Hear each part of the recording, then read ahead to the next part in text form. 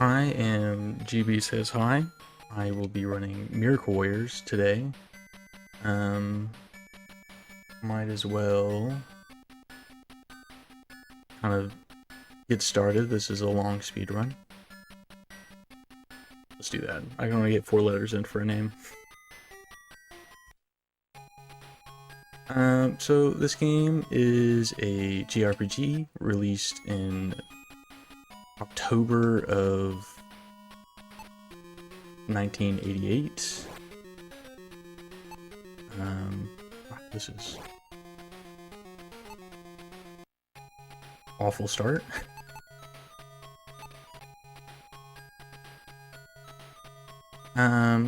This just typical RPG. I would say the game it's closest to would be something like Dragon Quest, which came out.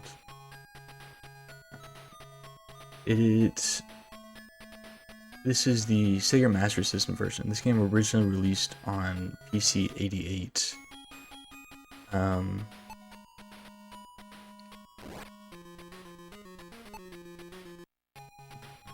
This is an absolutely awful RNG in the start.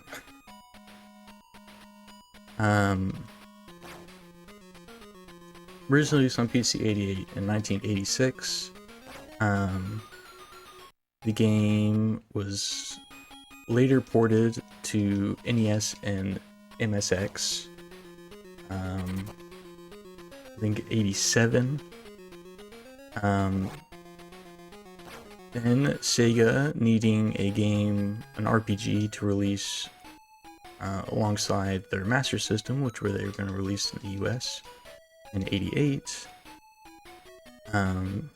decided to contact Kogado, very bad pronunciations.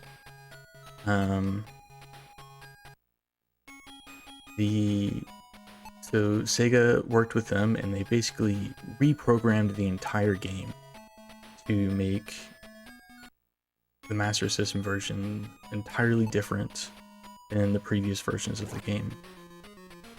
So if you were to look at screenshots of NES version of this game, which was a Japanese release only, it doesn't look the same. The map layout is different, but the story is exactly the same.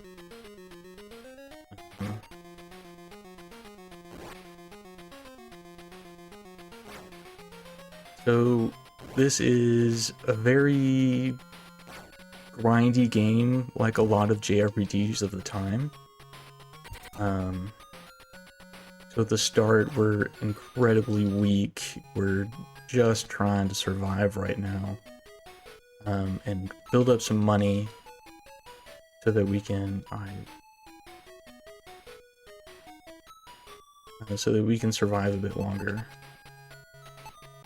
We're gonna use a small glitch right here, which is the only glitch in the game, where if you save, quit, or save and reset the console, when you load the save, you gain a tiny bit of XP. Why it works, I have no idea. But if you watch the white bars down below next to the name, the top one is your XP bar, your bottom one is your health bar, and you'll see as I do this, that bar is slowly advancing. And it takes a little while, but it's definitely worthwhile to get that level there.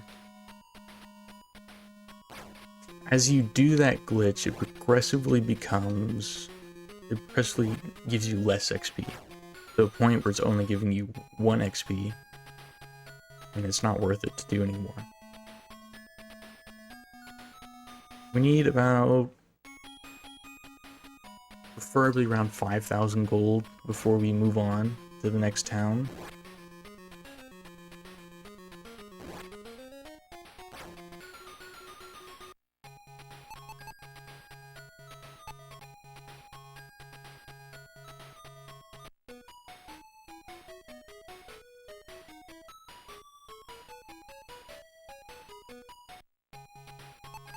yeah, I mean, that's about it. This game requires a lot of chat interaction to speedrun.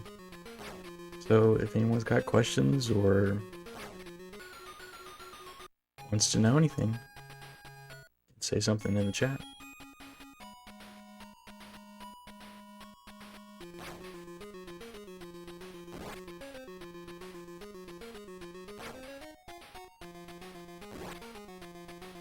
Every single enemy gives a set amount of things, which are kind of a secondary currency in the game. And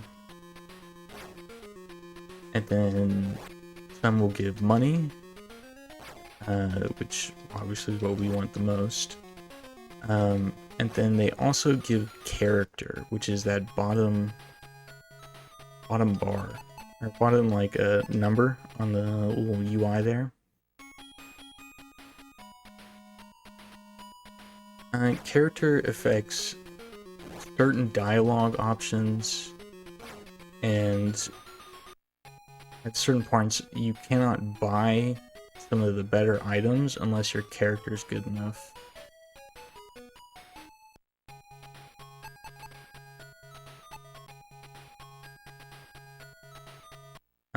Early on, it doesn't really matter, because those good items aren't for a while. We don't have to worry about not having that.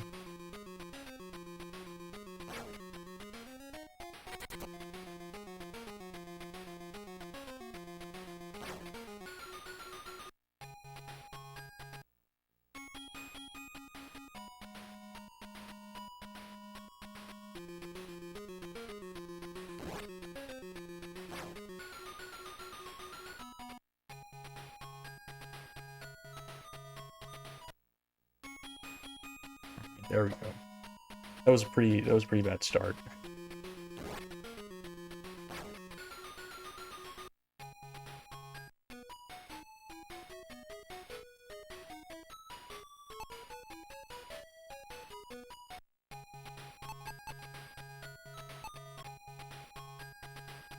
Now that we have a good amount of money, we can kill this guy too. We can progress to the next town, where it's going to have a different set of enemies that can spawn, and also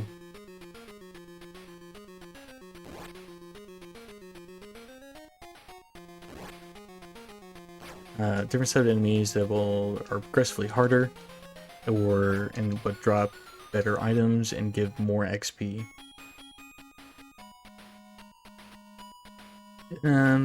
This speedrun is very easy. It's really I have a guide that I put on SRC. You follow that, you'll beat the game. There is not much skill required to do much.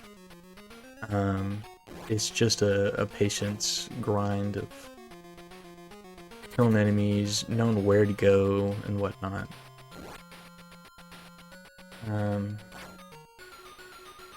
So far, 3 people have done runs for this. The first one was done about 5 years ago. Really can't remember the guy's name off the top of my head right now.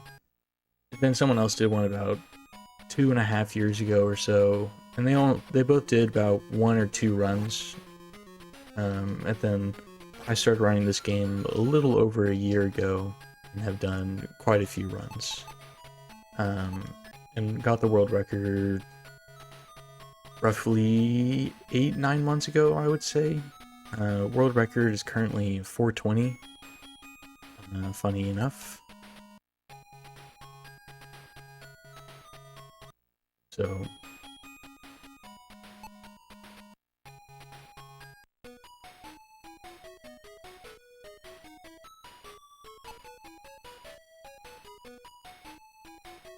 now we're gonna come over here to this store and we're gonna buy a sword. Increases how much damage we can do as we grind. The main currency we need now is fangs.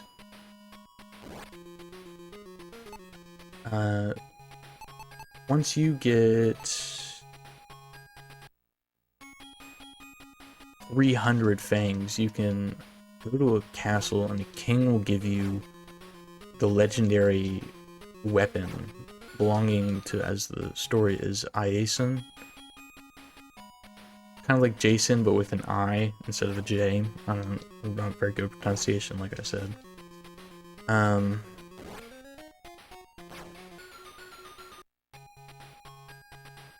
know, we're very close to this level, so we're gonna do this glitch again. Because like we just need one save quit and we got a level.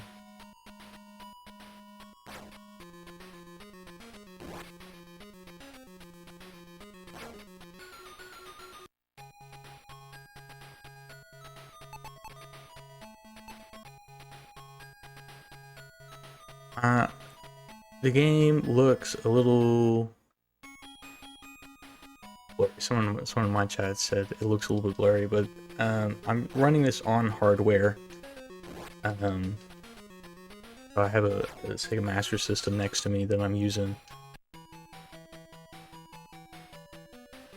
We talked to this guy here. He gives us a little bit of a story saying you need to rescue your 3 companions who've all been put under a spell.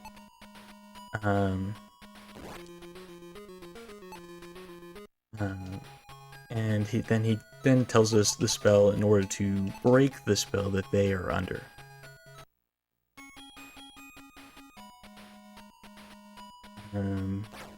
So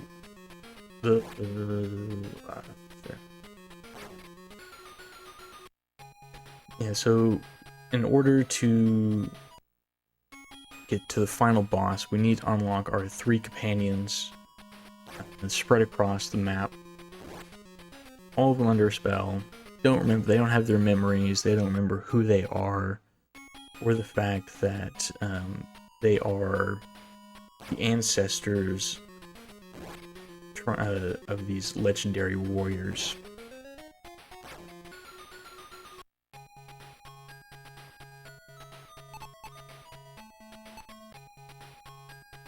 And they need our help to break those spells. To unlock them, though, for them to follow you, you need to have a certain item. So to unlock the first guy, we need the legendary weapon that belongs to our main character.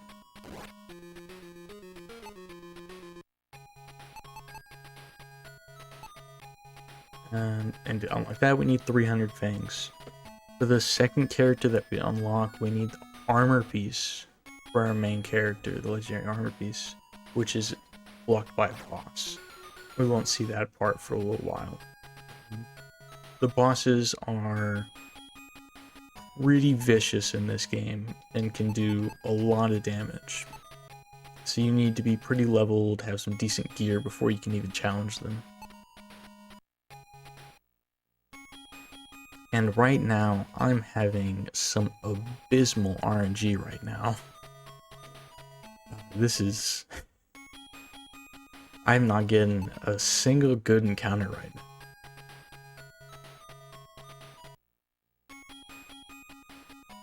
This is pretty crazy.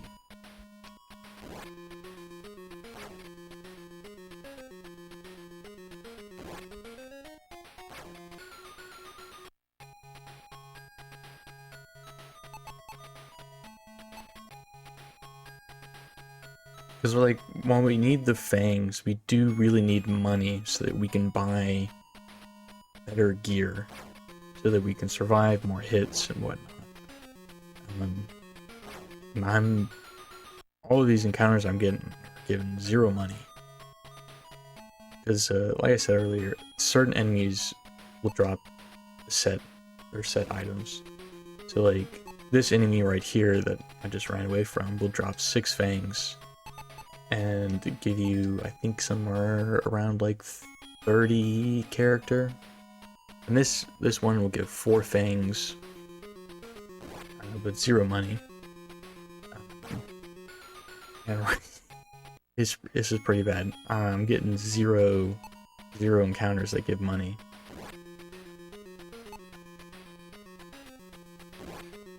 I gotta run away. Yeah, so there's there's two enemies that we really want to see. They're called Great Lions and Evil Merchants, because they give a boatload of money. And I've seen none of them.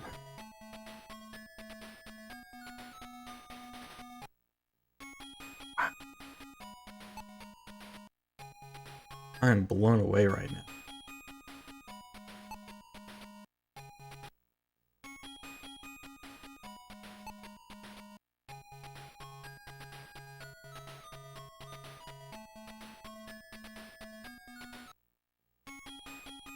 This is awful.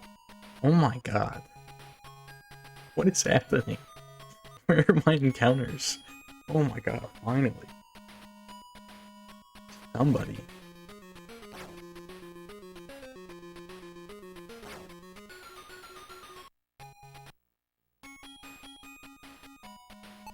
No, so like the evil merchants will give you $2,000 and some positive character. The normal merchants will give you 1,500, but give you a negative 100 character.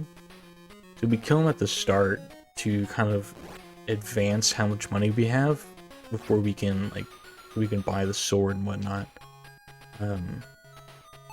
But after the start, we try not to kill them, because at a certain point we do need to have a good amount of character.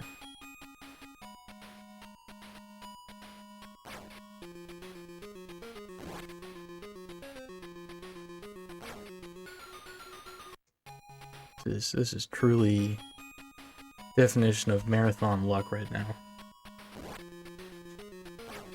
I've run this game at one marathon before this one, and it had a pretty moderate RNG until right at the end. I had a string of like the worst RNG ever, and it like killed the run, and I had to like load a safety save. Hopefully we don't experience that again. It was a pretty bad experience for a marathon.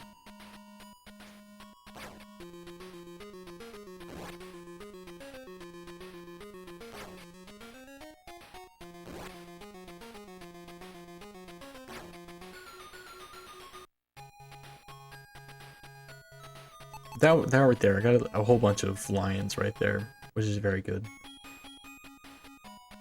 Lions give 3,000 each.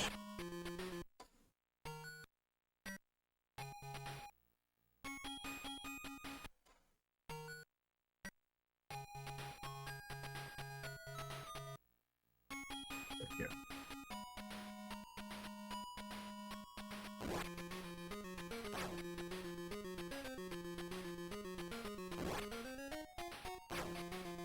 So, yeah, a very good run would see a lot of lions very early.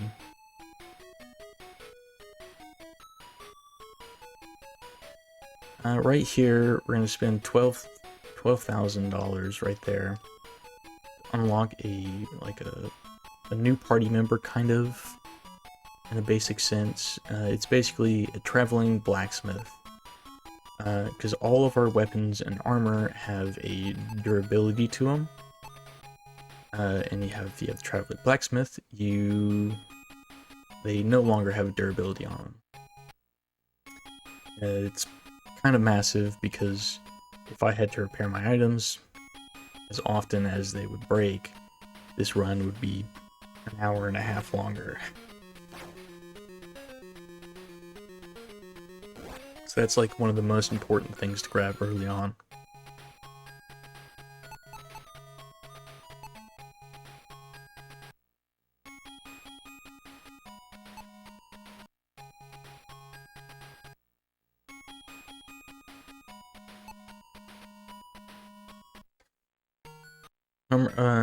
Some of these enemies are way stronger than me.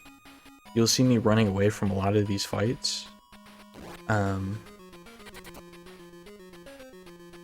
really sucks. Why did I have to miss that? I missed 2 in a row? Well, I can't kill it now. Okay, so I died. And I have to load a save.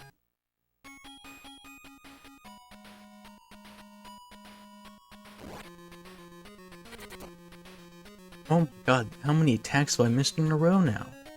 It's 3 in a row.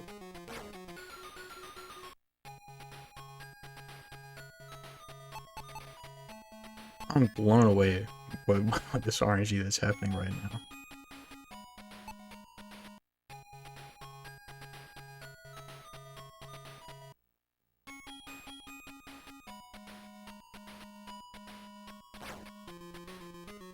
So like, RNG wise, I would usually buy that traveling blacksmith around like the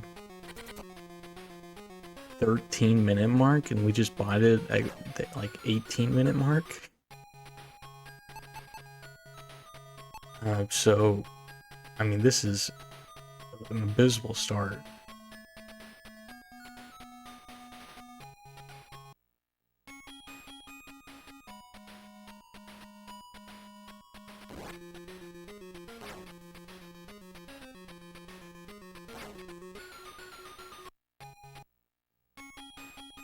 So once again, we're trying to save up fangs and money.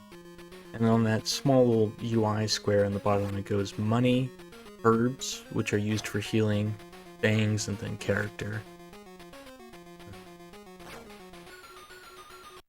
We need to get close to 300 fangs.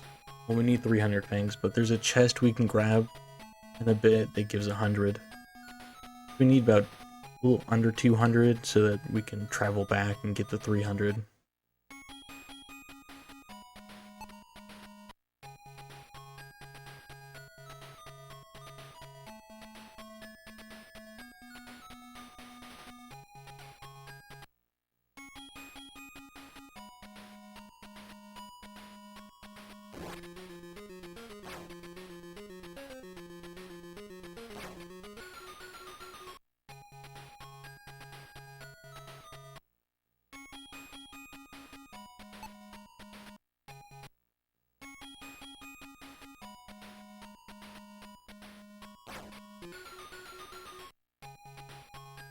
I like to joke about this speedrun being 99% RNG and 1% route. Because the RNG is very, very intense in this game. But I think in reality it's probably closer to like a 50-50.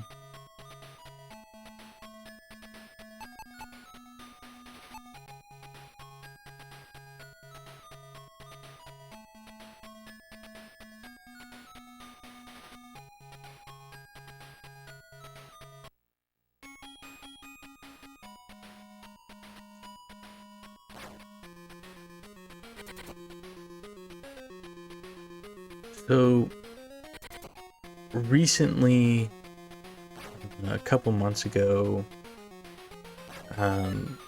I was able to, with the help of PS Who Love Me, discover how XP works in this game. It's very interesting, and also, Diley, thank you for good luck. I'm live at Obscurathon right now. But I found out that the way XP works in this game is every enemy has a base value. And the way it works is you take that base value and subtract your current level from it. So that, let's say something's base 5, or let's do base 10 and you're level 5, it will give 5 XP per hit you do against it. So I don't remember, I think this lion is around base 10 or so. I hit it twice, which means I would have gotten 5 XP twice, giving me a total of 10.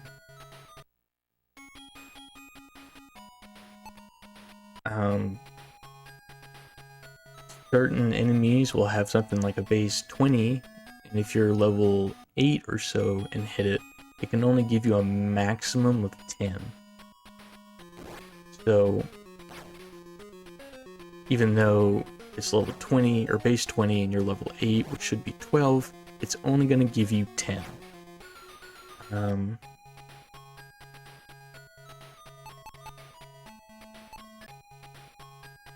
So knowing what the XP value of character will, like an enemy will give, matters a little bit, but it doesn't really affect much because you can't really choose which enemy you're gonna get. You're kind of just at the mercy of the game.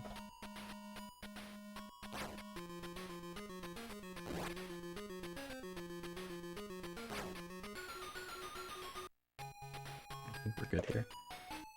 Right now we're gonna come back to this shop and we're gonna buy a Mask of the Beasts. And we're also gonna buy some armor. The mask, so in all the caves for this game, as you can see in the top right, why am I doing that? I need, oops. I have a 5x5 square. If you were to enter a cave, you would see nothing. Everything would be black. So the Mask of the Beast will increase our vision from like a 1x1 square to a 3x3. And later there's an item you can grab that will increase it to your normal vision of 5x5. We don't grab that in any percent. It's not necessary. It's just a nice thing to have, but I also run the 100% category, and in that you would grab it.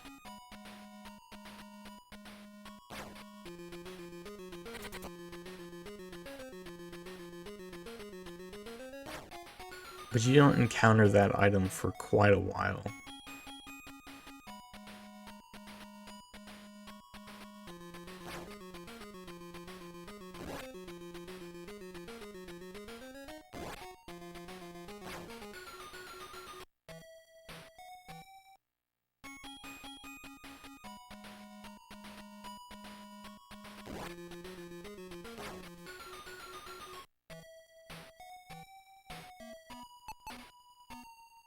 And also, while you're in a cave, you can't save. In my opinion, that's kind of a stupid thing, but part of the game. You can't save when you're in a dungeon. So if I were to die in here, I would have to load a save from all the way at the start of the dungeon, which really sucks. Luckily, this first dungeon is pretty weak. I don't gotta worry about it. Later on, in like the final dungeon, it's very easy to die.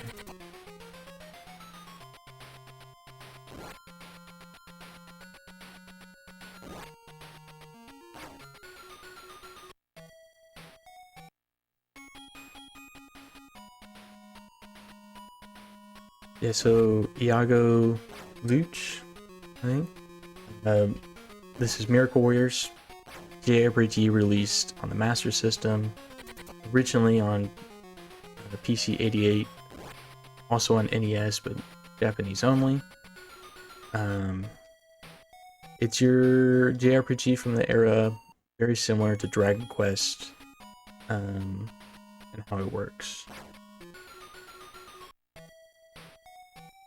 And here we grab that chest that gives us 100 fangs that I mentioned earlier. Very helpful.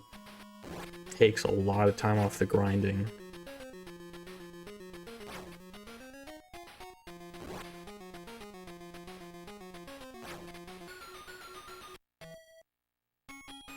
Oh my god, this is a terrible enemy. So this enemy gives 1 fang and that's it, and it has more health than other things that give like 6 fangs.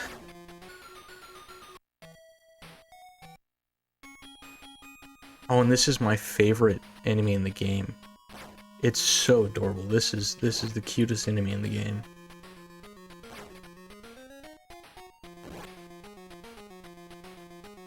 Sadly, we do have to kill it.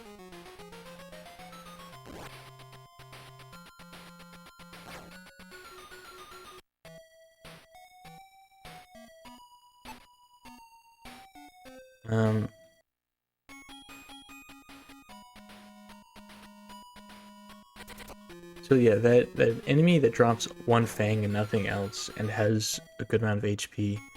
I don't know how running away is calculated in this game, but from what I've seen, it would be more efficient to run away from those enemies, but I've had less chances running away from it than I have other things. So I think it has a higher chance to block you retreating. I don't know how it works. This is one of those obscure games that no one's really torn apart like they have other big RPG games, and they know how like the entire game works. This game is still very much in like no one's touched it.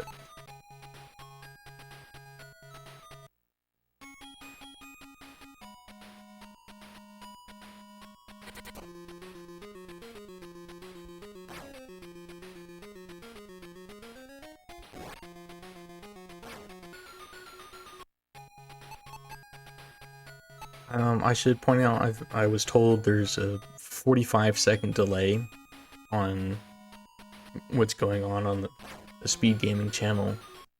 So if you do ask a question in the channel or ask something in the chat, it may take a little while before I can get to it.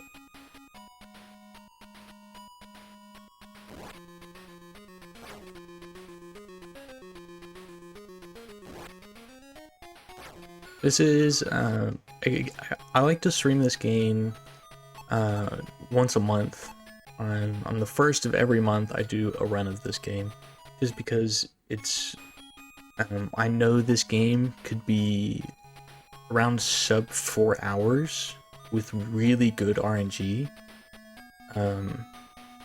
but so much RNG in the game that it's kind of annoying to run like heavily grind multiple times in a row. So I've spread it across to first of every month. And it's a great game for just chilling, because it really doesn't require much attention.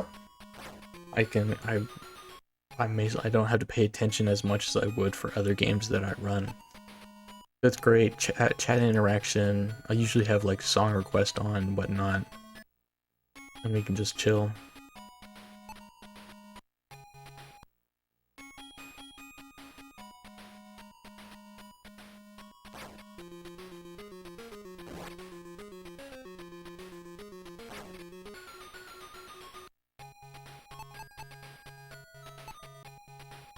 Now, I guess I can do a little bit of explaining of me, introduction to me. I've talked a lot about the game.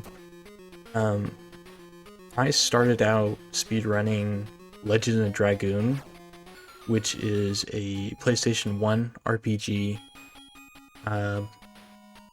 Fantastic game. It's a really fun speedrun. It's 10.5 to 11 hours long. So I don't do it very often because it's too long. But that's where I started. Please don't kill me. Keep hitting me. That was really unlucky.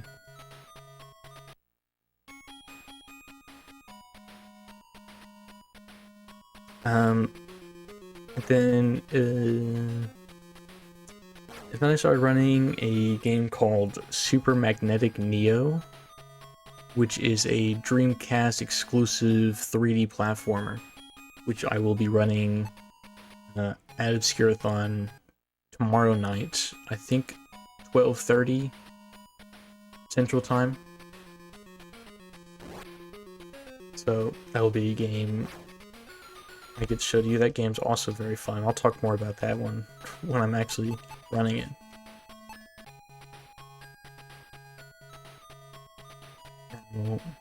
And then I started running this game. And this game was kind of a weird way I got to it. I came across a really good deal for a Master System on eBay. Couldn't pass it up. So I bought a Master System. I had 0 games for it. And since I like RPGs, I looked at RPGs available on the Master System. And this one was $15. All the other ones were like 60 or above. So I'm like, cool, I'm gonna buy the $15 game. So I bought it, and now I've done hundreds of hours. Not probably hundreds, probably like 150 hours of this game. Of testing, of running the game, and whatnot. I've played a lot of it. No, that's character. Whoops. I misread my character as my fangs.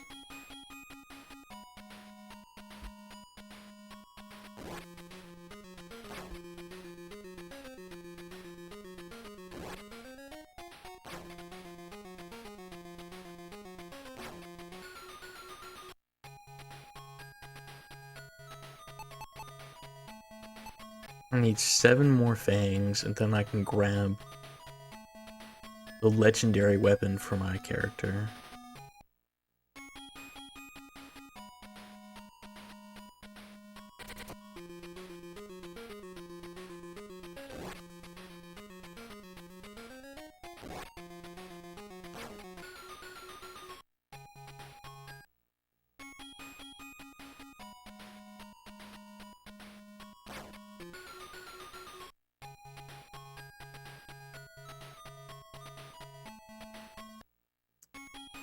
So, something that you can somewhat incorporate into this speedrun, you could potentially do RNG manipulation.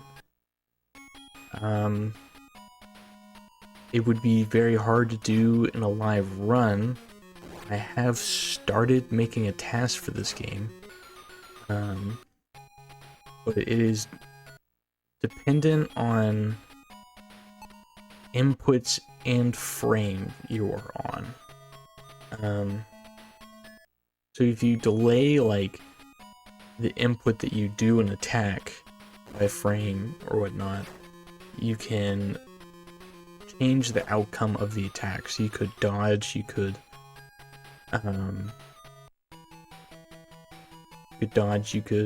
later on an enemy can crit, or the character can crit and whatnot.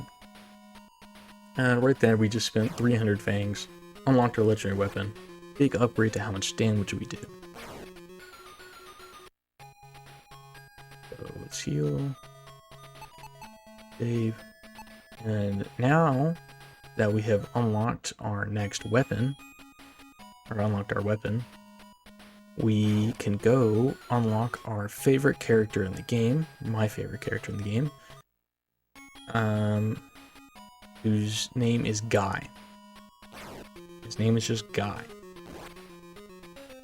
But for some reason, when the devs made his character model and some of the other character models, he looks suspiciously like Jesus. And you'll see in just a second. So we have Jesus in here. You go unlock him.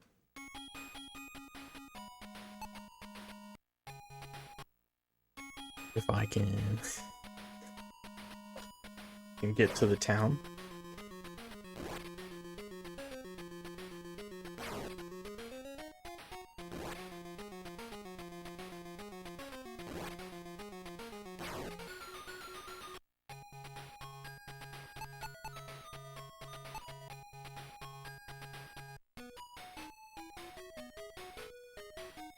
Alright, we come here and we use the spell option, Awake Giant, and we unlock Guy, aka Jesus. And he hands us a piece of a scroll and gives us a hint to where the next companion that we need to save is.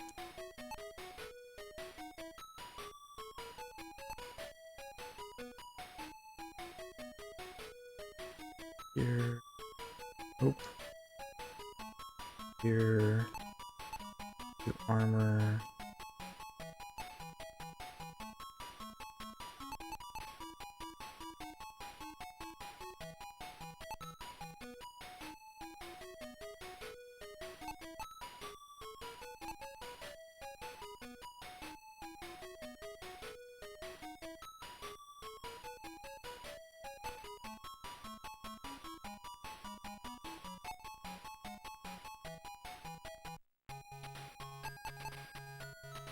Wait, now the way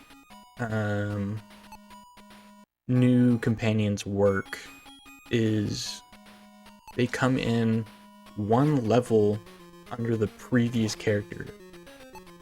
So as you can see, Obscure, our character, is about one level higher than Guy is.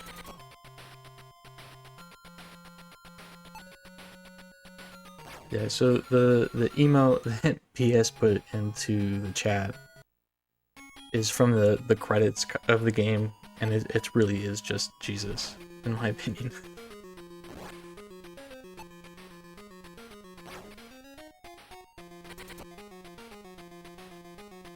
There's also Mother Mary and Joseph, but we'll get into those when they show up.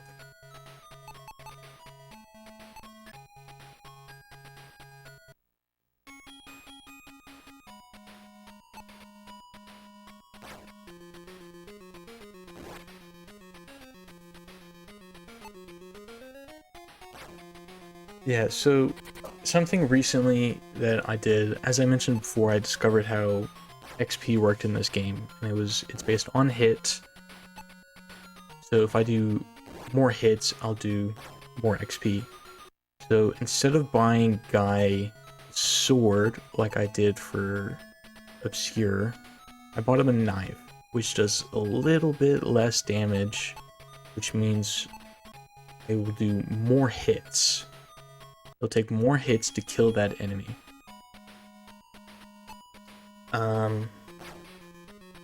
Which is going to be a little bit faster XP. I haven't really, it's really hard to test it with the amount of RNG in this game, but from my understanding and kind of common sense going through my brain is it's going to be a little bit faster. More hits, less damage, but, you know, more hits faster. So it will cut out the amount of times I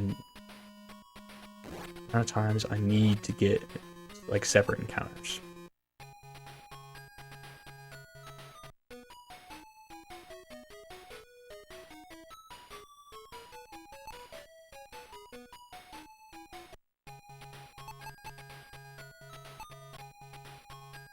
So here's the interesting part. These top 3 tiles of the map, because that one up there is the border of the map, have different enemies that spawn in it compared to the tiles directly below it. Very weird, no idea why it works that way.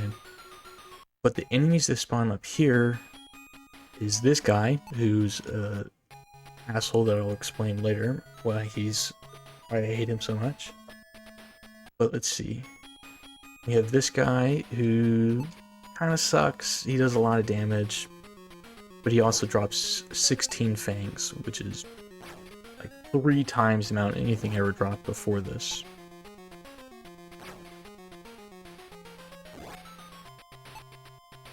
But since he also does so much damage, and I'm doing a lot less damage right now, I do have to split the XP up a little bit. Right now we want to solely focus on Guy getting XP if we can, because the next character is one under his the previous character's level. So the next character will be based off whatever level Guy is.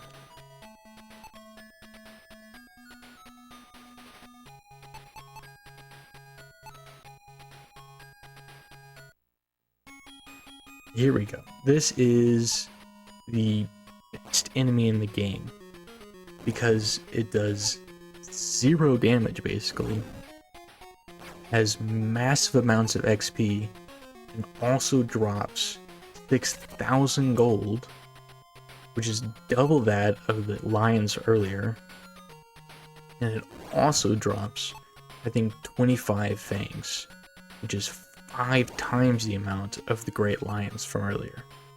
So it is just significantly better enemy. And these will show up a lot throughout the game. And they're amazing. They're the enemy you want to kill.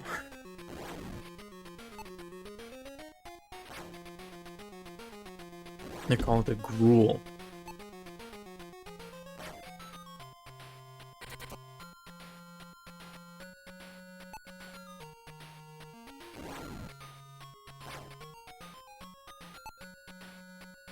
And they also, like I said, the base XP values and whatnot I mentioned earlier, they also have a fairly high base XP, which gives me a lot more XP per hit.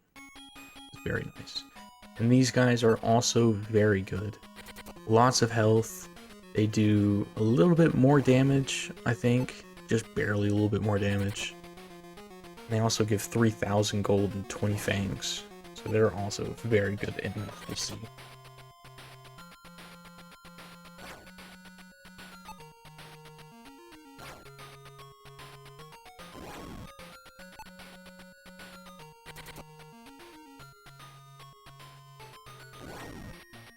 But for now, we just need to grind up Guy's level to be one higher than Obscura's.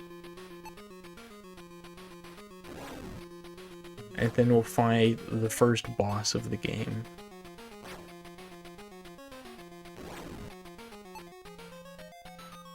And also before that, we'll get another 300 fangs so that we can get Guy's legendary weapon from his king.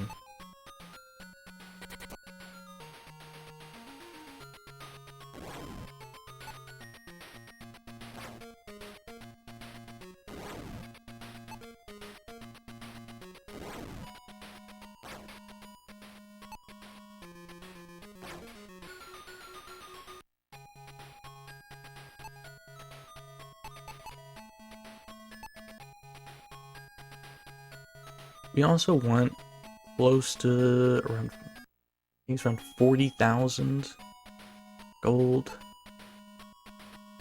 We need to make a big purchase after we beat the first boss.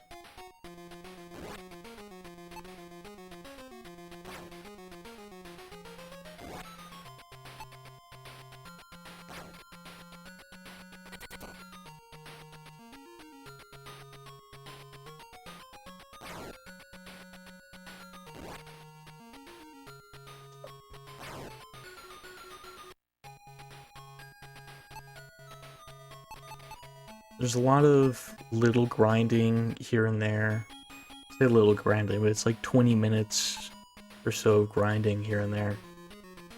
Then later on we're in the middle of the run, a very long 45 minutes to an hour long grind session. But in reality, I mean, the whole speedrun's kind of grind.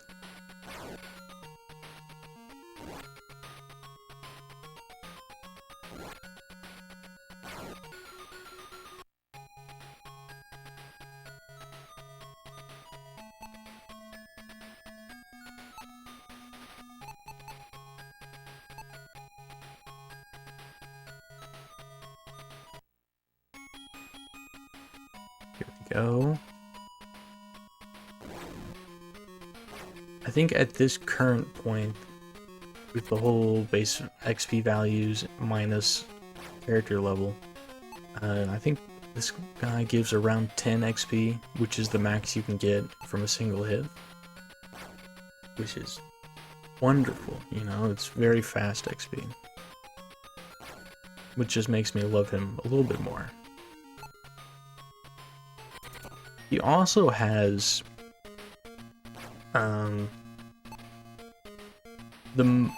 with the exception of, I believe, the bosses, especially the final boss, has the most amount of pixels in his art. And I think he might be tied with one of the bosses.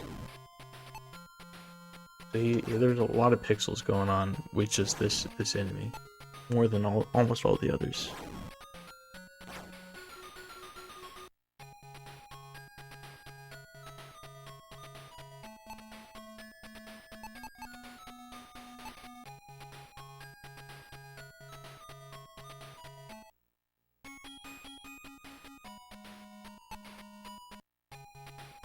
Now, for that, we'll try X. The thing is, like I said, we want Guy to get almost all of the XP from here until we unlock the next character. Because we can't really progress the game until Guy reaches a certain level. So, while he wouldn't be able to get very much hits in with Guy, we do need that XP on him more than I needed. Obscure, the main character, will be that level for the rest of the game. So any XP I put on him is useless because it's not going to get him to a level.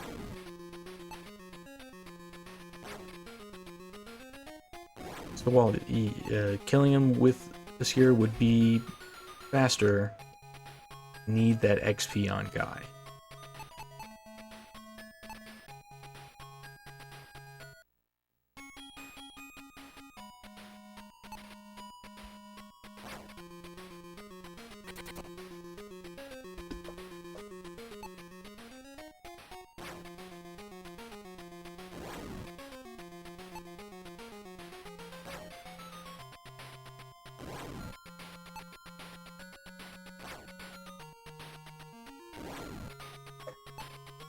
So, those snatchers that I have been running away from are the first real enemy that we encounter that will deal magic, that has magic. There are two types of magic in this game. One is fire, which, as you've noticed from combat, the enemy will only hit the person who is attacking. So when I attack with Guy, enemy will only hit Guy. The way fire works is it will hit all of your characters regardless of who attacked. The second is called Steel Conscience, which is the worst magic in the game to encounter because it will put your characters to sleep and you have a chance to wake up. If you do not wake up, the enemy will just hit that character. And I've had it before where it put all of my characters to sleep and then murdered all of them before anybody woke up. So it just has that chance to murder you and you can't do anything about it. It's not great when you see those enemies. So snatchers, we will never fight because they have Steel Conscience. And they will just wreck you.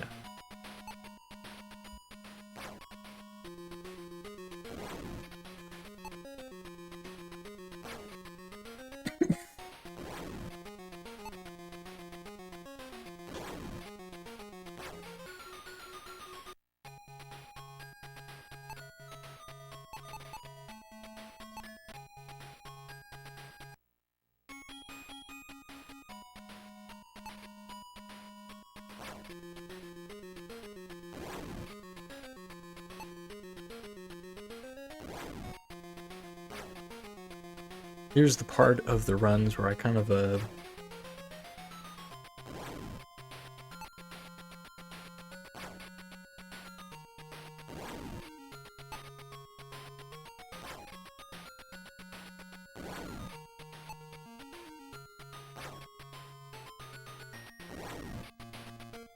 Yeah, I understand your thinking, Lord. Once again, there's a 45-second delay.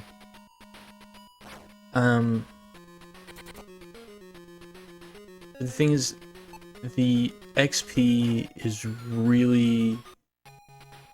is so much slower than it would be Fangs. By the end of this grind, by like when Guy gets to the level that he needs to be, we'll have more Fangs than we need.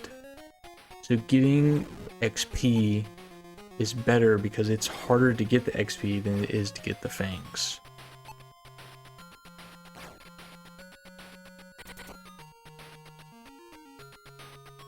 At some point in the run, we're gonna sell like 1,000 Fangs.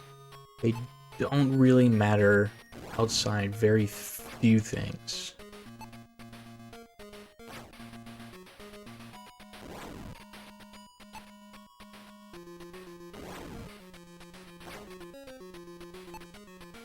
And in, you know, a perfect world, we would never see the Yorksons, and we'd see the Gruels and the Igaras more than anything else.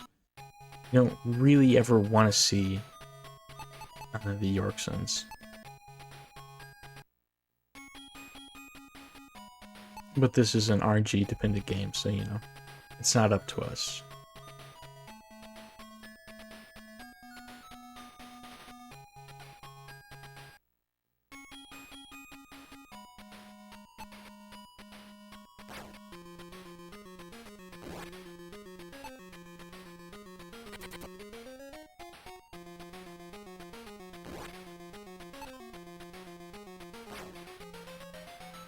Yeah, the theoretical, like, best time was probably around, like, a 350 or so. Because that's, like, the minimum amount of time it would really take to get to all of the characters to the levels you need them to be at. And it may be a lot faster. You know, TAS is probably going to be considerably faster than 350.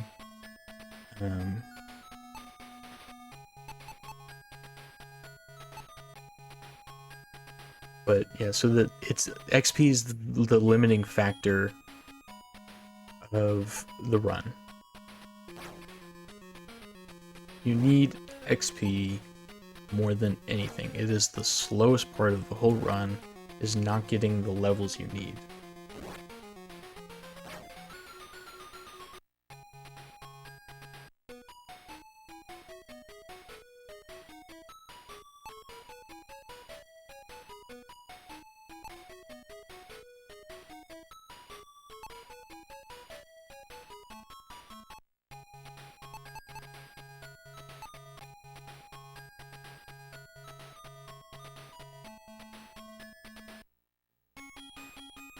Perfect. Just the enemy I wanted to see.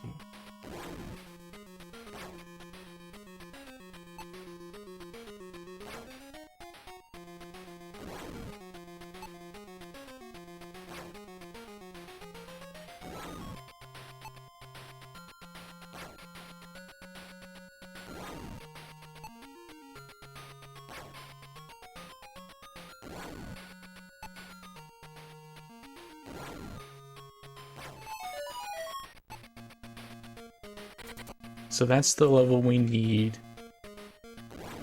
on Guy before we go fight this next boss.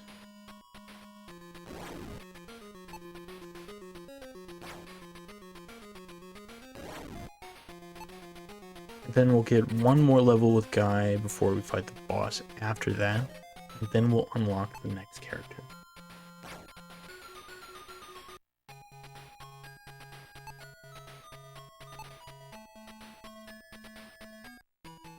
And here we're going to spend those 300 fangs to unlock the Tauros sword, which is the legendary sword for Guy. And then at that point, Lord, killing with Guy is better. He's a higher level, which means he's now doing more damage because he has a better weapon.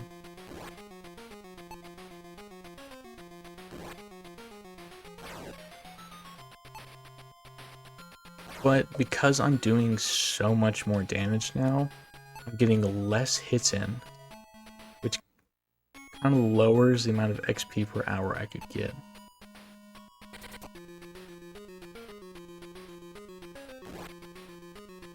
Because I'm getting fewer hits in than before, I just kill enemies faster. So my money and fangs and character will go up faster, and my XP is going to be a little bit slower.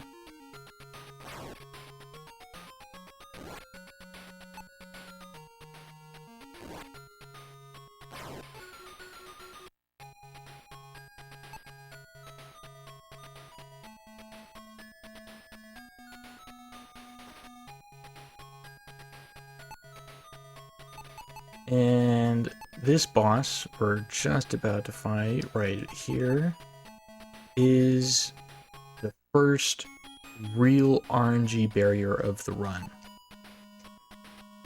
To kill this boss at our current level, we need Guy to dodge one attack.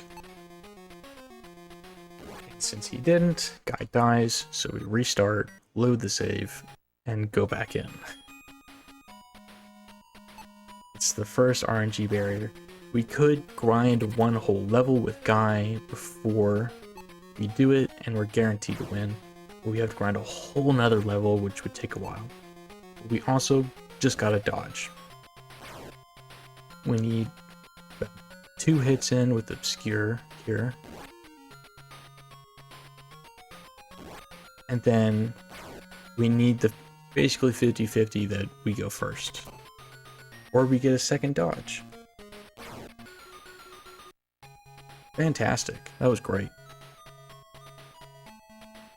So yeah, you may have noticed that some enemies will attack first, or you will attack first. Just some more RNG. To defeat Skeleton there, we need 1 dodge, and on the final attack, we need to go first. Come here. We're gonna head down. We're gonna enter a new continent. We just spent $30,000 and unlocked a ship. We can travel on the light blue tiles now.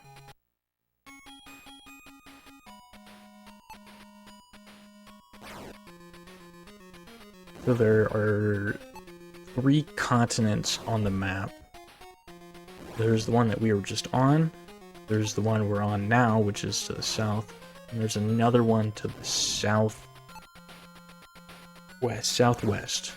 And that one will contain where, like, the final boss and whatnot.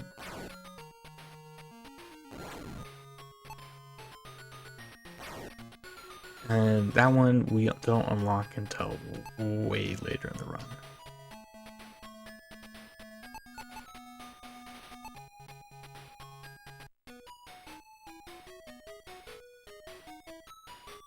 Here, probably herds.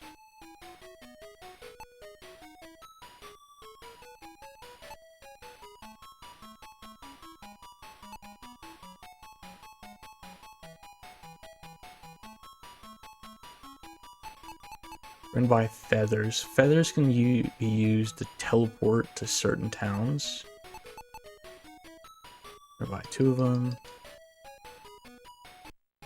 And I realize to unlock the teleport, you need to talk to that first house right here.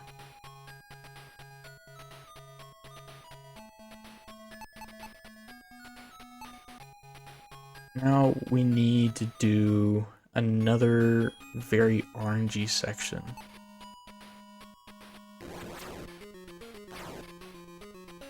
I think I should be attacking this guy.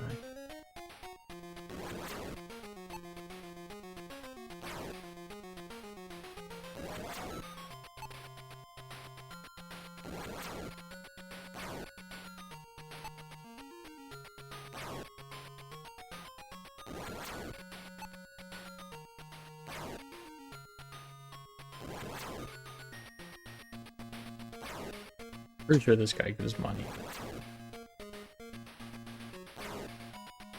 I don't kill him very often, so I don't remember. Can I kill it?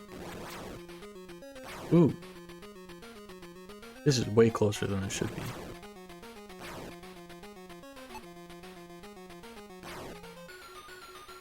That was was a dangerous. That was a mistake.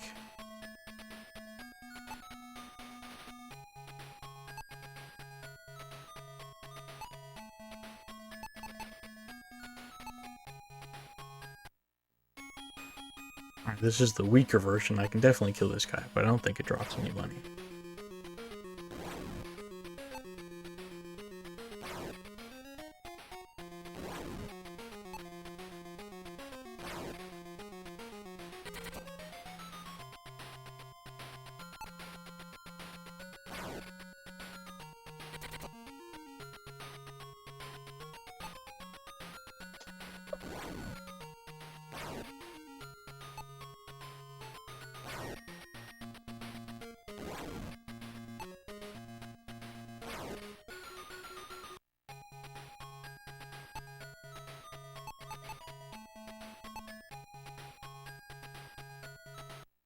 Oh my goodness, this is crazy.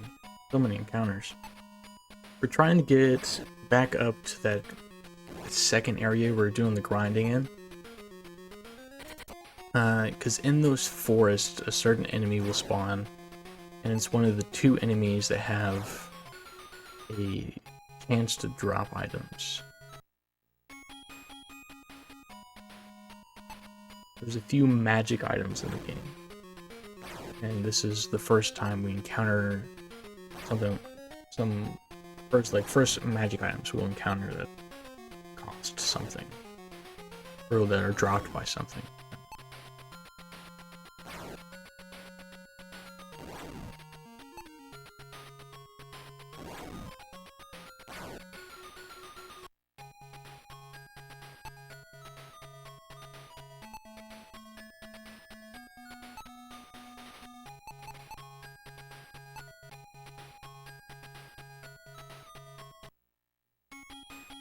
Here we go. Perfect. So this enemy right here, called the Lafont, has a chance to drop what is called a sacred nut. Basically, there are trees that go around these parts that obtain these sacred nuts on them. The Lafonts love them, so they eat them. So we don't get them to drop it. It's not 100% drop rate. But they drop sacred nuts, which are the first magic item that we use.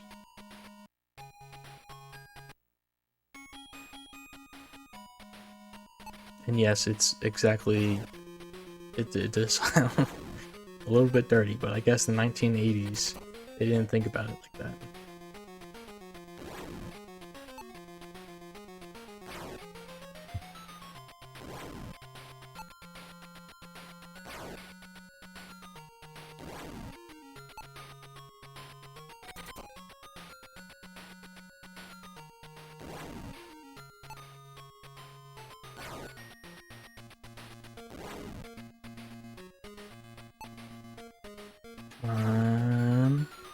There we go. It's sacred nut drop and hurl it at your enemies.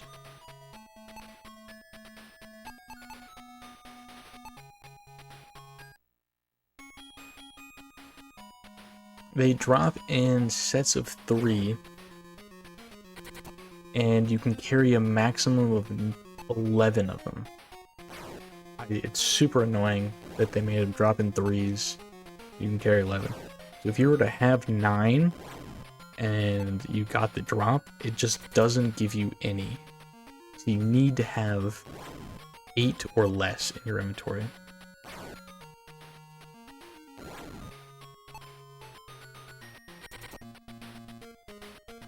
Yeah, Lord, so the nuts aren't like these trees that we see. Apparently they're hidden somewhere that Lafonts go occasionally. So like, we don't know where these trees are. We just know that the sacred nuts come from some trees somewhere.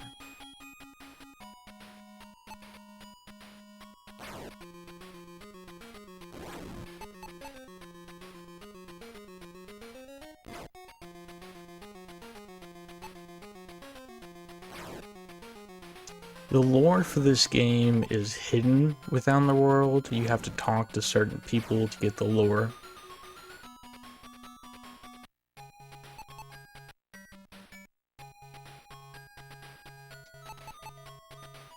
But I believe it's the town directly north of where I am right now that tells you this information.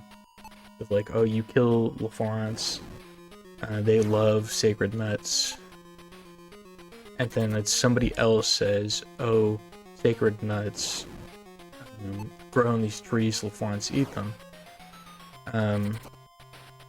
If you kill them, you'll get them, kind of thing.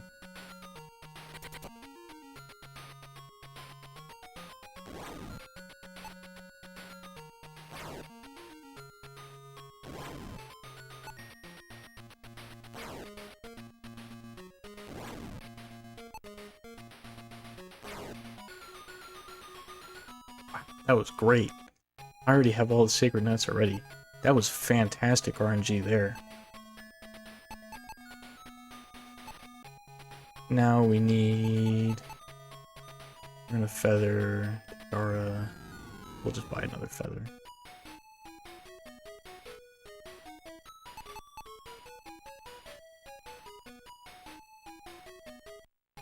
We're gonna come south. Here.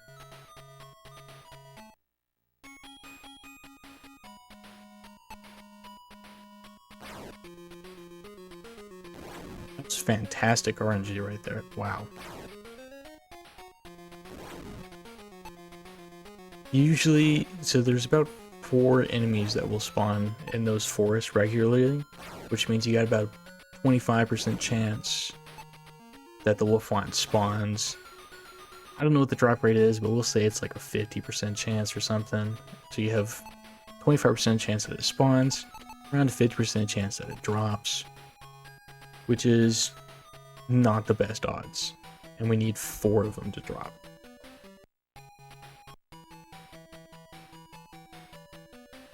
So that was very quick, because it didn't take very many encounters to get all of the fonts we needed.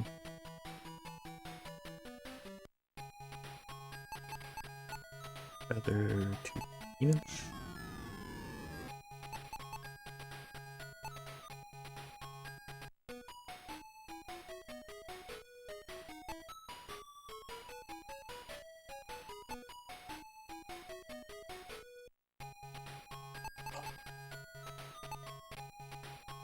Man, the fairy that follows me around, I gotta remember what it does, or like,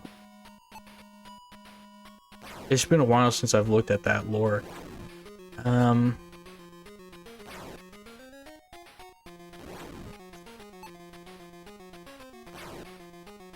Yeah, I really can't remember what the fairy's there for. Oh god, it's in like one of the first towns that it explains the fairy. I haven't talked to that in a while. I'll have to look that up later.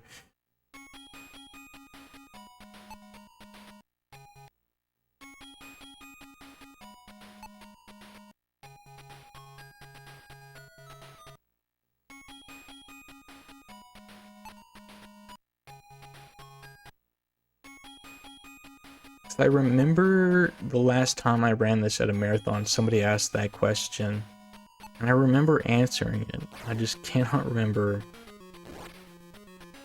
what I said, because that was like almost a year ago.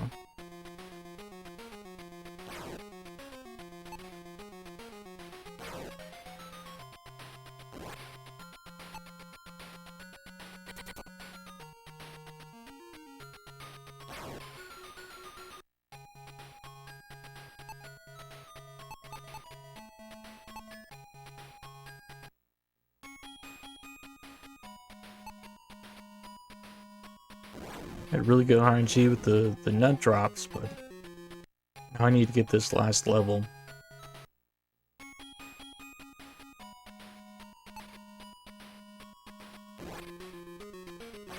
Man, honestly, Lord, I can't remember.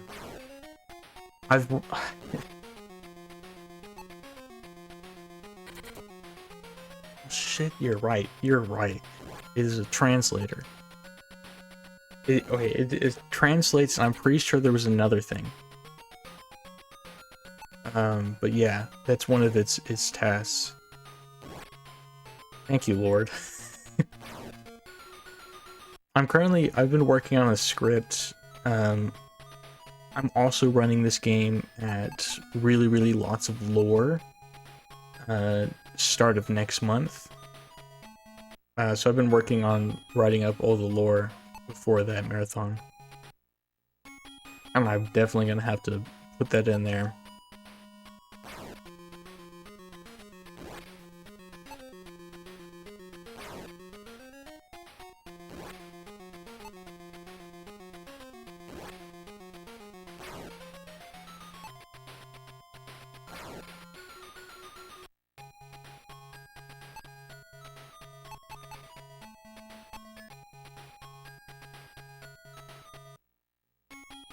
There we go.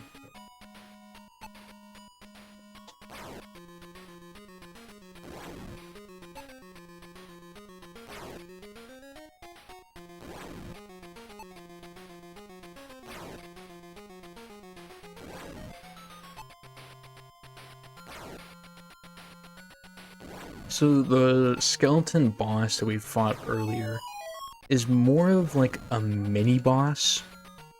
It's not really classified as a full boss. It's kind of just an obstacle you have to get rid of to unlock the boat.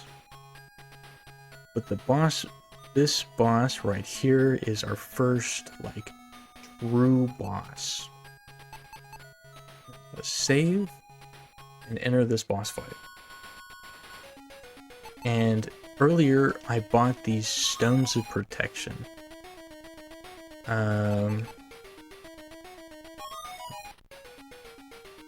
And what they do is that this boss has magic. It has fire magic.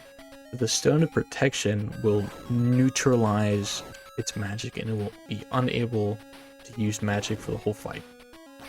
Very overpowered, and is actually the only way to beat this game.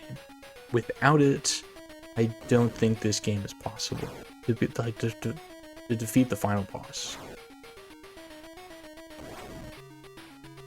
And there we kill Obscure. He is now dead for almost the rest of the game.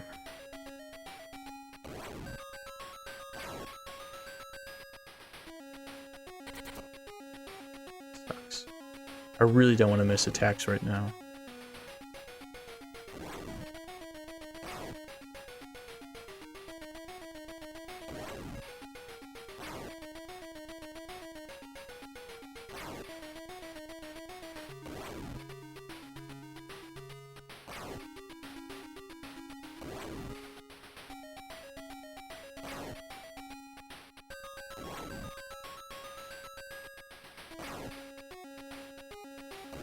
That kind of sucked. I didn't get like a dodge there. But now we use the sacred nuts, and this is where they show their power. If you use a magic item, the enemy will not attack back. So I can sit here and just throw these magic items at him, these sacred nuts, and not take any damage.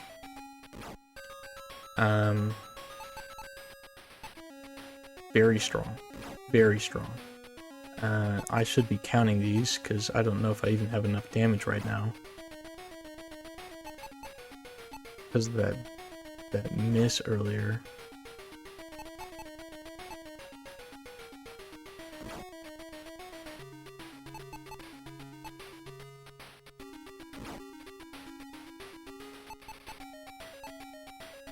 Should kill.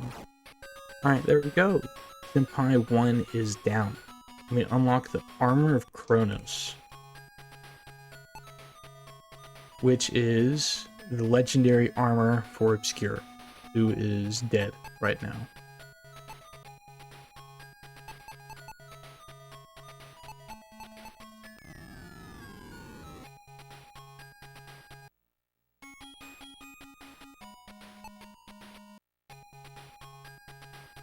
We're gonna run all the way over here.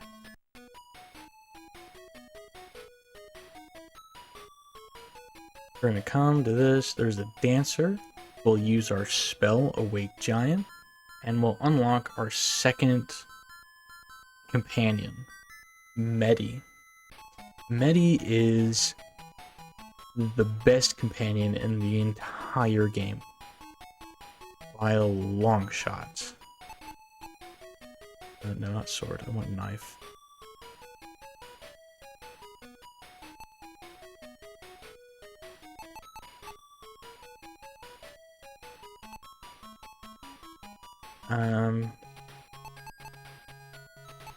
Get this sorted. So the reason Medi is so good is she has a chance to what's called a crushing attack, which is basically just a crit. And she's the only character in the game that can crit, making her considerably better than every other character in the game.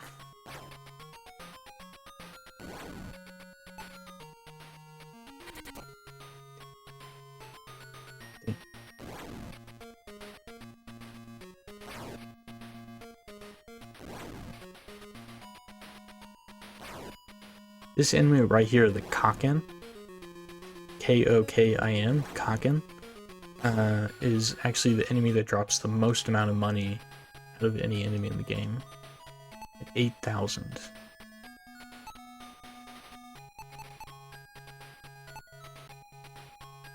We're gonna go back to this town by that shield I couldn't get earlier.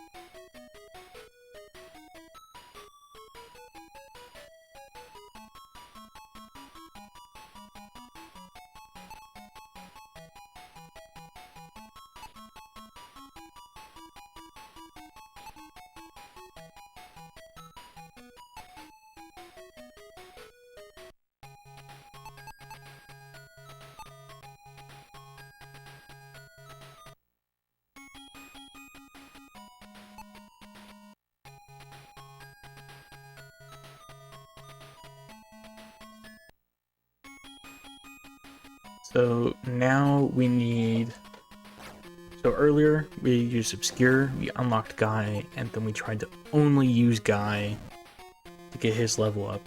And now we do the exact same thing, except with Medi. Guy is now just there to help kill bosses.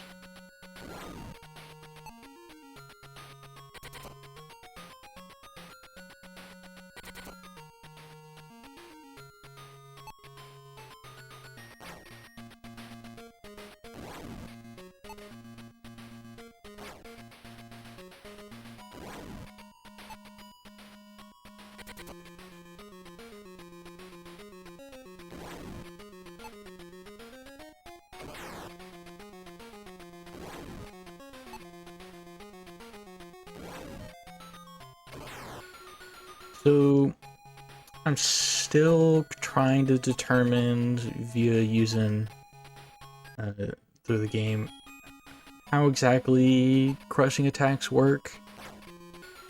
They do, from what I've seen, a mixed amount of damage, but it's very weird. I think it's somewhere in between like 1.5 to 2 times damage. And also boosts the amount of XP you would get from an enemy. It's very weird in my opinion. I don't fully understand how it works. I'm working on that though.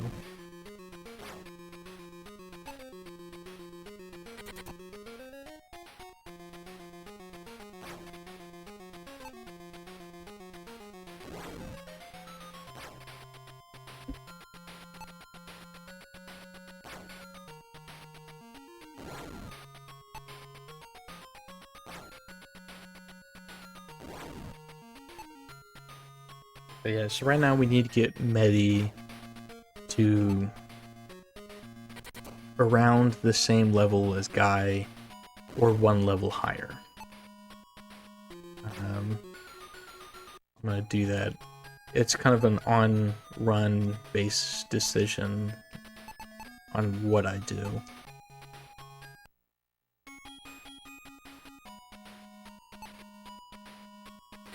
But so yeah, so far you've noticed there are a couple different tiles.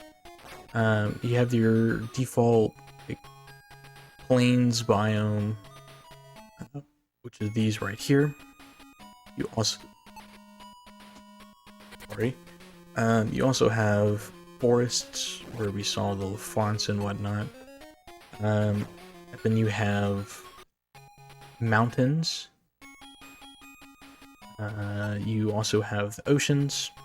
There are two types of ocean tiles. You have the light blue towers and the deep water, which is the dark blue tiles, which we haven't seen much of yet. That is the wrong person. And then there's also desert tile. We avoid mountains and desert tiles as much as possible because the enemies that spawn there are way stronger. They are stuff that I never really kill ever because they are just much stronger and don't have the benefit of better drops. It's better to kill the slightly lower enemies because I'm going to get the same amount of resources from them.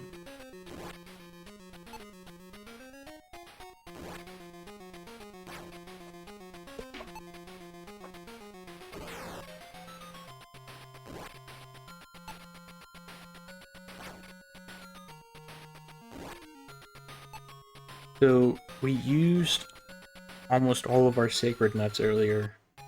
Now we need to get them back. We have 0. We did use all of ours. So we need to get another 11 again.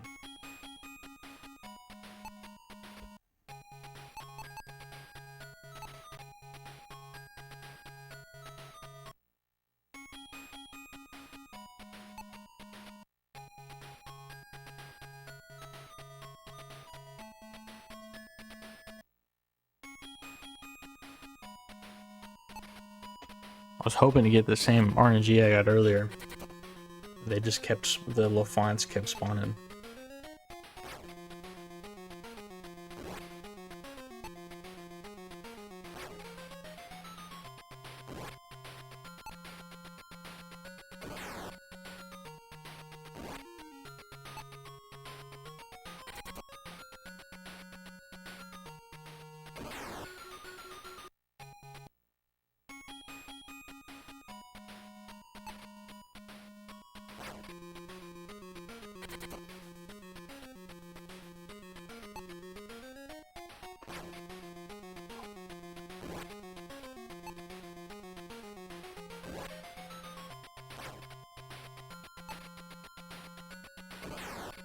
So, I mean, at this point, I don't really have much to talk about the game until we reach certain points.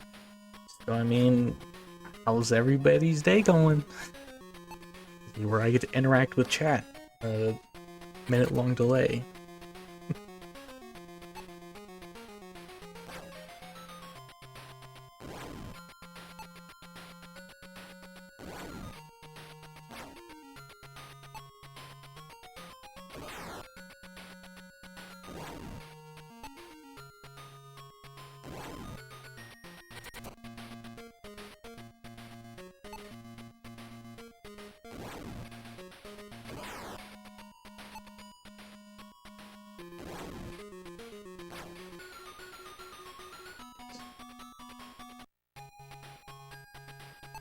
Nut drop.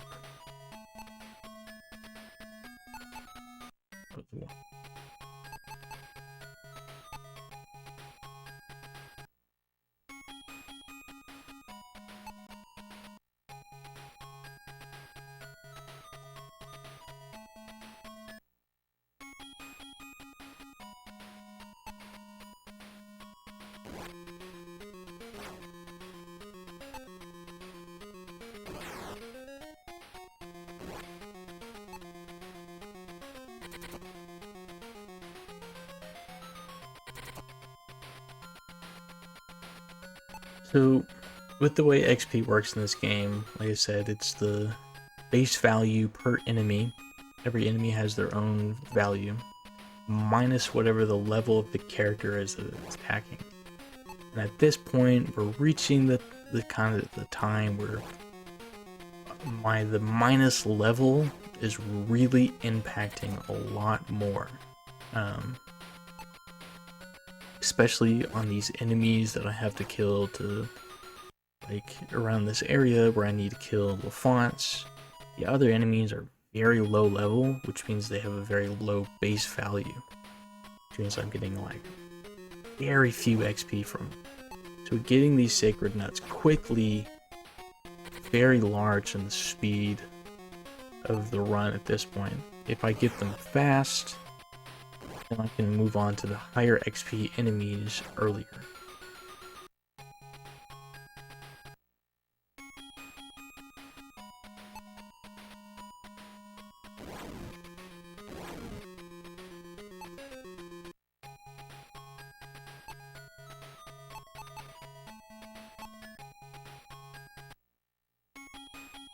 There we go.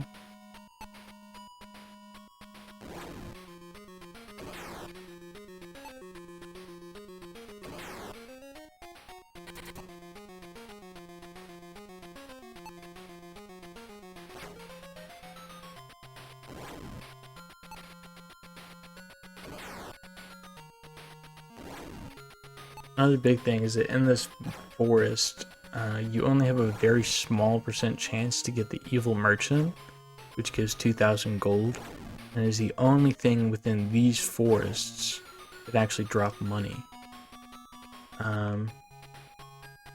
We would like to start stockpiling our money right about now.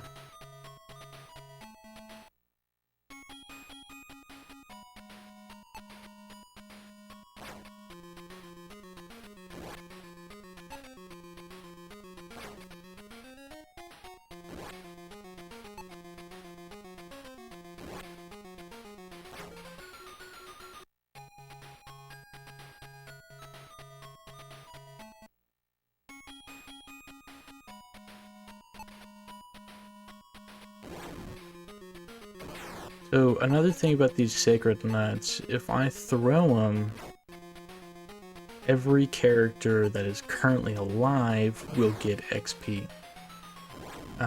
So it's very useful in the boss fights where I'm throwing them. Every character is getting XP, which is very fast XP per hour.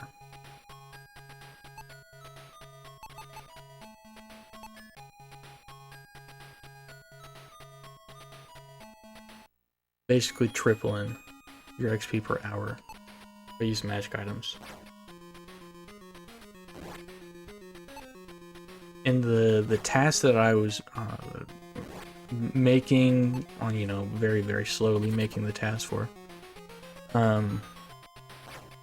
you basically rush those enemies. Since you can RNG manipulate that you dodge every attack, you can just start attacking these guys at level 1.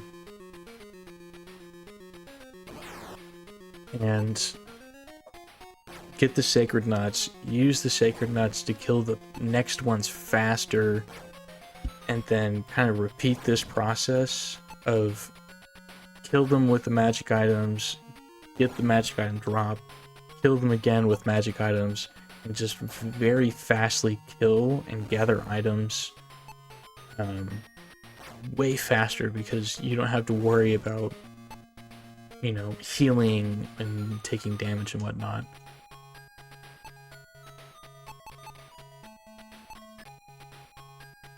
Still alive.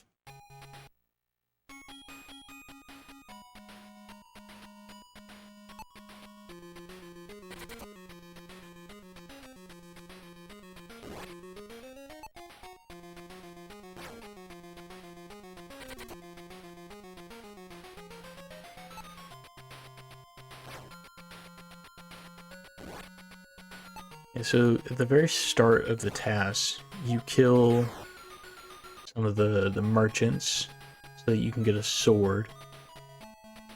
And then you kind of alternate, you kill like 3 of these Lafants using a few of the magic drops to kill them. And then you stockpile up a little bit, and then you'll kill those Cockins that I mentioned earlier, which they drop 8,000. And you go over to one of those and kill them with the magic items you got from the Lafants.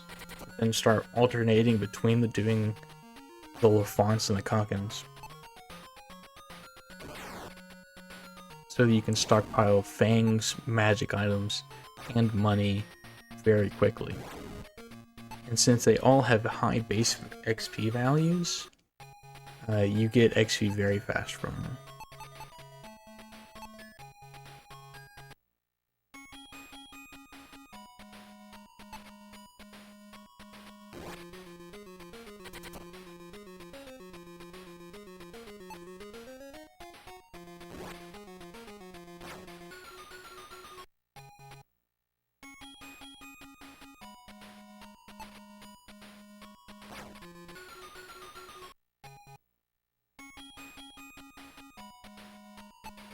Give me like one more drop, and then I'll move on.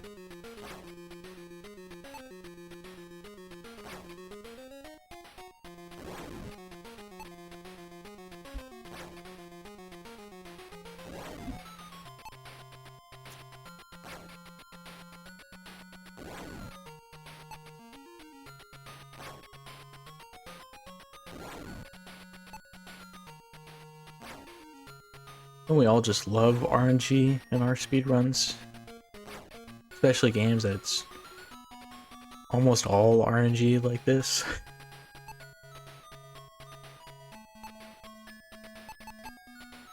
Let's see if we can get the back-to-back, and if not, I'm gonna head out. I'm gonna head back down and start farming the money I need.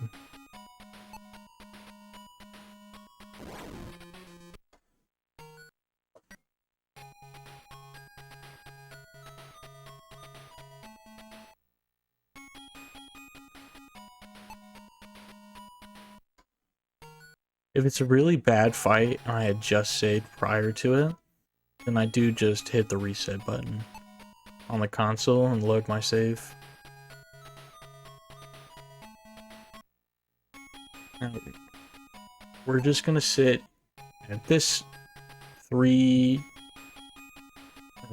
vertical 3 tiles, and it's gonna spawn these Agaras and the Gruuls again. And we'll farm them for money, fangs, and character. And since I was struggling to get the sacred nut drops, we're just gonna go for an alternative route where I'm gonna get a 2nd level with Medi before I go do this next boss. Because if I had all the sacred nuts, I could go kill this next boss now. But it really isn't required. This next boss is the first one that's an optional boss. The only required items that we get are the legendary weapon and armor pieces, armor and shield, for the main character. Every other legendary piece of gear is optional. So like the legendary weapon that we got for Guy and that we'll eventually get for Medi are optional and not required. But since in like the case of Medi, who's going to be our main damage dealer, getting her legendary weapon is massive. And also, her legendary shield and armor pieces are going to be big because she's taking the brunt of the damage while she's doing the most damage. So we get her legendary stuff just because we use her more than all of the others. And then our 4th character, his legendary gear is locked away in a dungeon. So we get his stuff just because it's kind of on our way, and all we have to do is open a few chests to get it. So Guy's legendary armor and shield we do not get an any percent, because it's out of the way and we would have to use more magic items to kill those bosses, which means we would have to grind more magic items, which we do not really want to do if we can help it.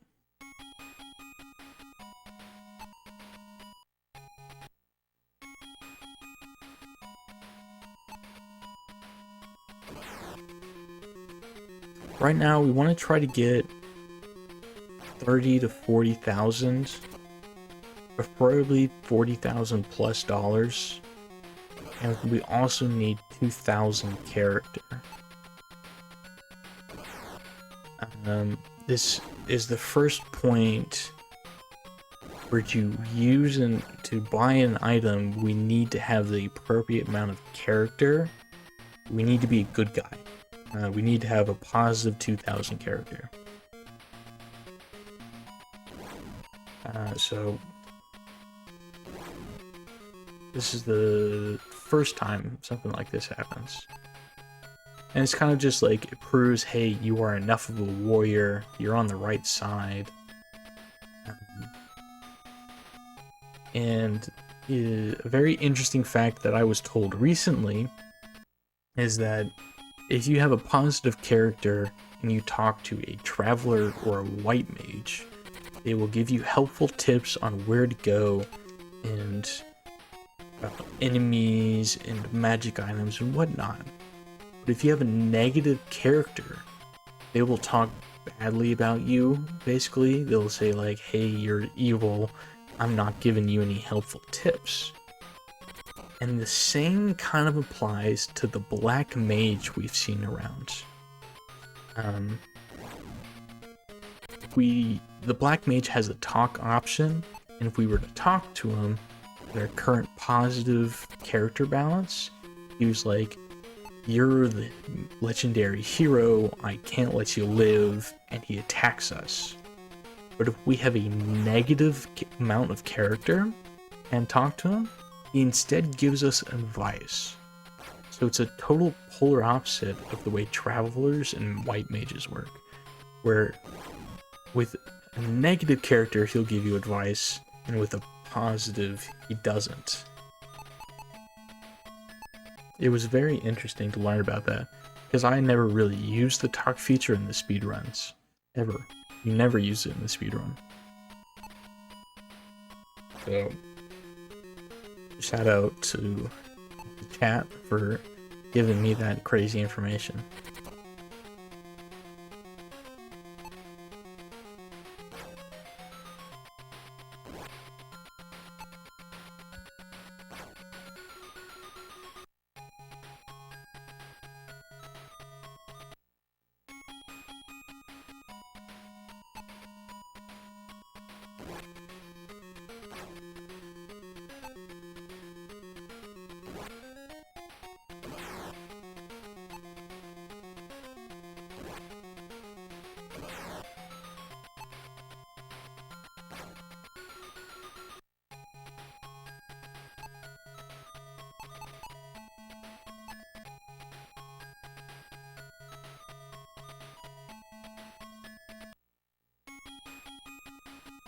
Yeah, so this is the black mage. I'm not going to talk to him right now because I have a positive character and he'll hurt both of my characters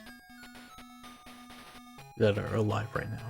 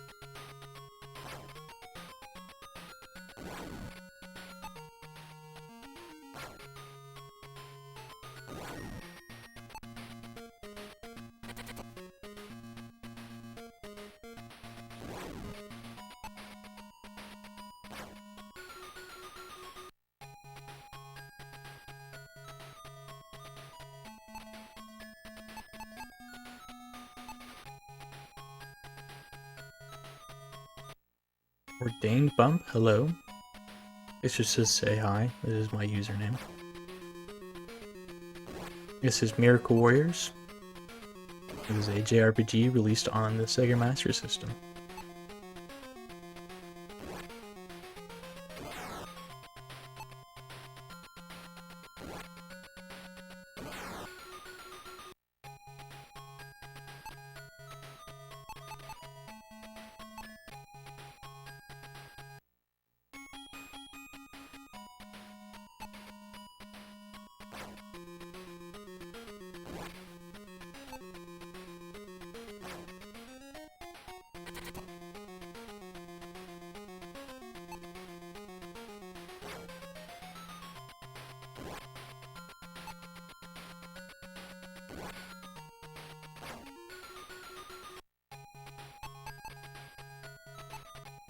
We're in a rather boring part of the run. It's just grinding.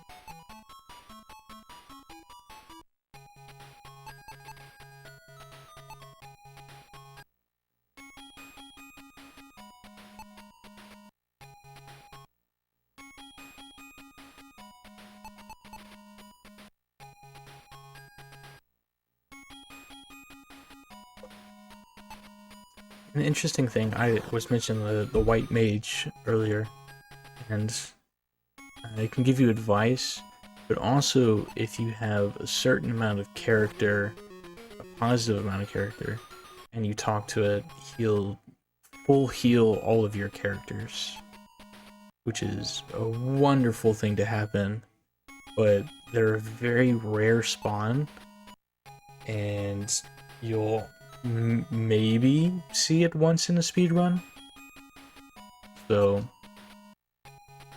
you can't really bank on ever seeing them. They have a very small chance to spawn on all land tiles. They can't spawn on water.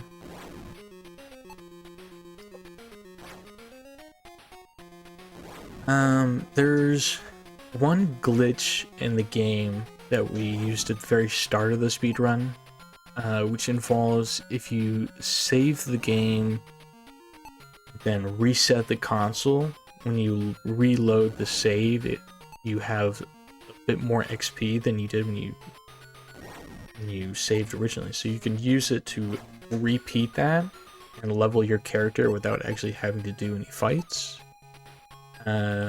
But other than that, it really is just a lot of menuing and grinding in encounters so you can get XP and money and whatnot.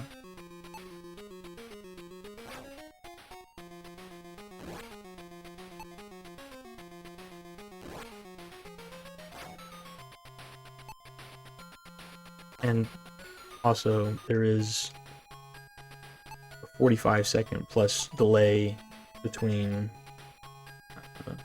what I say and what's going on stream. So.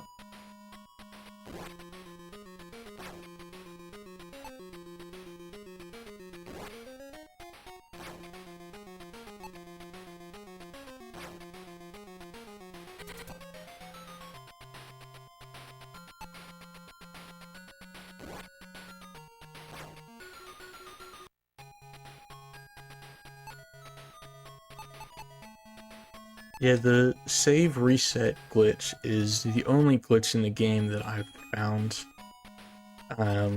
that I found randomly when I had it just randomly found because I was about to die, so I just reset my console and loaded my save, but I was close enough to the level that I gained a level when I loaded it. I recognized that I was a level higher than I was when I loaded this, when I had actually saved the game. So it was a freak discovery of, by chance, being so close to the level and having to reset. Had I not needed to reset, I don't know how long it would have taken before I found it.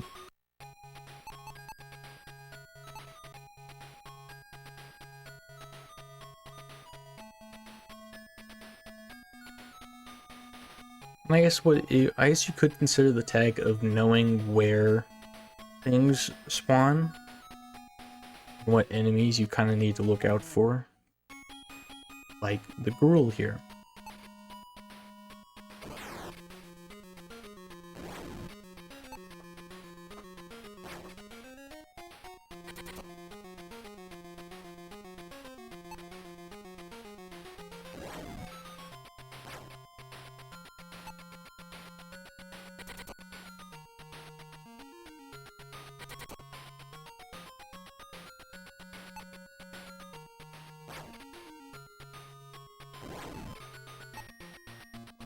Alright, you're doing the Sky Odyssey. I looked at it. That was a flight game. Like a flight simulator game, I think. I don't know, I looked at almost all the games on the schedule. I may be mixing up some.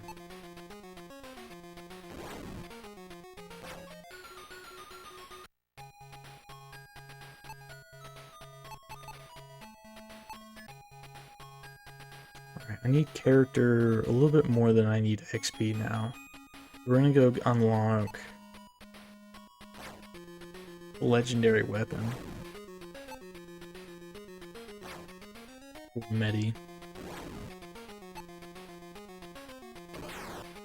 So I can start killing things a little bit faster.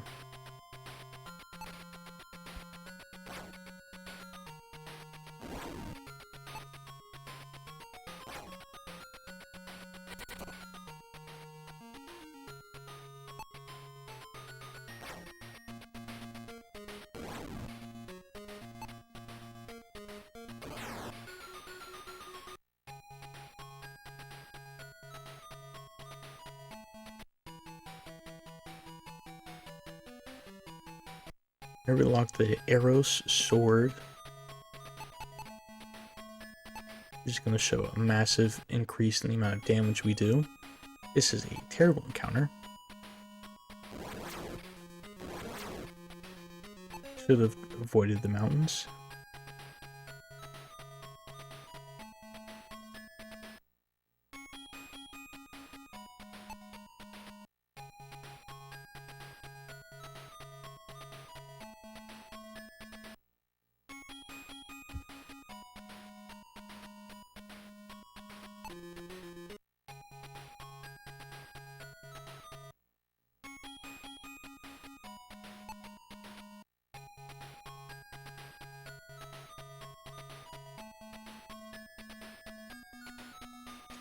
RNG right now has been pretty bad, I'm not gonna lie.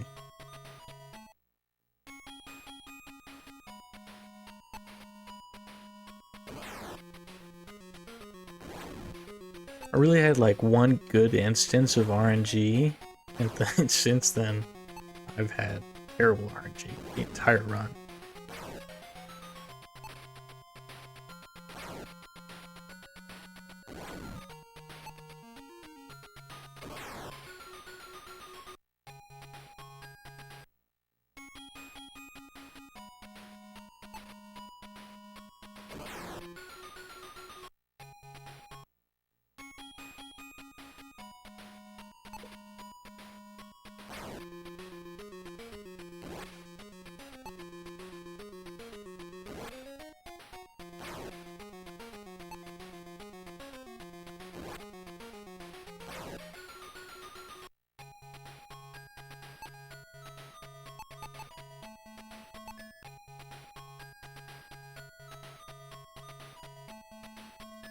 I guess that's what I really expect from these marathons. I've only ever had bad RNG during marathons.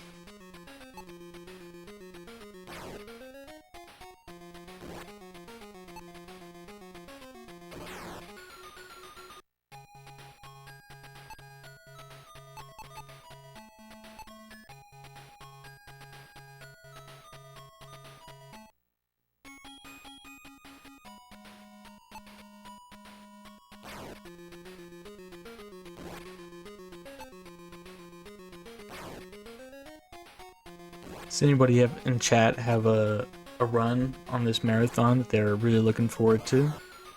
Or one of the previous runs that they really enjoyed? I didn't recognize very many, or like any games on this marathon list. A lot of them were something I've never heard of. Granted, I mean, this is Obscurathon, so I'm not surprised I haven't heard of them.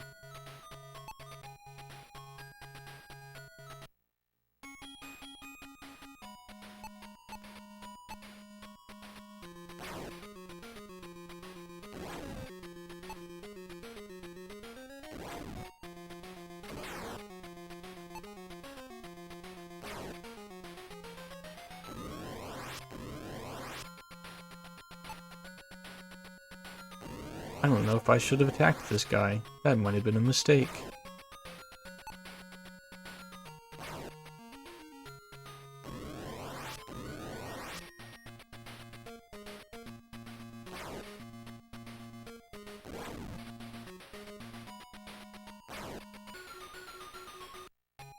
That was a bit close.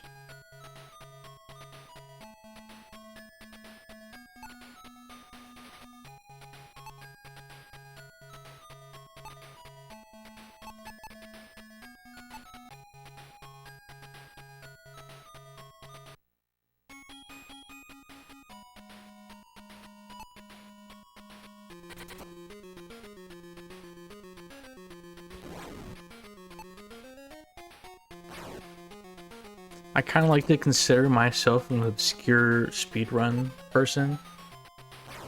Like the game I've run that has like the most amount of runners is 102 Dalmatians on like PS1 and Dreamcast.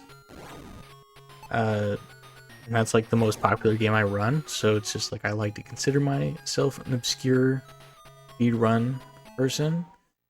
So when I didn't recognize like anything on the Obscurathon schedule, I was like, oh damn, maybe I'm not, maybe I don't know as many obscure games as I thought I did.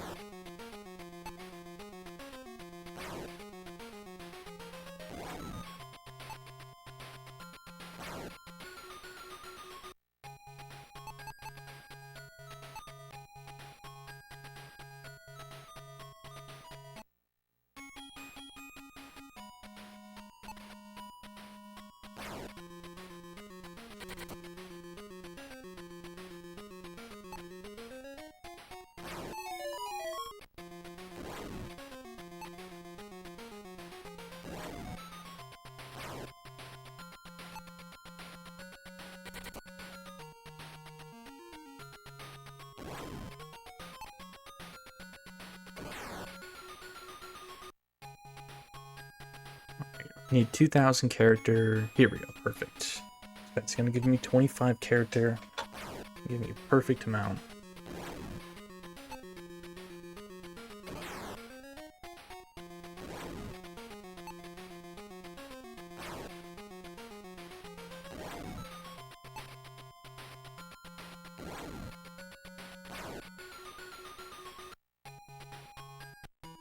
And here we're gonna. This is what we needed. The 2,000 character for.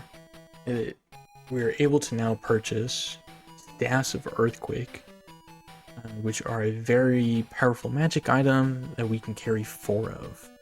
They cost 10,000. Very expensive. But like very similar to the way the Sacred Nuts work, that you can attack with them and the enemy will not attack back. It's not a turn-based thing, it's just you get to use it and do damage. Don't worry about with the retaliation. They're very good, so you can carry 11 Sacred Nuts and 4 Staffs of Earthquake. That does a lot of damage altogether.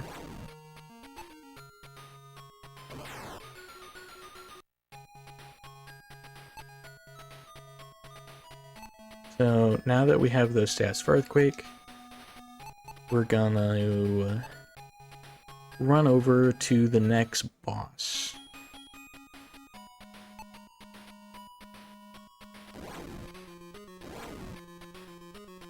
Please.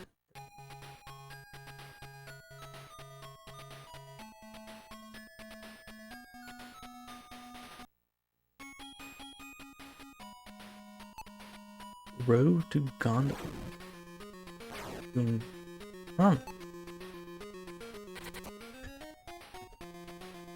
Yeah, I think that might be one of the games I didn't get a look at.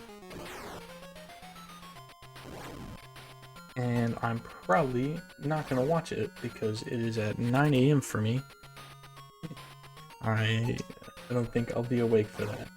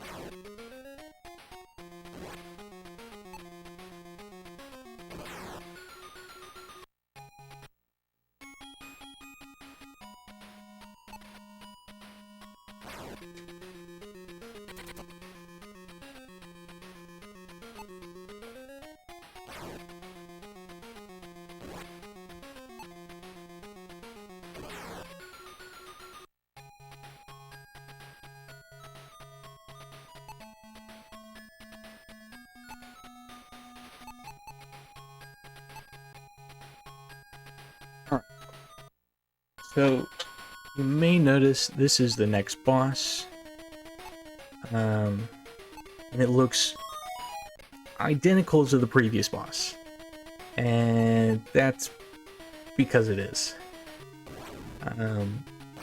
This is Senpai 3.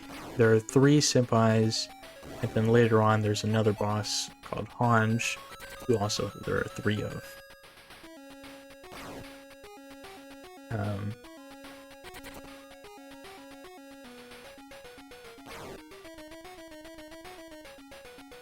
And they all protect legendary items. So the Senpais protect legendary armor, the Hanjas protect legendary shields. And because they're these like legendary creatures protecting these armor pieces and shields and whatnot,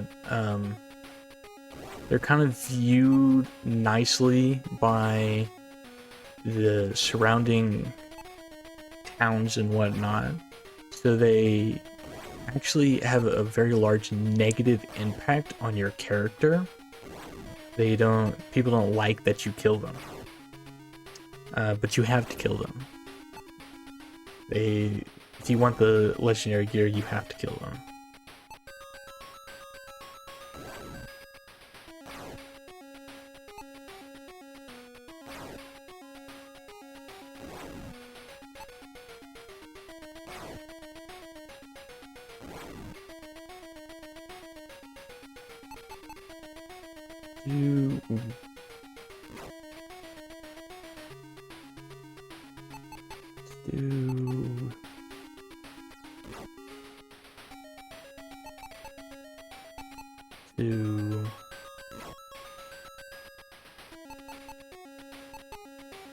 I'm trying to make sure I don't use more sacred nuts than I actually need to use.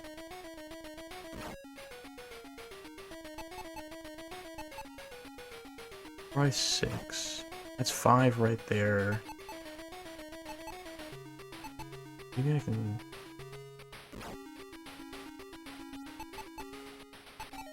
Six, please kill. Okay. No, you missed. You're kidding me. I can't have him die. You missed the final attack. I can't believe it.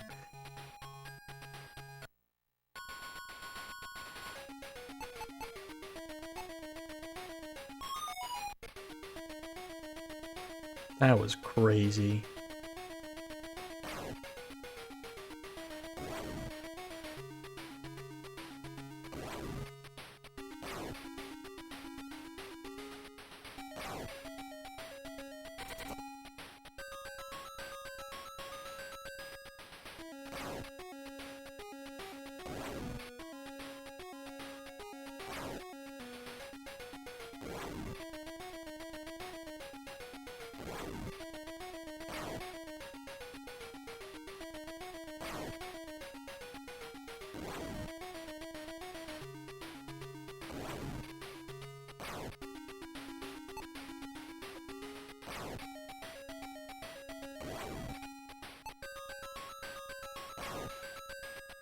I was really unlucky. It's like one more dodge, those Medi getting one more crushing attack in, not missing the final attack. Anything could have gone better there. That was just bothersome.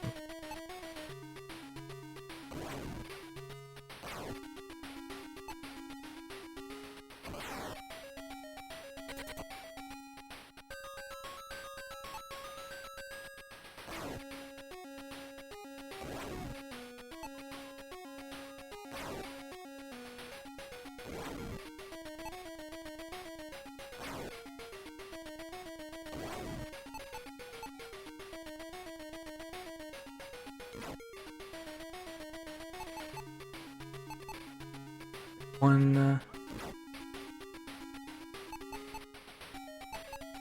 2, 3,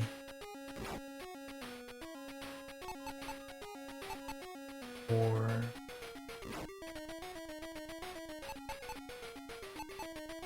5. Does this kill? There we go. Much better RNG that time.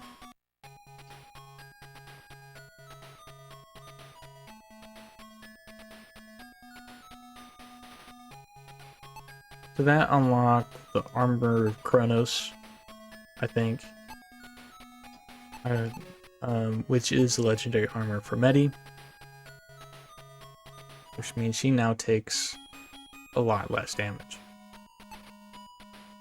And that boss has a negative 500 to the character, so pretty large impact.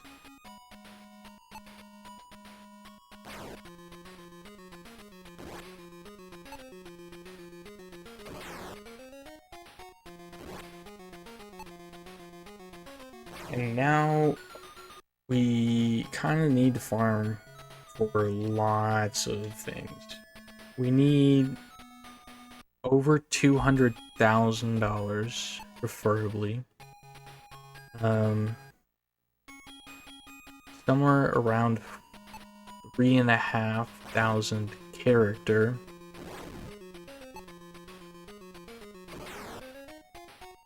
And things we want somewhere around like 750, 800, and we're gonna sell them. You can sell fangs for 50 each.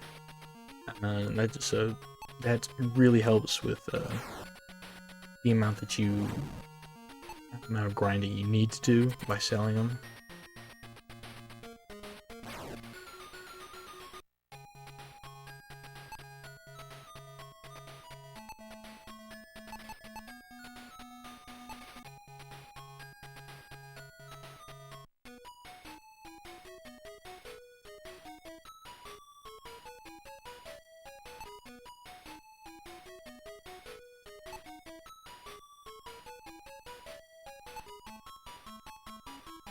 Well, I kind of forgot to mention it. The herbs that we buy, you can carry a max of 24 of them, but they sell in 5 each.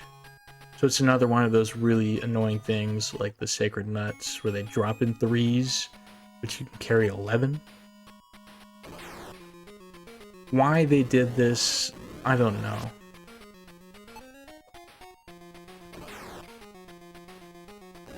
But it's what they did.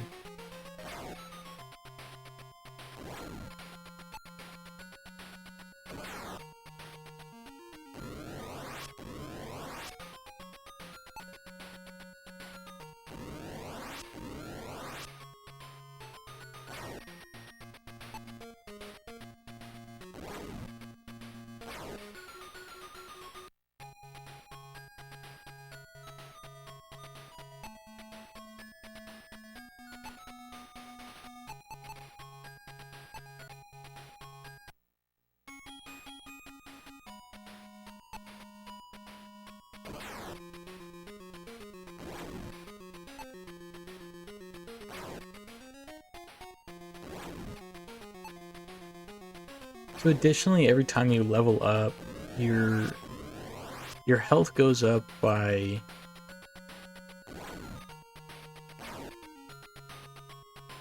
Oh man, I forgot. We're gonna skip that. But your attack and defense go up also. The later levels, it will go up by 2 each, so 2 on attack and 2 on defense. I think at the moment we're only getting 1 per. And I think the very last level before max, I think's like 4 each. So it's a very big bump.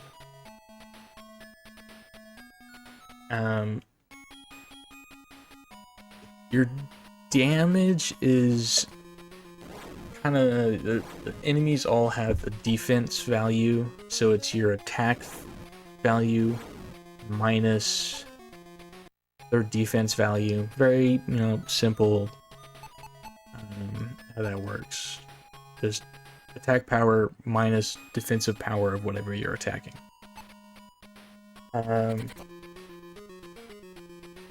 Usually, I think like the highest defense enemy that I've seen outside bosses have been like 5. So it's really not that much. The numbers are very small. You don't see the numbers. There's a status page where you can see what your current attack value is. Attack power and your defense power. The way you take damage, I believe, is a little bit different. It is different.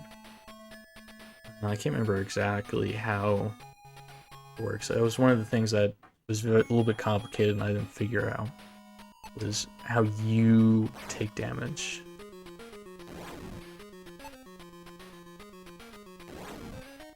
So while I can see my attack power, I can't see their attack power. So it's something I kind of just had to infer.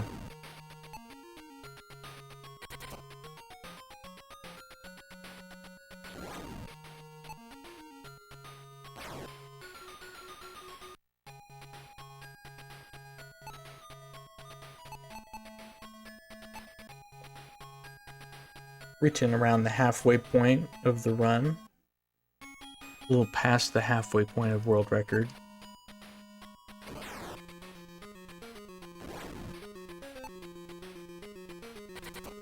Pretty sure I put as the estimate of around 450 or so. World record, I know I mentioned it earlier, but I guess there's probably some new people. World record is currently 4:20, well, 4 hours and 20 minutes and 42 seconds.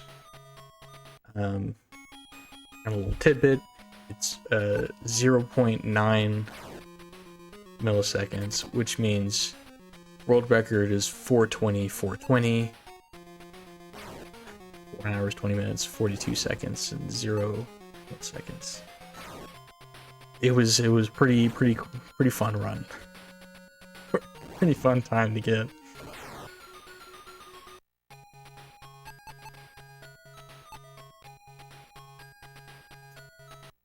I came to speedrun this game. I mentioned earlier. So I'm currently running on hardware. So on an actual Sega Master System and the Sega Master System cartridge for Miracle Warrior cartridge. Basically, I was on eBay, scrolling around, and came across a Sega Master System complete in box for way cheaper than it should have been. It was labeled as untested, but I bought it because I was like, this is a very good deal. I cannot pass this up. So I bought it. I didn't own any Master System games, so I had the console, but no games. And before this game, I would speedrun other RPGs, or a other RPG. So I looked at RPGs, JRPGs available on the Master System, and you had Phantasy Star, which was like $80. You had Golden Axe Warrior, I think, which was like $100+. You had YS, which is also like $100. Then there was Miracle Warriors sitting at $15. I think I found it on eBay for $12. So I was just like, well, I don't really want to spend $100+ on a game. I'll just buy Miracle Warriors. Instead, I had a game for the console I bought. And, you know, I booted it up. I played a little bit of it. I watched the speed run, and I was just like, sure, why not? Let's do it. And I started speed running it, and it took me about 5 runs or so. I got world record with a 4:21:50, and then like 2 runs later at the 4:20:420. And you know, I haven't run it too much since then. Just I do a monthly run on the 1st of every month, just to slowly try to get this game a bit lower, because I know it can get a lot lower than this.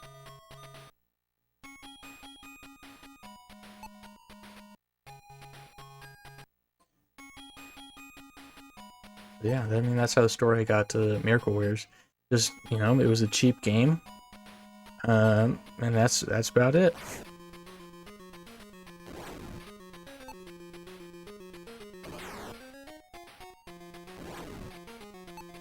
I think what was going through my head when I was playing the game and then watched the speedrun was of just like, hey, I'm grinding in the casual playthrough, but the speedrun's just gonna be a whole bunch of grinding too. So I might as well just speedrun the game, because I'm going to be grinding anyways. So, like, I never actually finished a casual playthrough of this game, and the first time I beat it was a speedrun. I only got, like, I think at the moment, I'm farther than I ever got casually.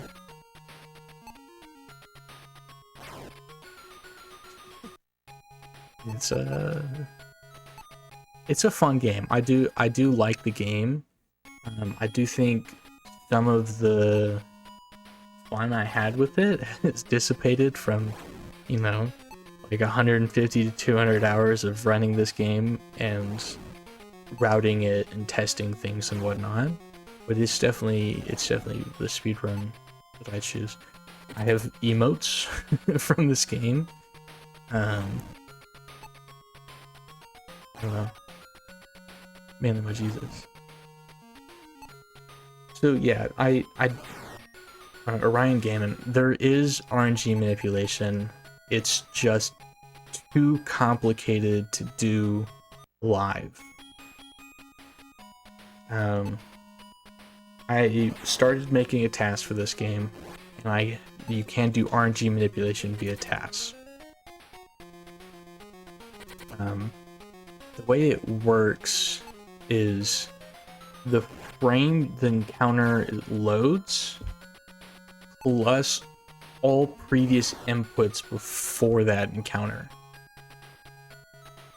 So from boot up of console to the first encounter, you could potentially have consistent. But after that, it's gonna be, you would have to play frame perfect for the rest of the run. And first of all, you would have to use the tasks.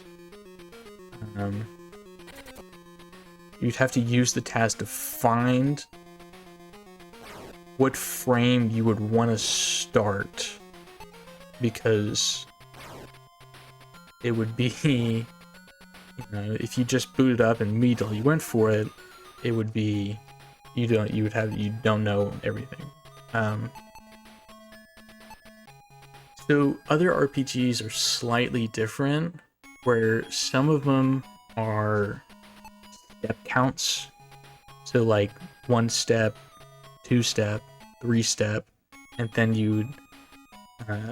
it would be the same every time if you would start it at that point. Others are kind of dependent on previous factors of like menus, when you last saved, stuff like that. Some are inputs, so all inputs matter.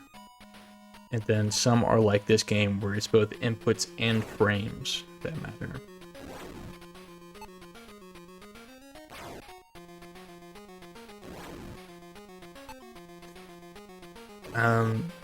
So the task that I was making for this, I got pretty far in making it.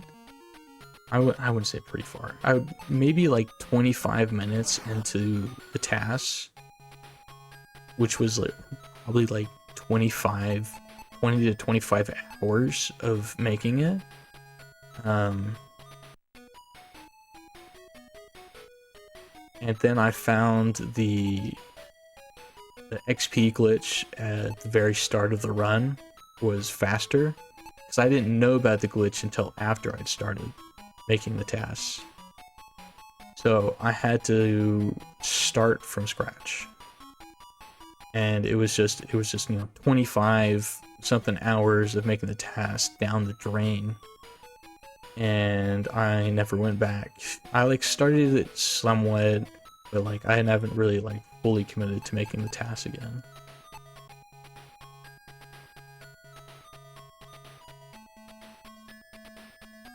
Thank you, Salty. Salty's a good friend of mine. Everyone should check him out. He streams too. Thank you for the good luck.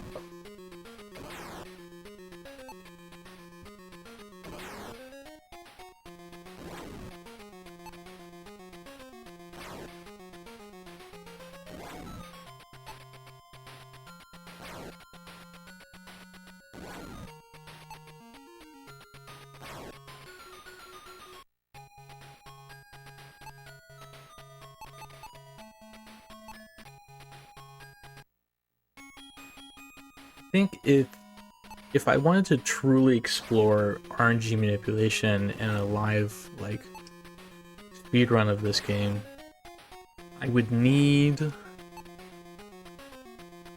help. I'm the only runner of this game that's active. I'm the only runner of this game that's done more than like 2 runs. I've gotten a little bit of help from someone in my chat. You'll see PS You Love Me. Super cool guy. Does really cool speedruns and stuff. He helped me out a little bit. But like, I would need to fully understand like the code of this game, and I wouldn't really know where to start.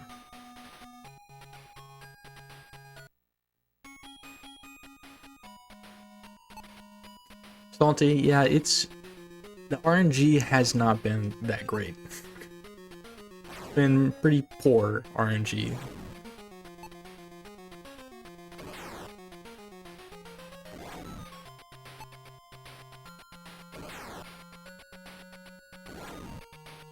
Also, 45-50 second delay between what I'm doing and what's showing up on stream, so my voice will be a bit farther behind chat.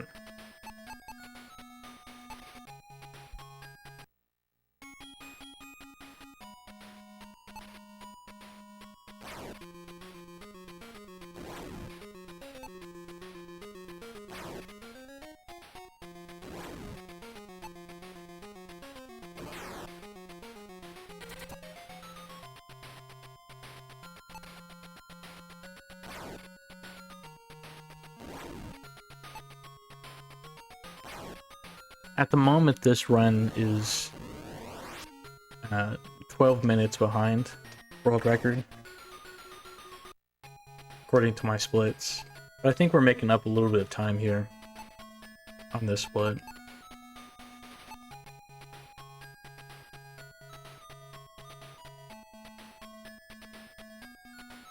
Lasagna.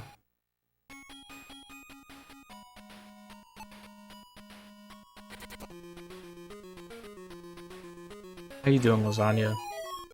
I'll say it again for all the new people. There is a 45-second delay. But Lasagna, he is a friend of mine. He's a mod in my channel. Super cool dude. Speedruns Legend of Dragoon. Everybody should check out Lasagna.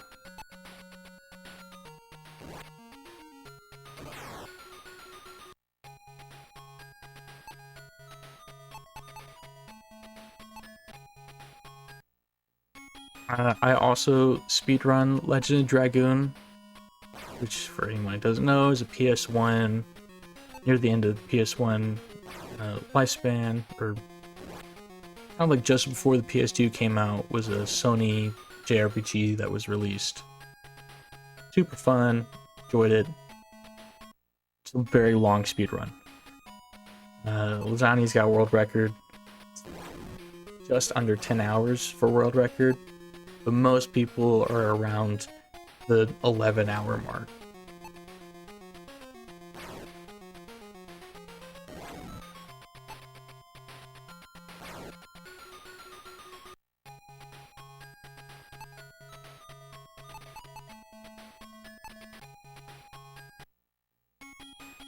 But how was your run, Lasagna?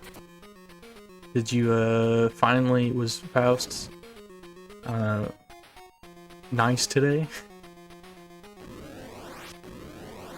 Were you able to finish your run?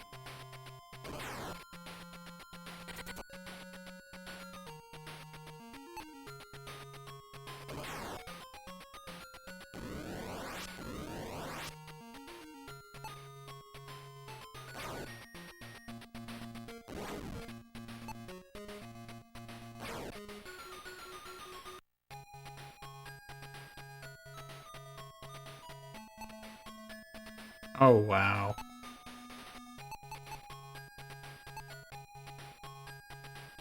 I mean, I think it might be that time, Lasagna, where you have to change some of the route.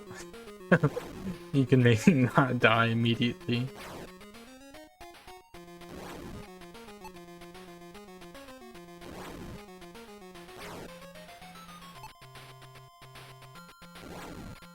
I know you have a pretty good route, but so far you're like 0 for 3 on Faust.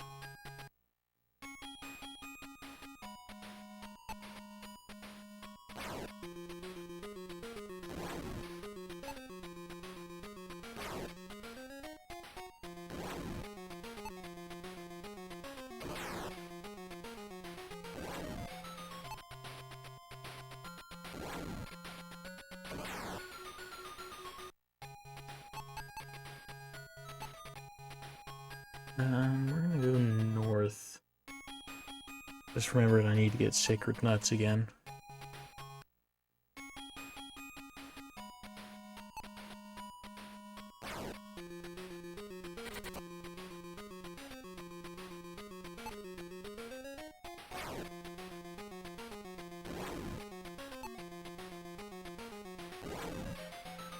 Ooh. This is the worst part of this speed run, where it's just one very long section of getting all of the levels I need on Medi and all of the items I need. So this is where I start to usually feel very tired during the run. But once we do this next boss, it will pick up a little bit more.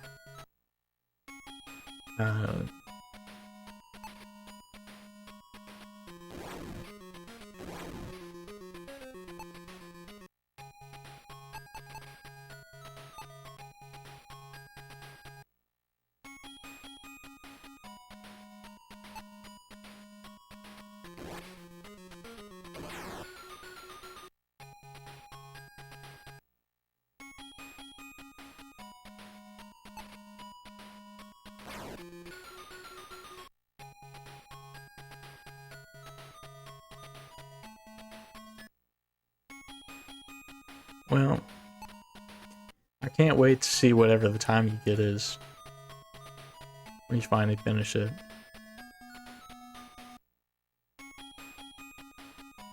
I really want to go back to speedrunning Legend of Dragoon. But my last run that I attempted did not go well. Actually, well, no, it went really well. And then my console broke 9.5 hours into the speedrun, and I couldn't finish the run.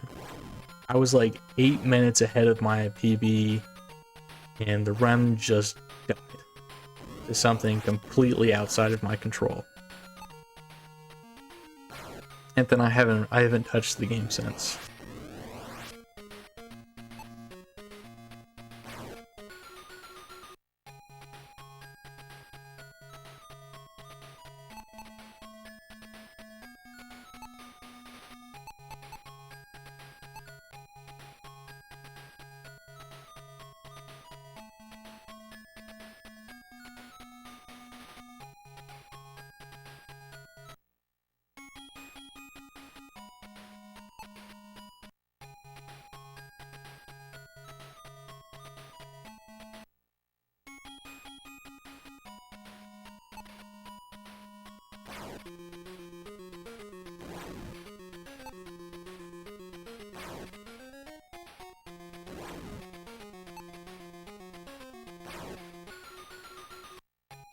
Oh my god. There's just, man, the sacred nuts are just not dropping today. It's been very unlucky.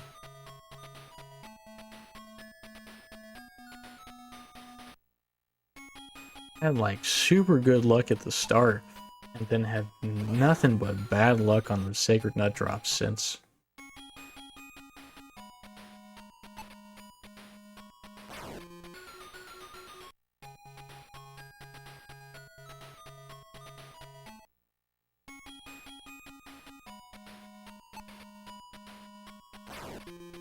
I need this RNG to pick up. It is not going good.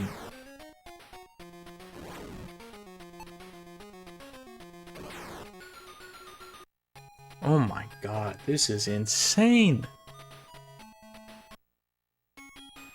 I think it's like a 70%, 75% drop rate on the sacred nuts. And I think at the moment, let me think. I think I'm at like 6 for, I think I've seen 13, so I'm like 6 for 13 on them. That number is probably not 100% accurate. I know I've had 6 drops, but like, oh, it's so unlucky.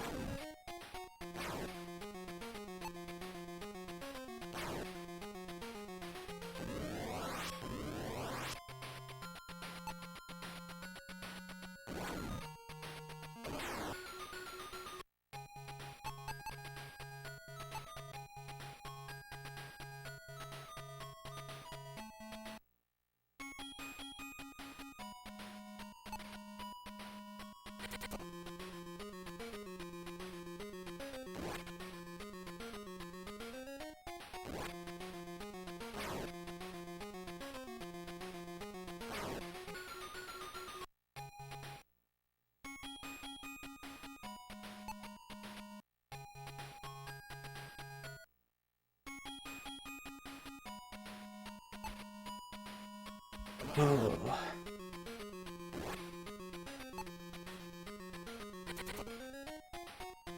I'll look into that, lasagna. I think what Salty's got one. Maybe he can just press it for me.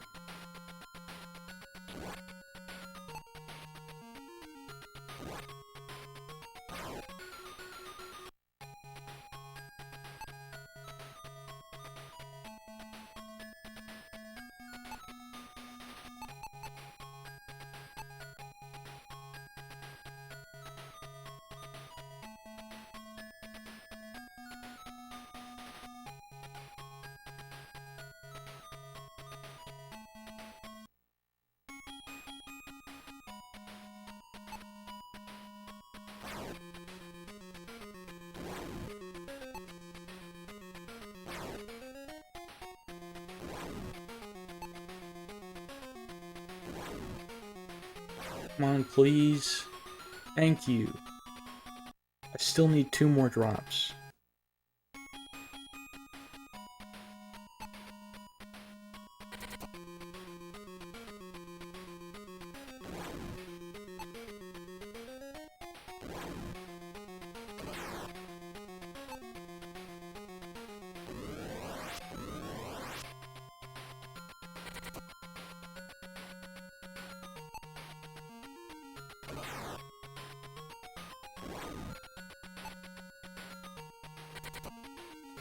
Oh my god, why am I missing every attack now? Game. RNG's insane. You know, I have to have good luck at some point in this run. This whole run can't just be bad luck.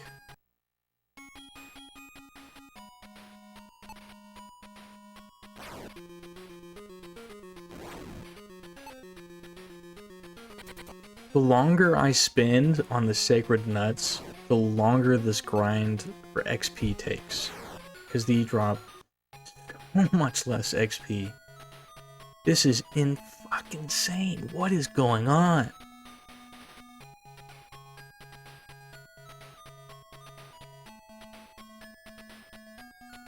I actually need the sacred nuts to do the next boss, because the next boss is very hard. They're just not dropping. This is crazy. And I'm missing like every other attack right now.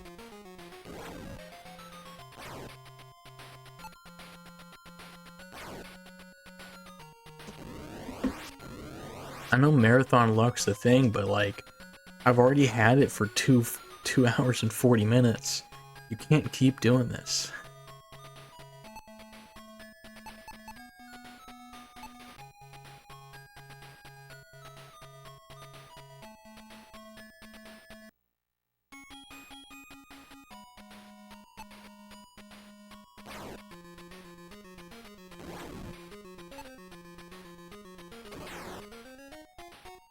I have 6 right now. I need max. Please. Thank you. Still need 1 more drop. 1 more. Let me double check. Yeah, I still need 1 more.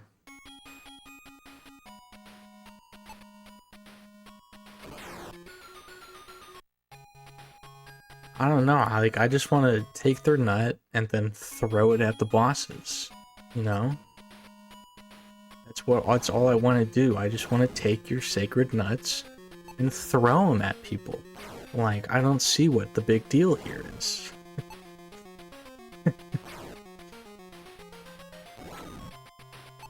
It does a lot of damage. Want to throw your nut at people.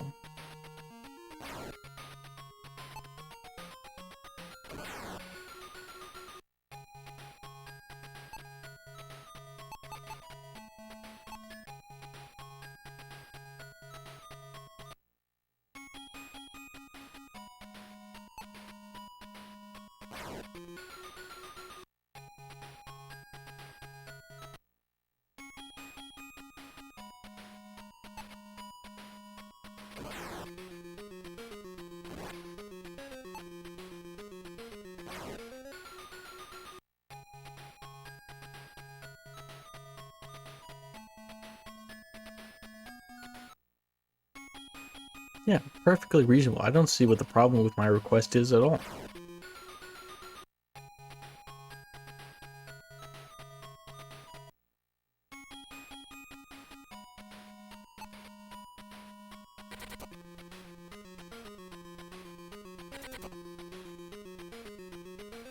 I'm losing my mind here, man. I'm going to a different forest.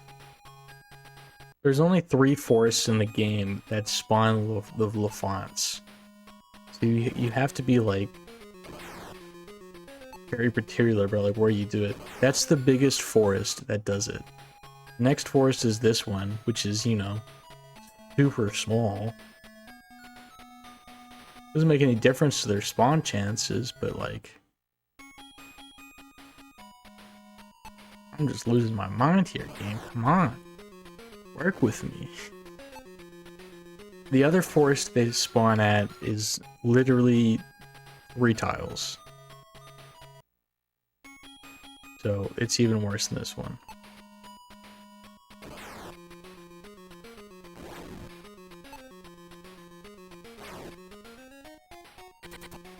It might spawn in one more forest, but I've like never entered that forest because it's kind of out of the way.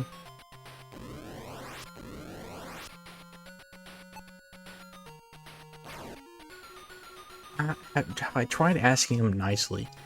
I don't know, I kind of thought, you know, my axe in their face repeatedly was the nicest way I could do it. I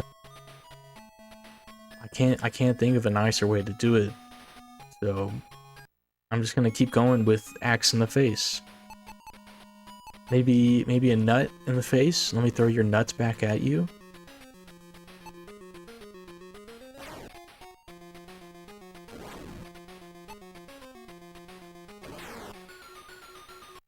Nope, didn't work. That didn't work. Throwing my nuts at their face is not the way to go.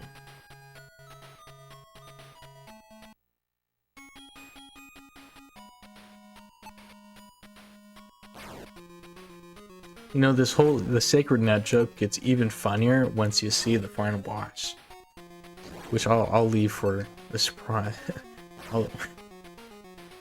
Which is really fun. I know it's not for another like 2 hours, but final boss sprite is very, very interesting.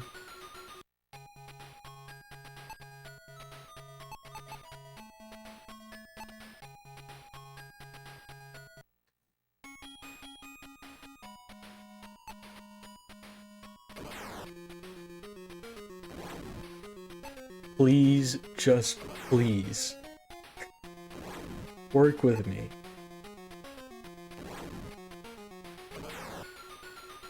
Oh my god, game.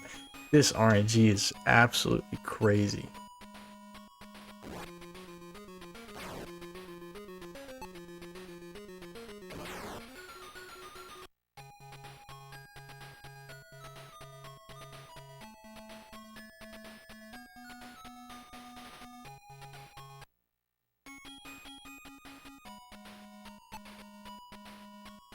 I was like on pace to get like to save time on this segment right here, but like I don't think I can save time on this segment anymore.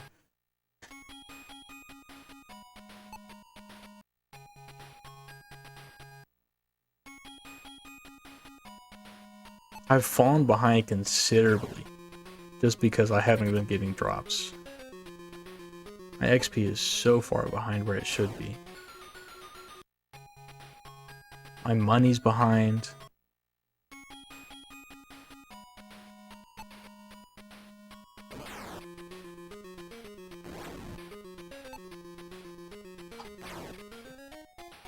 Game, please. Please. Just one more drop. That's all I need is one drop.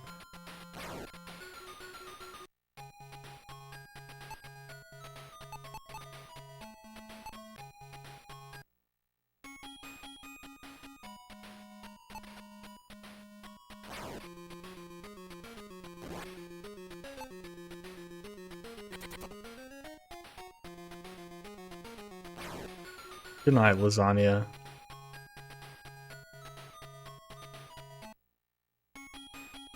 Please, alright. This is the one. I can feel it. This is the one.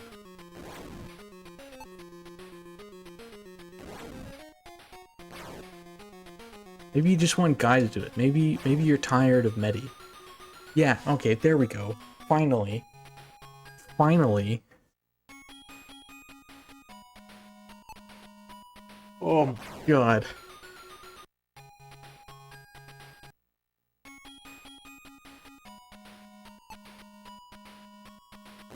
It was awful. Unbelievable.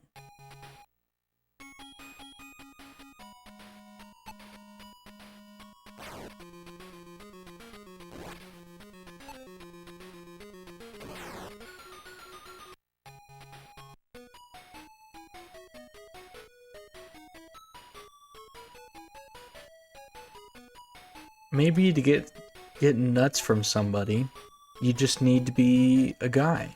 You like maybe the LaFonts just they don't like Medi. Gotta be guy.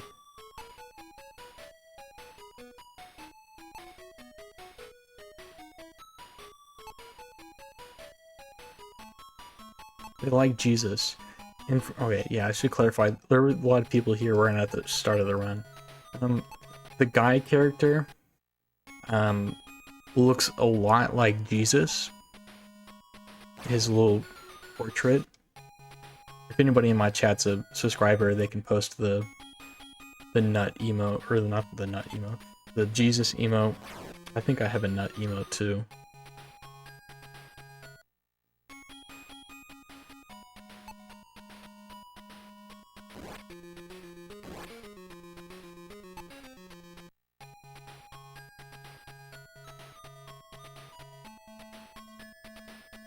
That is not the nut emote that I was considering.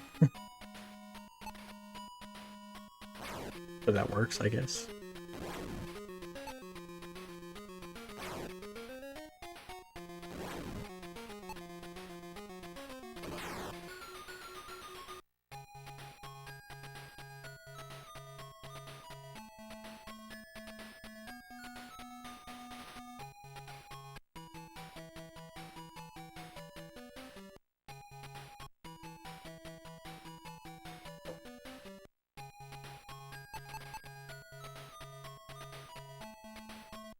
Am I maxed?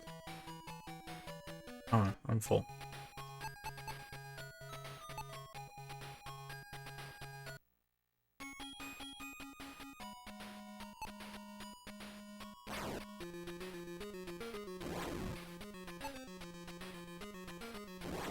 So yeah, that's Jesus. That's the portrait. They get in the after you beat the game. It's like all the party members kind of like line up and be like, "It was great to be in the party with you and whatnot." And that's the character portrait for Guy. But fun part, the character portrait for Medi and the next character Treo look like Mother Mary and Joseph. So the three portraits right at the end are Jesus, Mother Mary, and Joseph. That's just what they look like. I don't know why they chose that. I mean, it looks like the traditional view of them, but it's funny. This game has nothing to do with religion at all, but Sega, I think, purposely made them look like that. I'm sadly I can't show you for another 2 hours when I beat the game.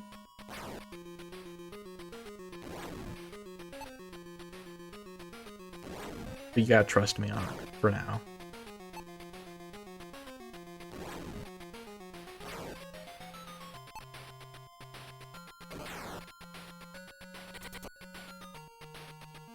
Yeah, and I guess I'll do this little spiel again for all the new people. This game released on PC 88 and originally, Japanese exclusive. I guess it wasn't exclusive back then. It was just only released back then in Japan. It was later ported to NES and MSX. Once again, Japanese only. All dialogue and things are in Japanese. It was then that the Sega Master System was going to be released in the Western markets. So Sega worked with Kogado Software Products and basically reprogrammed the entire game.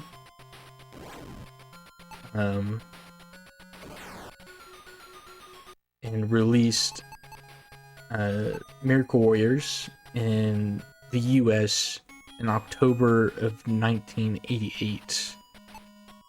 It was the first JRPG released in the Western markets, because it released in mid-October of '88. Phantasy Star released in November, and Final Fantasy released in December of '88. And then Dragon Quest, which was what this game's kind of based off of, didn't come to Western markets until '89. So yeah, this is the first JRPG released in like the US. And a lot of it was, yeah, completely reprogrammed by Sega. So if you look at like the NES version of the game and then compare it to this version, they look almost nothing the same.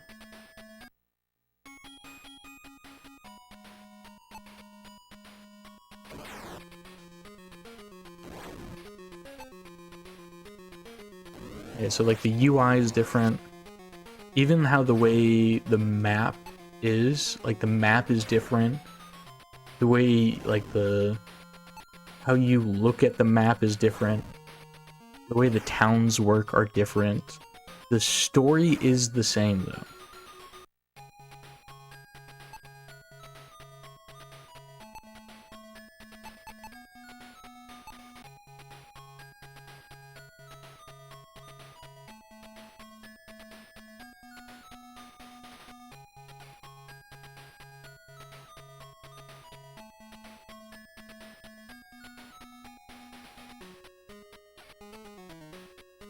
Oh my god, how many tiles have I gone without an encounter? That was crazy.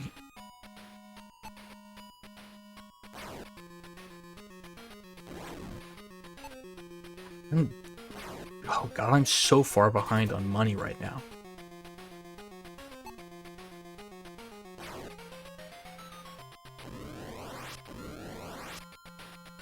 That long Sacred Nut grind really hurt. Like, a lot. That grind took way longer than it should have.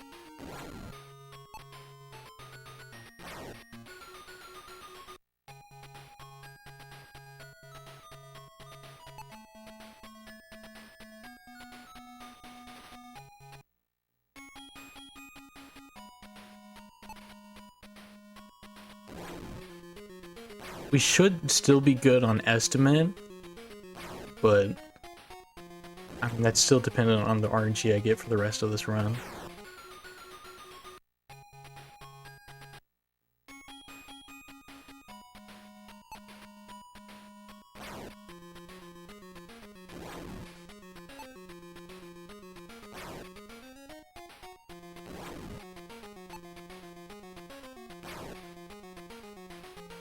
Yeah, I mean, this is well before my time.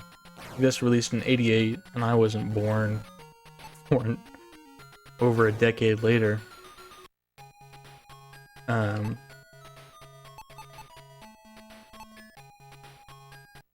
yeah, this is what a lot of people did grow up on.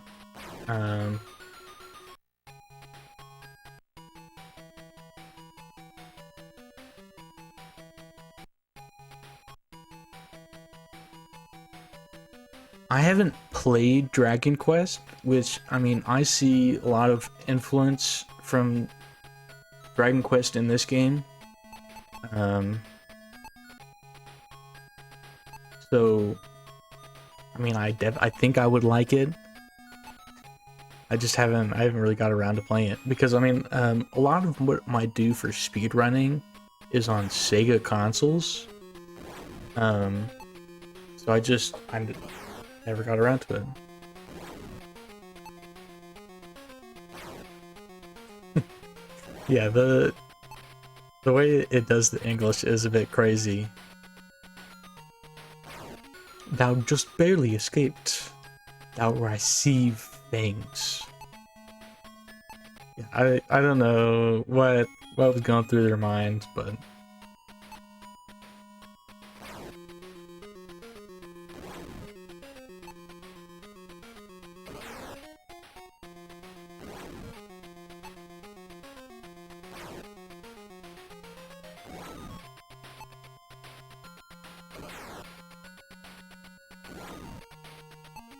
Yeah, so like I'm 99. I was born in 99.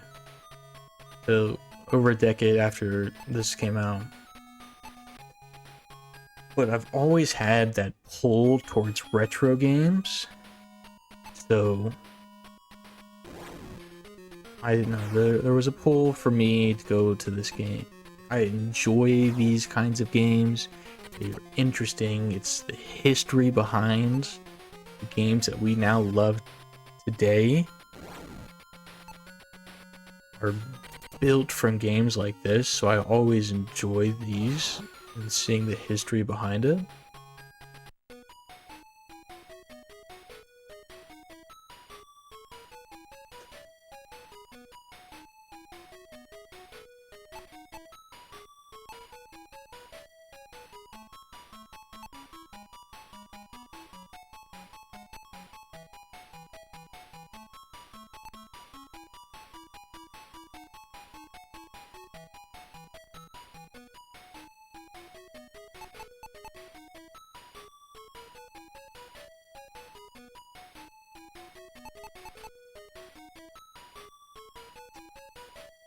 Seeing the delay has been very interesting.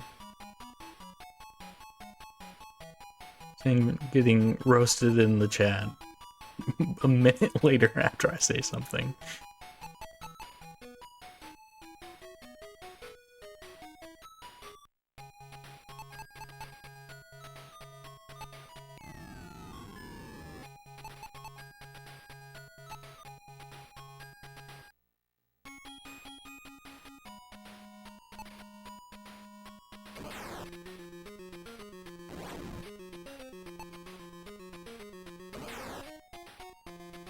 Yeah, I don't think there's been a single game that I've speedrun, because I've done like 12 or so different games for speedruns, and I don't think I could really play any of them casually anymore. I mean, this game, like I said earlier, I've never even finished casually.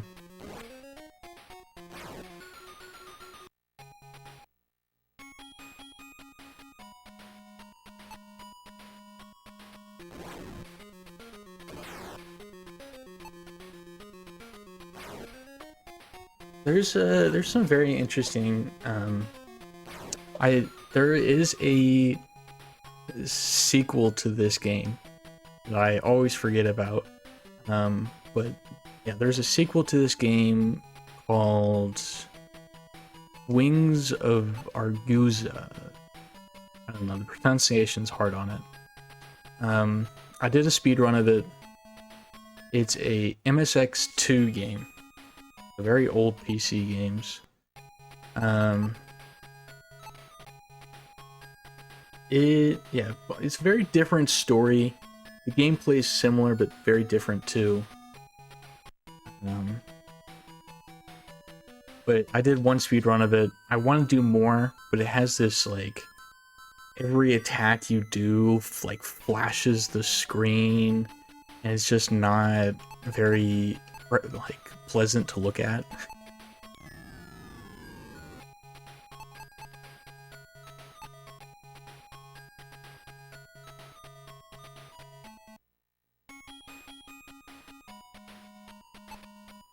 So what I did right there, while I was talking about all that, is I went to Swordsmith Village, and I upgraded my legendary weapons so that they do even more damage now. Then I also resurrected the main character.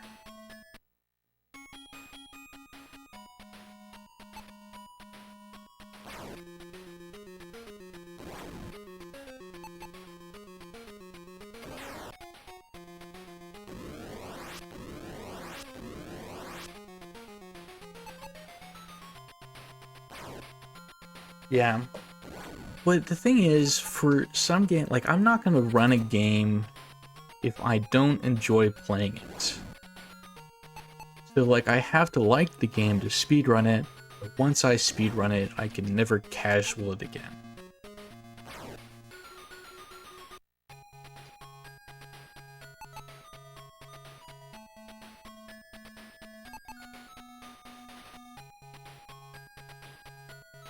It's really bad. And they like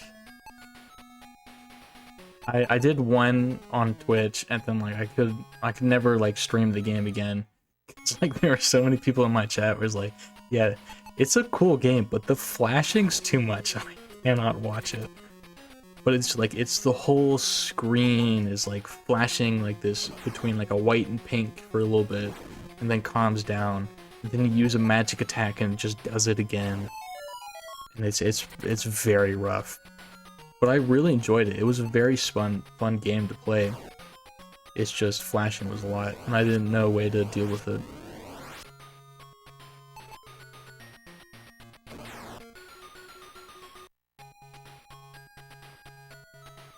Okay, we're about to do this next boss fight.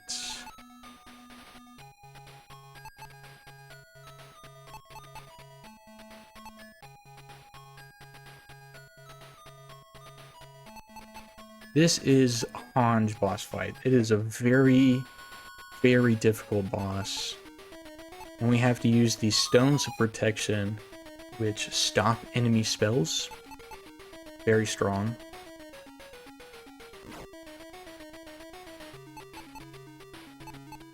And then we're going to use all of our magic items, basically. Because he has a lot of health.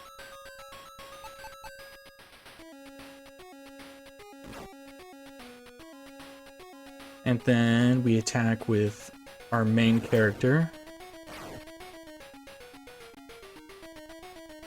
And we attack until our main character is dead.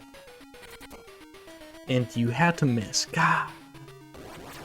You really don't want to miss on this boss.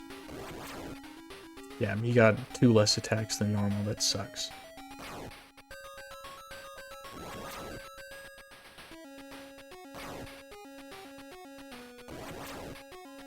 I really have to focus on this fight because I need to count misses.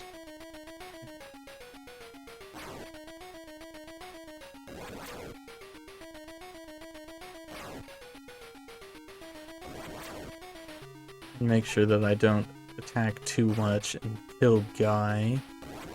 I need some crushing attacks here.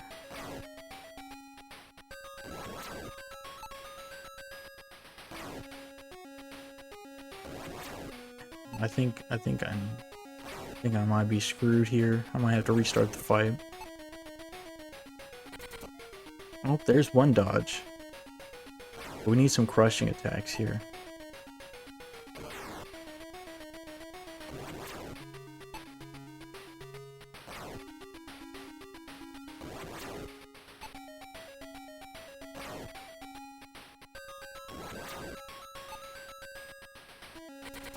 Oh, the miss. That kills it.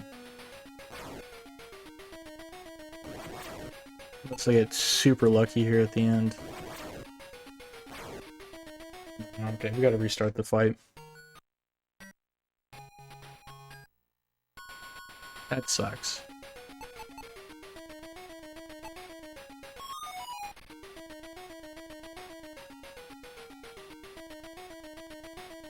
There's too many misses. I only had 1 crushing attack. This is very unlucky. Which is par for what's been happening this whole run. Alright, we missed 1 attack with Obscure. Because the boss got to go before him.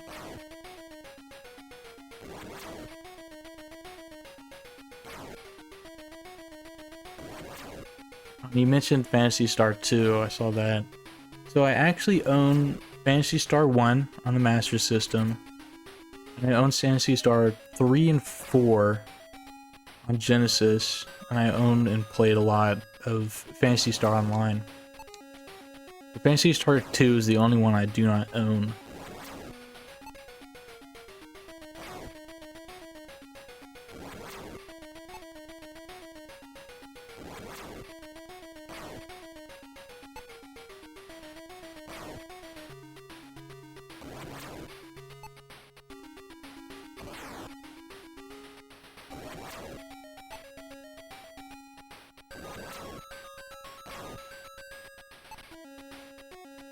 2 crushing attacks, better than before. Still need dodges more than crushings.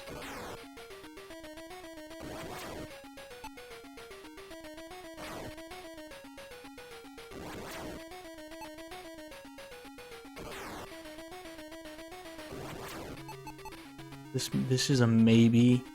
I might be able to kill here. So the way that I kind of view it is a dodge is worth 1 extra attack, and a crushing's worth half an extra attack. So I got 4 crushings there and 0 dodges, which kind of means I got like 2 extra attacks in.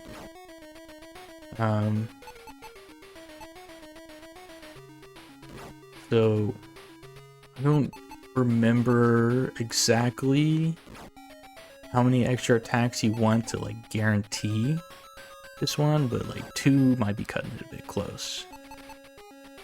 We'll see.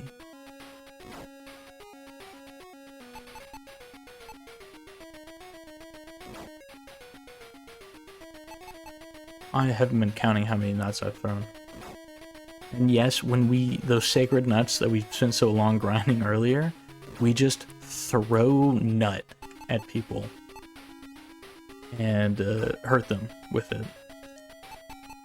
This might not kill.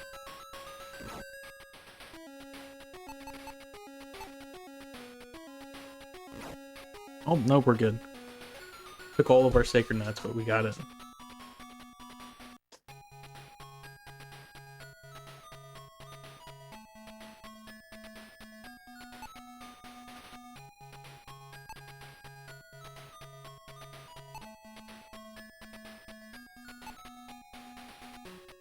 Cheeky Chunk, how's it going? Quite the first message to throw on someone else's channel like that, Cheeky. Cheeky's a cool speedrunner. People should check him out.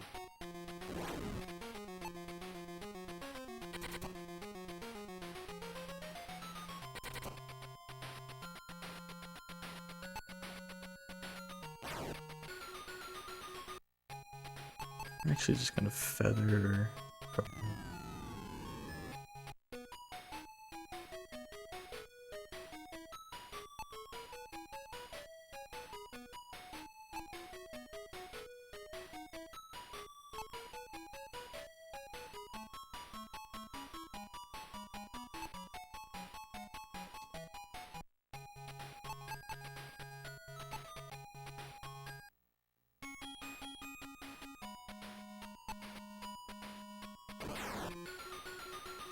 And now we get to go unlock our final party member.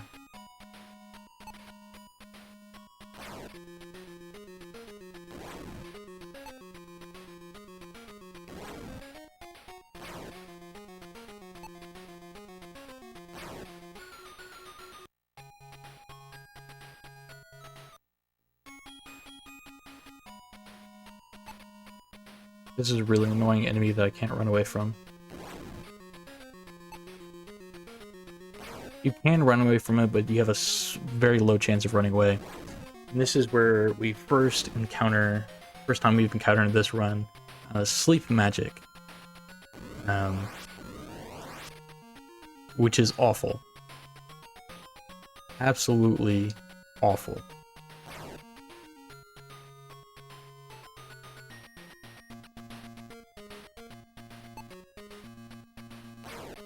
As you saw, it put me to sleep, and I couldn't do anything about it.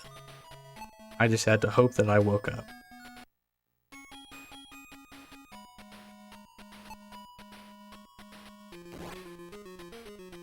Imagination. I don't think I've ever heard of that game.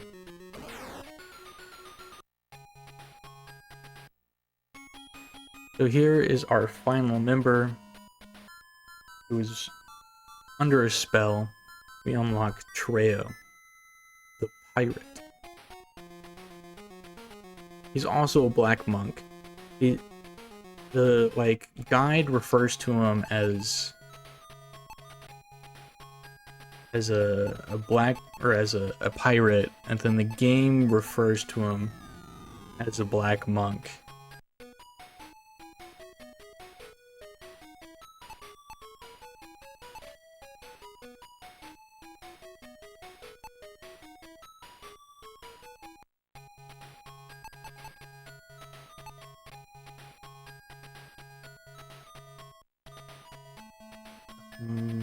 Trio is coming. I don't have my notes up right now. I've run this game a lot, and I don't have notes usually up when I run.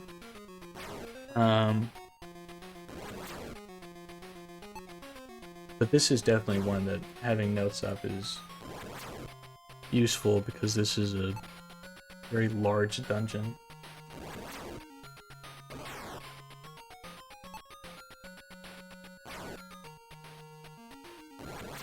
Which means I cannot really see chat for a bit.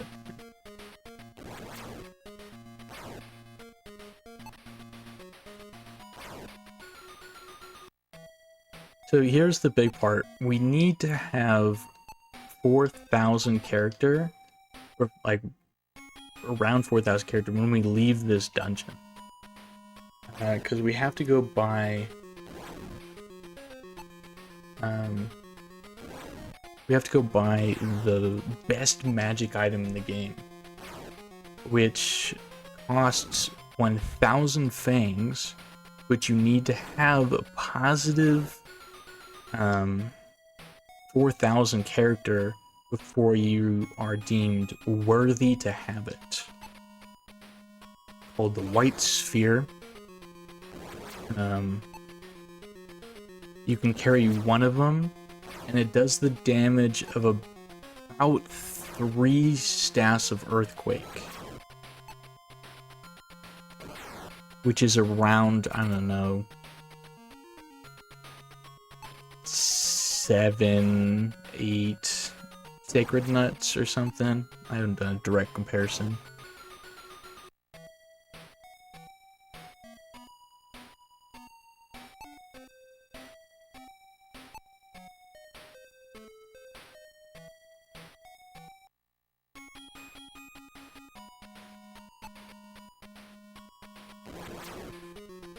Yeah, but, yeah. Pyrotic Tiger, yeah. Sleep Magic usually sucks in, like, every game. Unless you are the one that can use it on other things.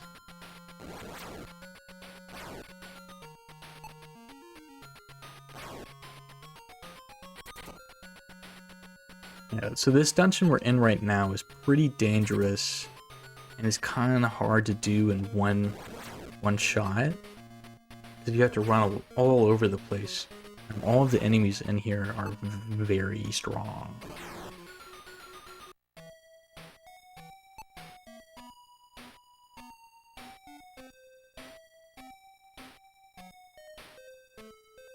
And also in here is where we're going to grab 10 Sacred Nuts. And when I first discovered that this chest gave 10 Sacred Nuts, I was very excited because I was like, oh, you have a max of 11, grab the chest, you now have 21. It makes the final boss so much easier now. No. So the way the chest actually works is it just sets your total amount of Sacred Nuts to 10. So if you had 11 and then grab the chest, it actually sets you back to 10. If you have 6, it just sets it to 10. And sucks. It's very annoying.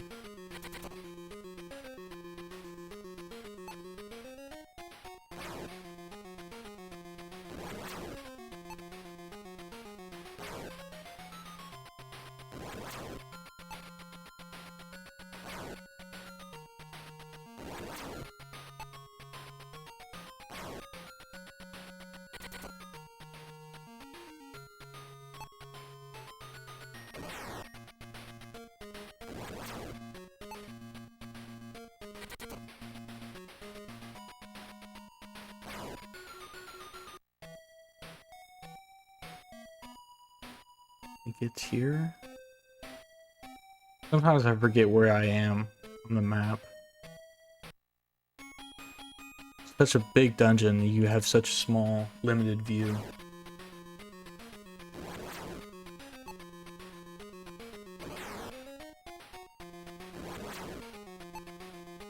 What we're grabbing here in these chests are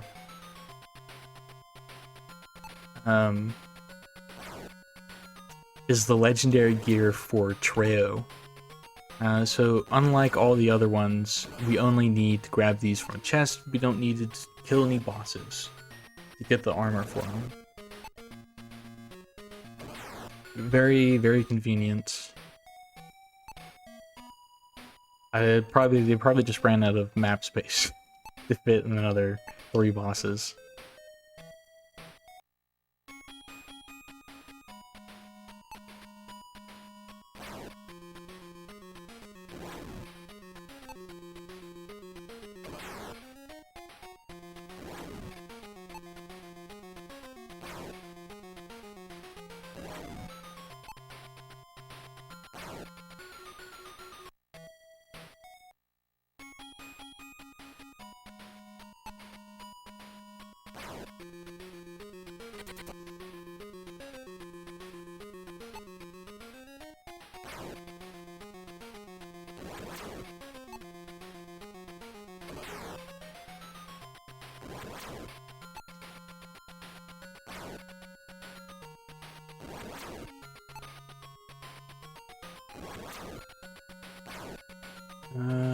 We're much lower on character than I would hope to be right now.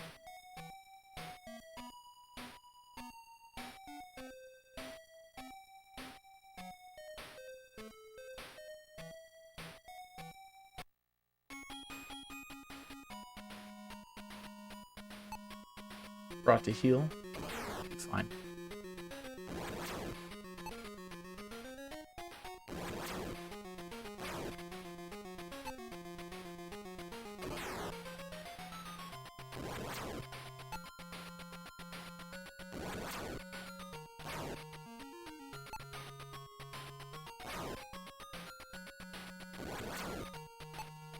Also, I shouldn't say anything yet, knock on wood.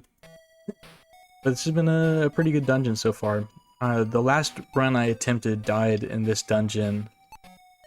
The run died because of how bad the RNG went.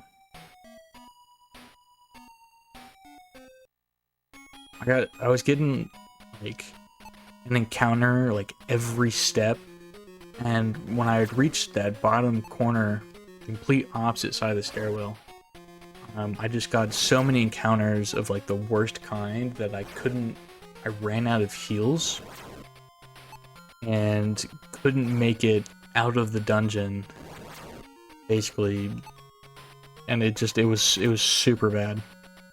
I was on decent pace, but I wasn't on, fantastic pace. I was on much better pace than I am right now, I can tell you that.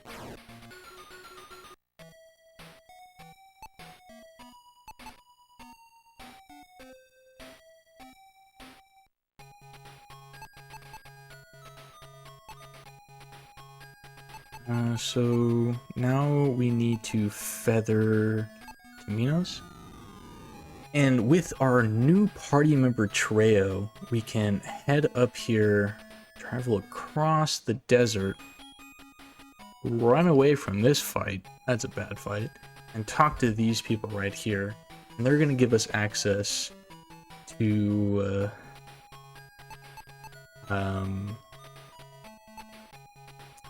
I'll be honest, I don't remember the name of the ship. They give us access to a better ship. A much better ship that allows us to cross the deep water tiles that we've been unable to cross before. I think I can kill this guy.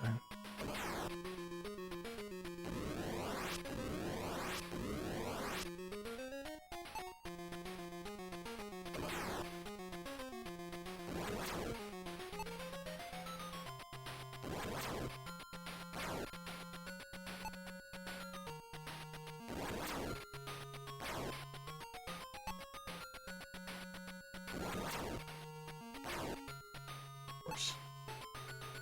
Of course. Got a fire attack him with 0 HP left. And then I get the crit when he has 0 HP. Oh, look at that RNG right there.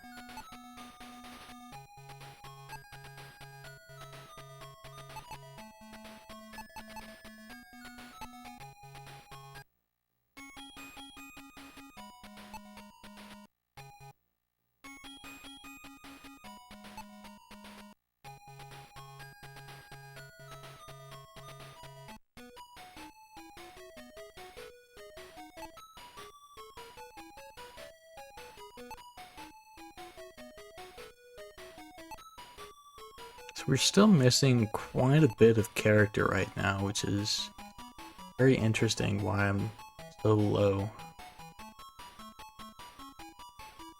Well, I was gonna heal up the rest of my members, but I got a clean 40,000 there. It's always the dream of these runs, is that I get that clean number.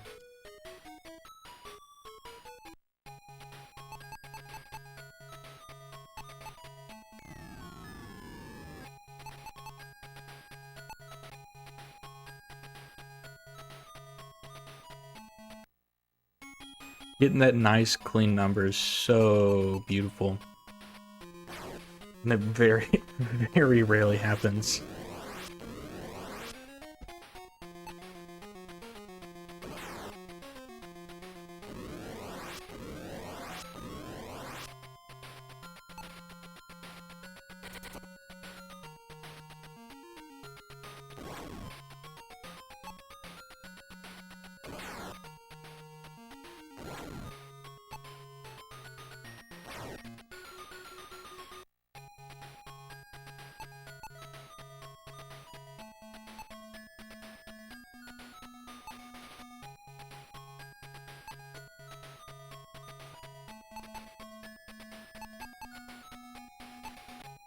So this right here is the deep blue tiles.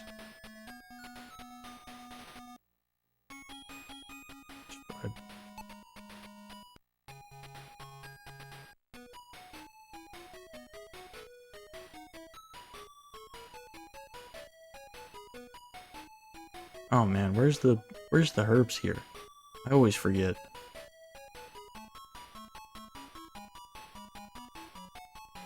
Where's the healer? Is this it? Oh damn. That was bad.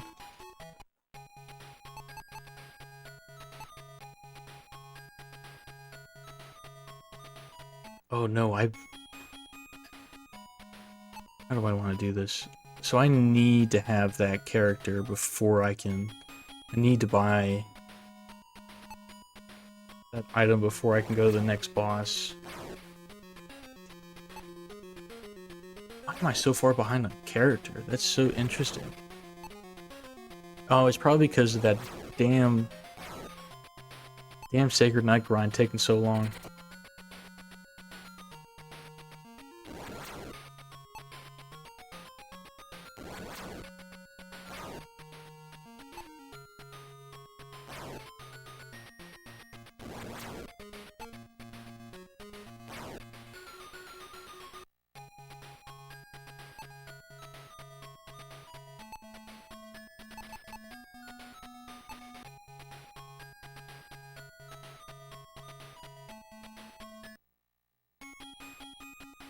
Oh, that's not the enemy I thought that would spawn in this forest. We're running away from that one. We can kill you.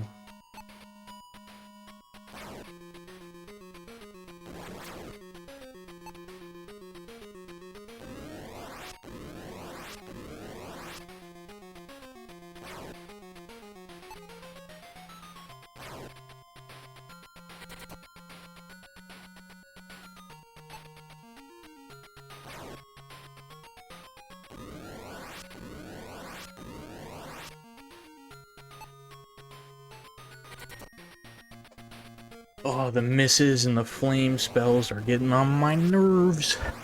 Come on. Just kill him. Just kill him already.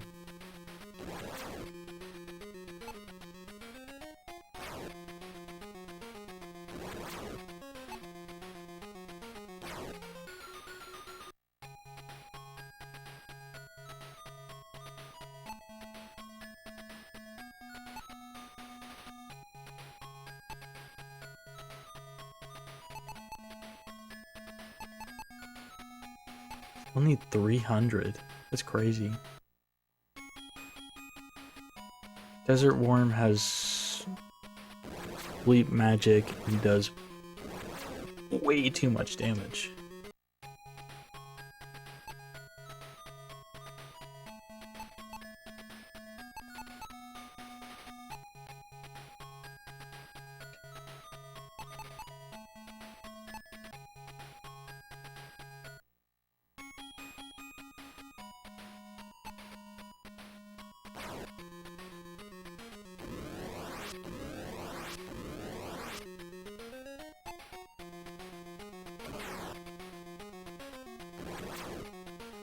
Really, that Sacred Nut Grind hurt so bad.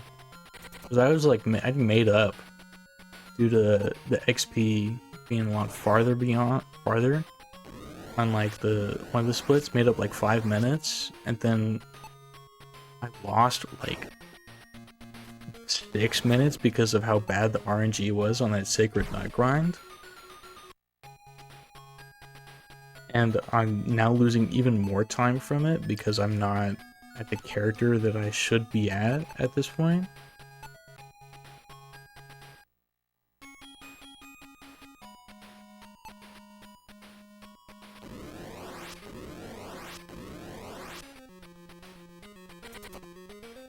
And then I keep missing. So many misses recently. Oh god.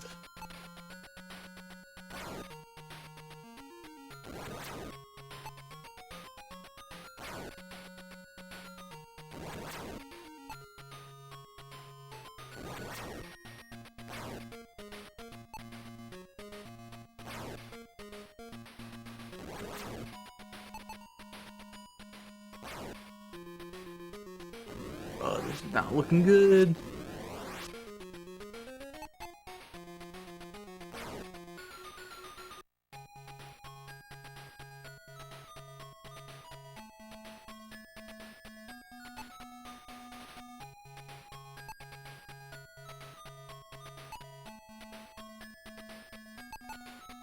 This is really not where I should do this character grind right now, because these enemies are so high level, but they give a lot of character, so... I think this guy doesn't have any magic, though. I've been corrected very quickly there. I'll even kill this guy. I shouldn't fight this guy. We're just gonna leave.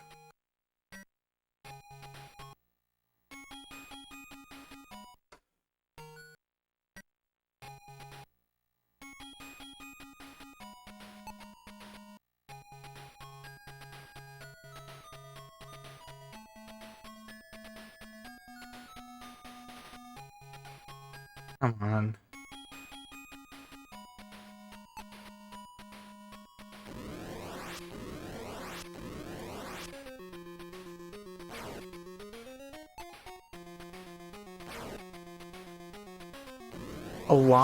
This game has a lot of bad RNG from early in the game affecting you later in the game.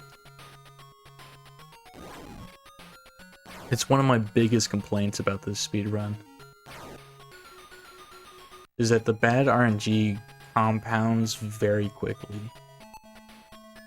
But the same also implies for good RNG. If you get good RNG, it compounds quickly into later game.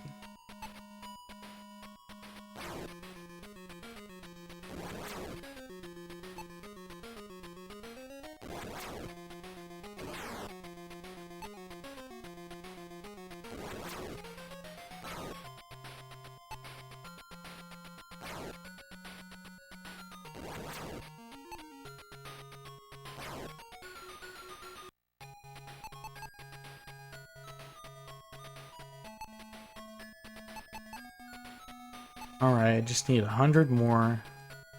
We'll just buy some herbs here.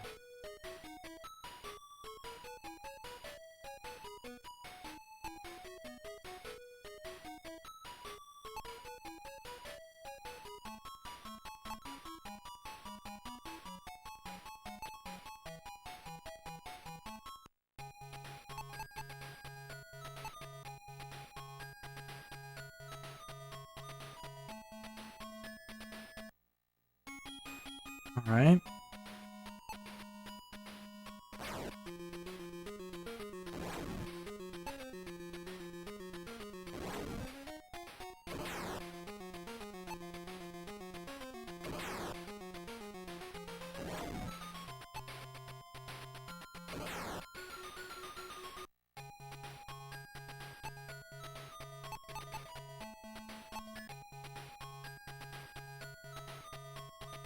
$60 more. This is a really bad fight, but it has a very poor chance of you running away from it, so we're just gonna have to kill it. For our best anyways. There's another enemy that has the Steel Conscience. Sleep attack. But it also has Flame attack. It's one of the first ones we see that has both.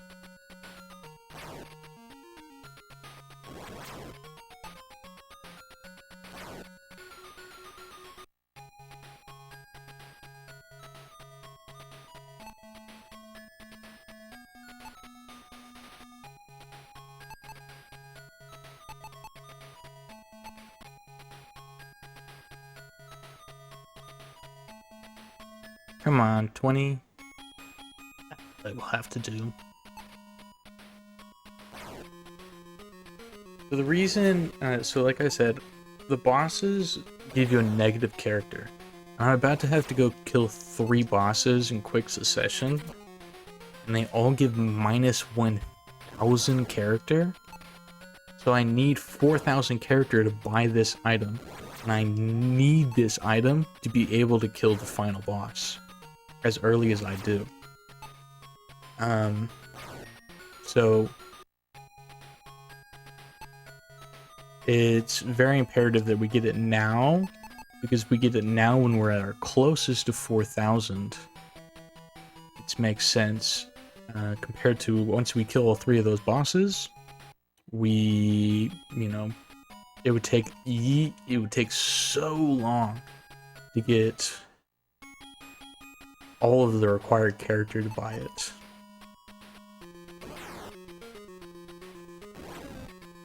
Junkyard Dave, thank you for good luck. We've been having nothing but bad luck so far.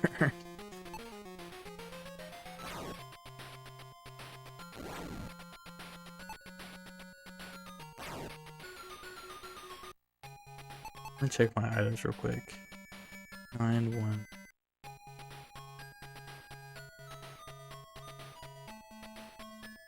Oh damn, where's that town at?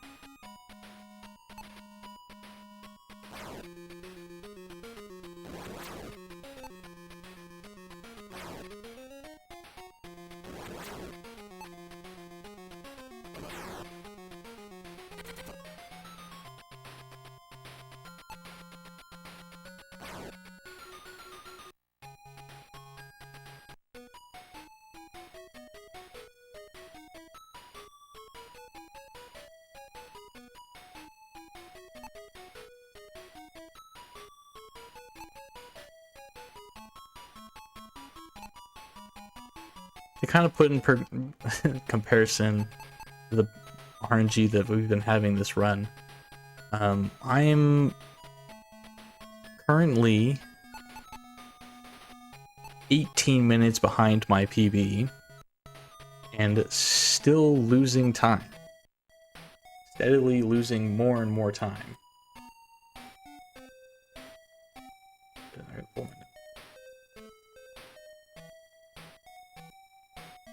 I'm like, this split I'm currently on, I'm losing time.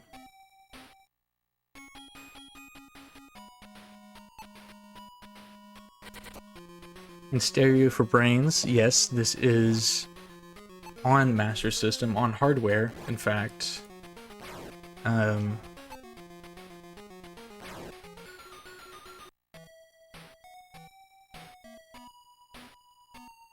I've recently started doing speedruns of this on emulator just because my normal setup for my consoles, the console's kind of far away from me, and I press the reset button a lot during the speedrun. So, but I moved my console for this marathon.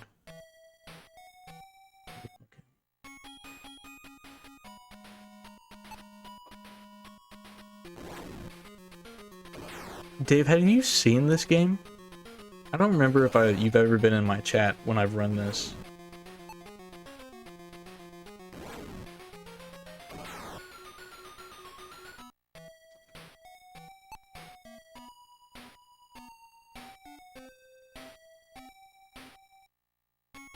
Oh yeah, there's also minute-long delay for anybody who don't know. There's about a minute delay between me and you.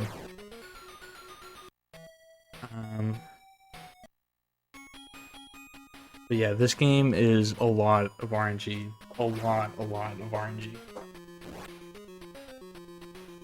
Actually, try to get this level of guy.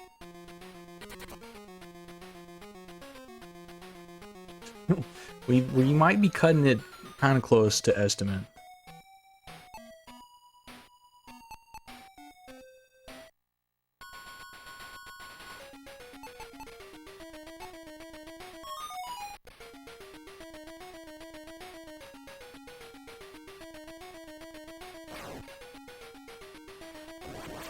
We should, I mean, I should still be good. We're gonna be, like, on pace for, like,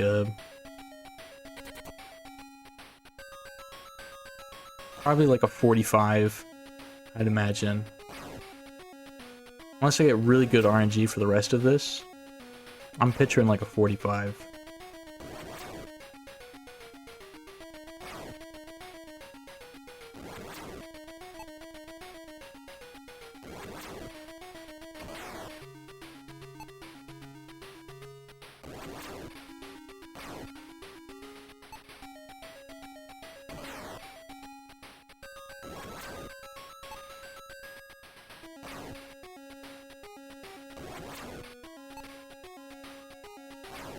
Yeah, there was one section of really, really bad RNG that lost me about 6 minutes on the segment, and the effects of that RNG going so badly in a certain grind, I'm now losing another like 5 to 6 minutes now on this segment because of the RNG from roughly 45 minutes to an hour ago. I'm like still feeling the effects of that bad RNG. But yeah, we're on gaming. I make a joke when I play this game where it's 99% RNG and 1% route and 0% skill. That's how I kind of describe this speedrun a lot of the time.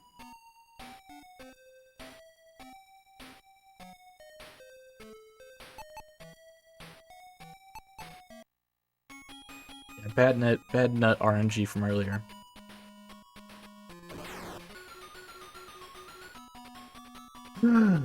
Shit.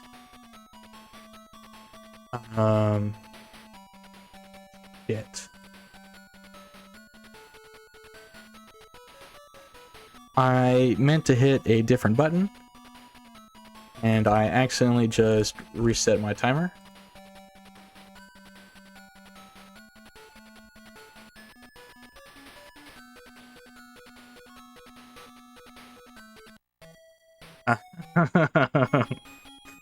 Whoops.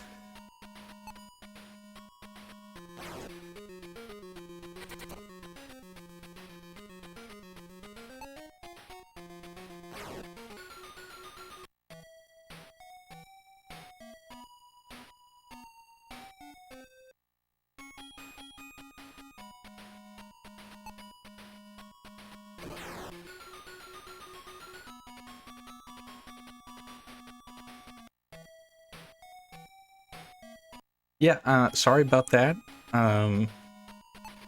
It was a bad run anyways, you know, it doesn't matter. But, whoops.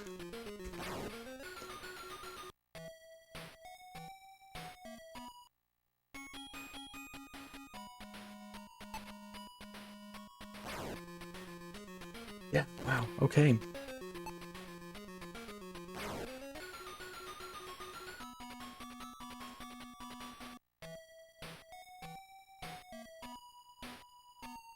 Damn, I don't even know where I am on the map anymore. I've been so distracted. Where am I?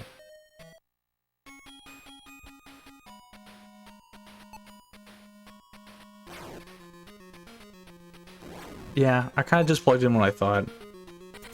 I think I was off by 17 seconds, but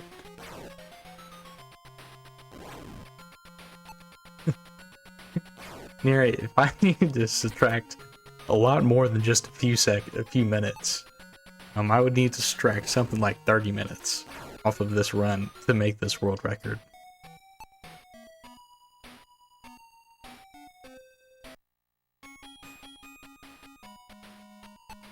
Because currently we were 22 minutes behind the world record on that last split.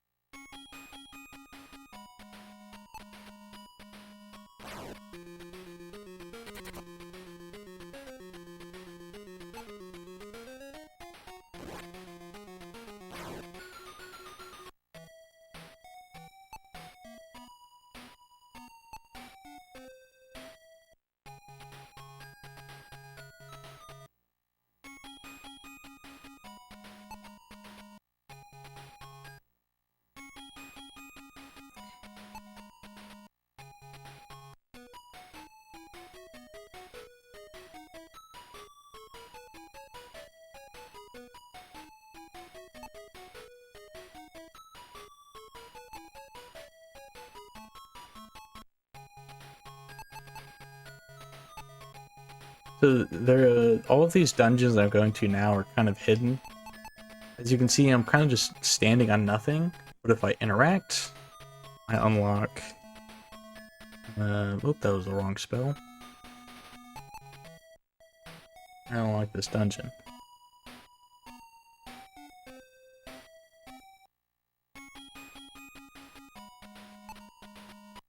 Also, in this dungeon, you might have just noticed that the bosses, the few bosses that are in this game, can now just start randomly showing up in the dungeon.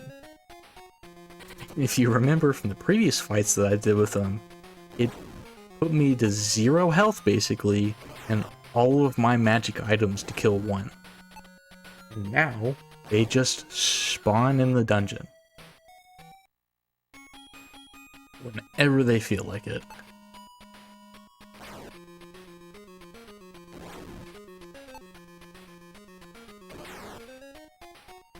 That is one of my least favorite things about this game, is like the final dungeon of the game is just so many of the bosses can show up, but like you need the magic items to be able to kill the final boss. You can't kill them in the dungeon because then you would have to run away, or like you would have to like leave the dungeon to go get more magic items so that you can actually kill the final boss. It's crazy. That's a crazy idea that they put in this. I don't know why they would do that.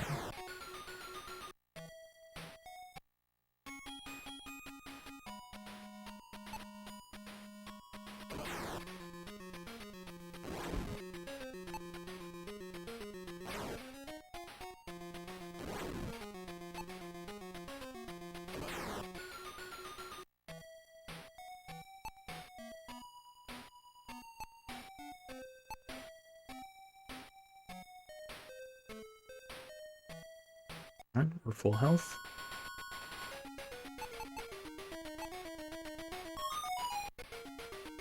Ooh, beautiful. First try.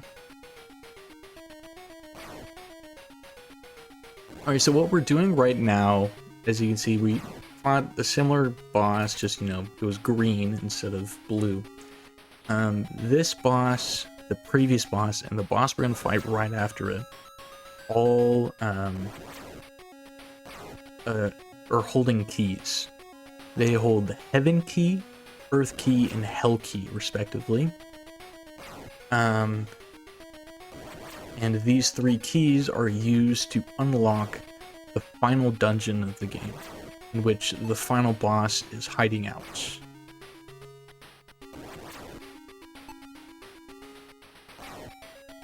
Kind of some lore on the game is the final boss is called Terrorin.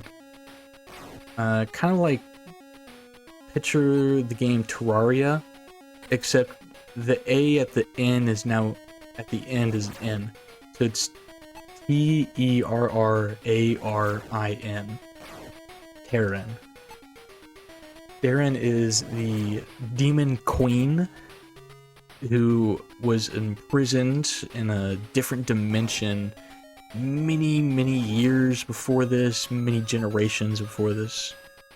And she has escaped and released monsters across the world. And that's what we've been fighting this whole time.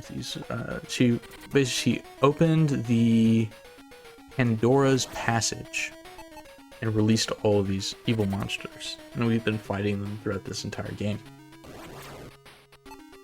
I'm an idiot.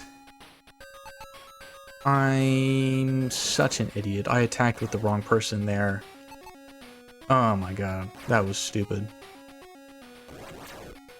That was so stupid.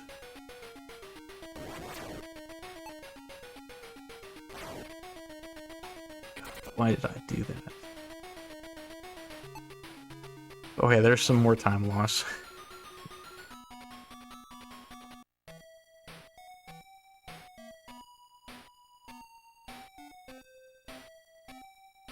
We have to go revive.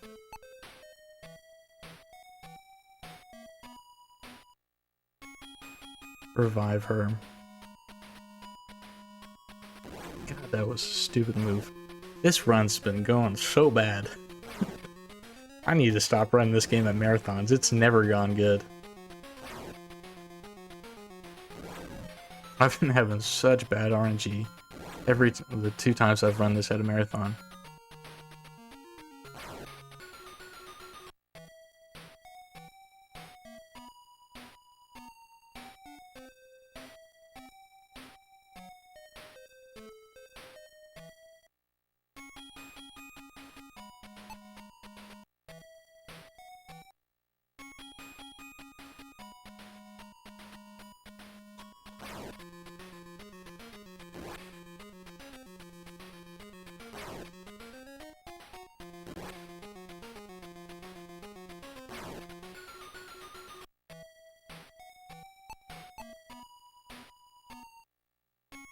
The really big, like the awful thing about dying there with Medi is it costs 30,000 to revive, and I only have 40,000 on me.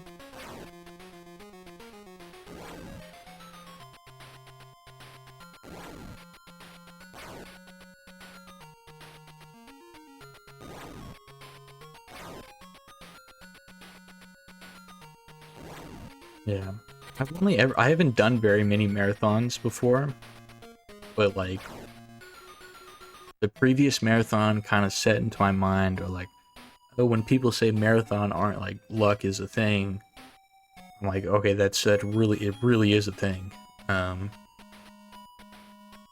then this run has really just solidified that idea of marathon runs don't get good RNG. They either get like really good RNG, absolutely awful RNG, and that's what's I've only ever seen the bad RNG.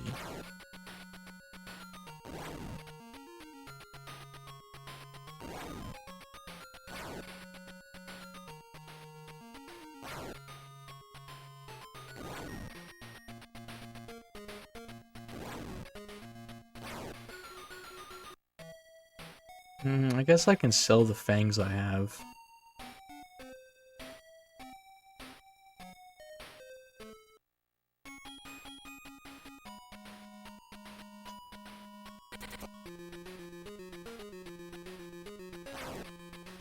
Help me with the money. I just need to sell them immediately.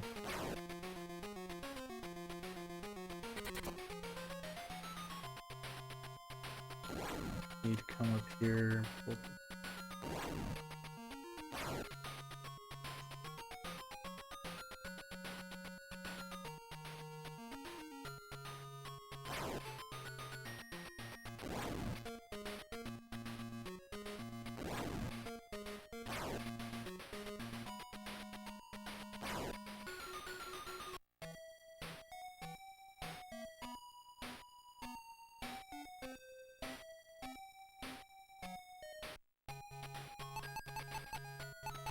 what items I got? I got 9. Oh, I only have 1 feather left. So feather to Minos. And then here, I think the fangs sell. Nope. Where do I sell fangs at? Here? Yeah. So we went from 40,000 to 100,000.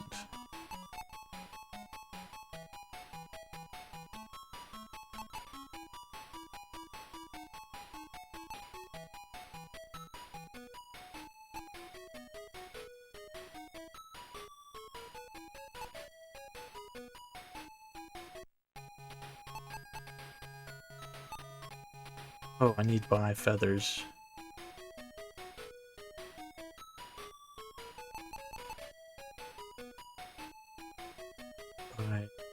Probably about 4, I would say.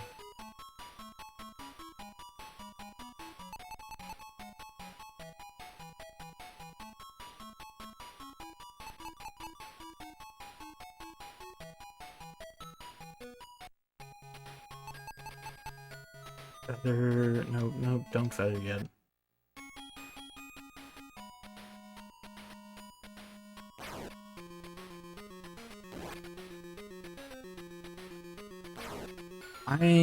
If I ever if I submit this game to more marathons, I'm gonna have to change my estimate.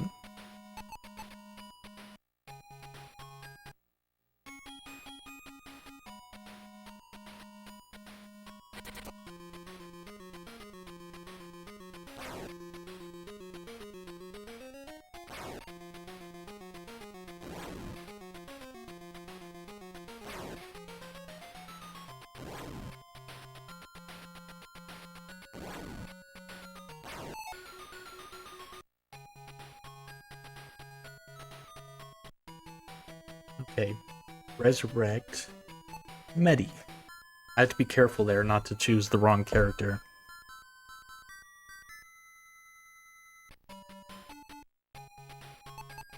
Okay, feather back to Giga.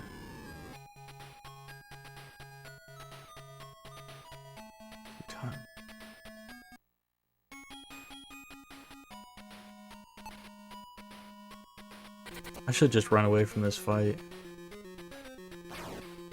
I got the dodge, might as well. I'm behind on XP now. Again.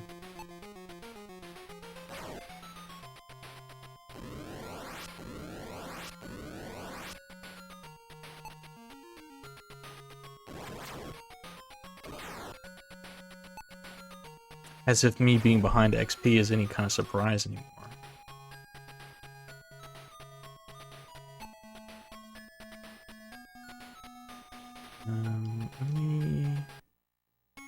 Oh my god, stop getting encounters, please.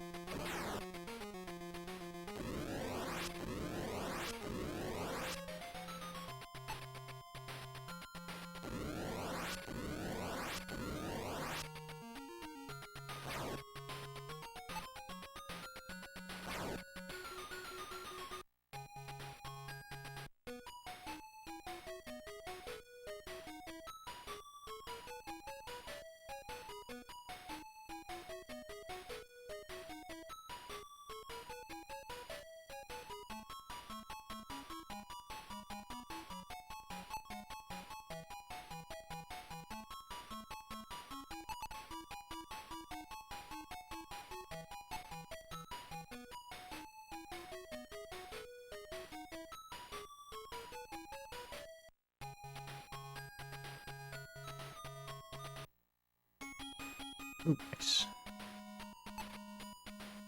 I think it's around here.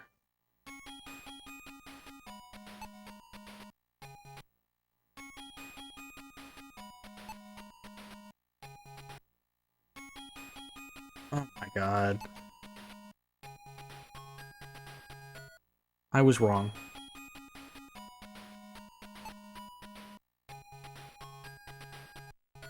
Alright, there's the final dungeon, which makes this next boss. Oh damn, I need to pull my other map back up.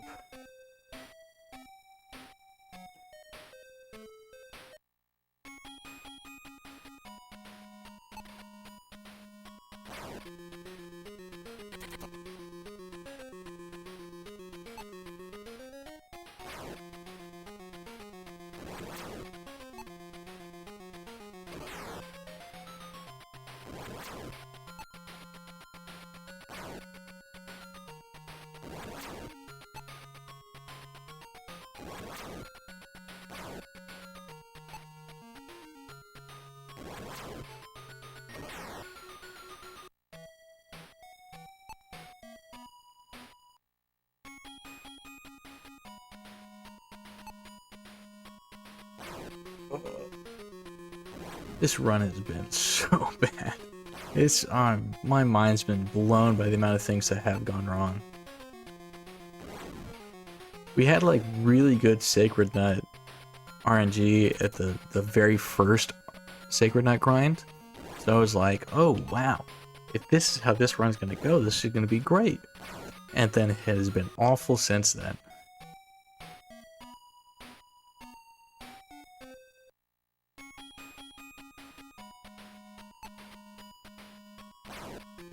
The start of this run was one of the worst starts I've ever done.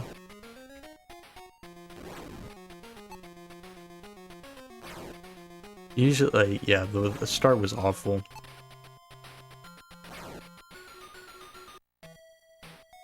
I definitely lost like 2-3 minutes just in the first 10 minutes of the run.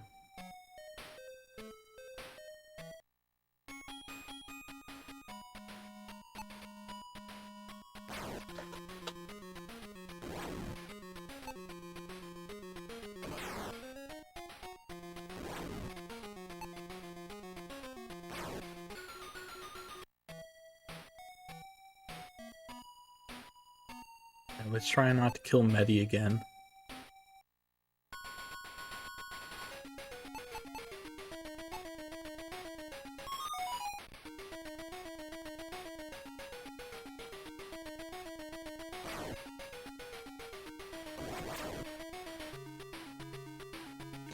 So this enemy is so these 3 bosses I fought that all dropped the keys are actually the only 3 enemies in the game that don't give XP. I mean, they're all just recolored skins of the same thing, but they are the only enemy in the game that don't give XP. I don't know why they would have done that. It makes no sense to do that.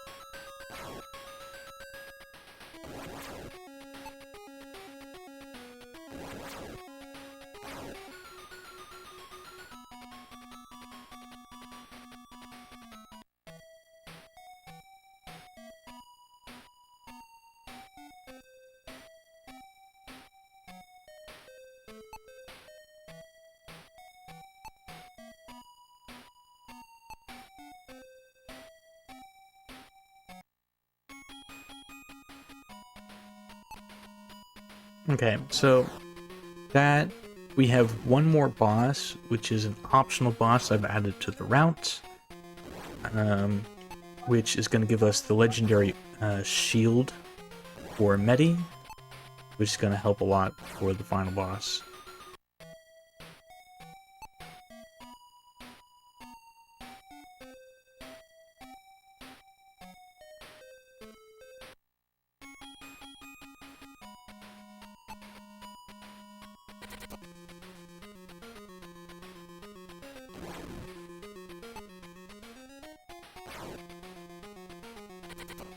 But after we do this next boss, actually no, there's one little grind we have to do before this next boss, and then one very RNG heavy part we have to do.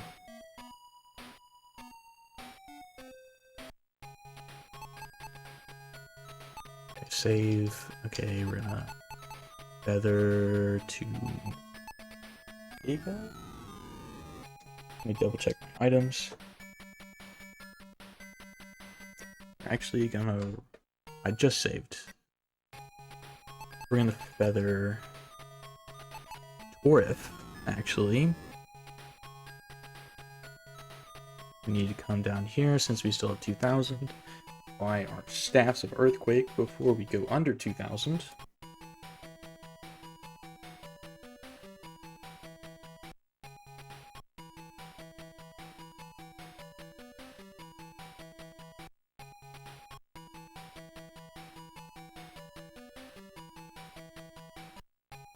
Next, we're gonna come over. So now we are going to have to get the final. Oh my goodness! Of course, they all went to sleep, and they all stayed asleep. We're gonna unlock the final magic item in the game. Okay, come on, game. Don't do this. Let me out of this. This sleep mechanic's ridiculous. Oh my god, you've got to be kidding me.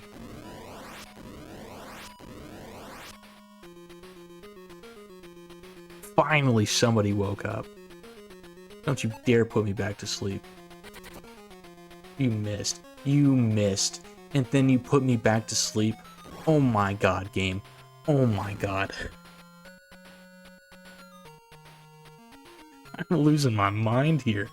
What is going on?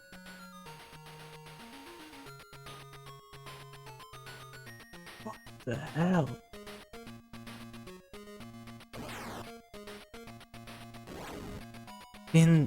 Oh my god.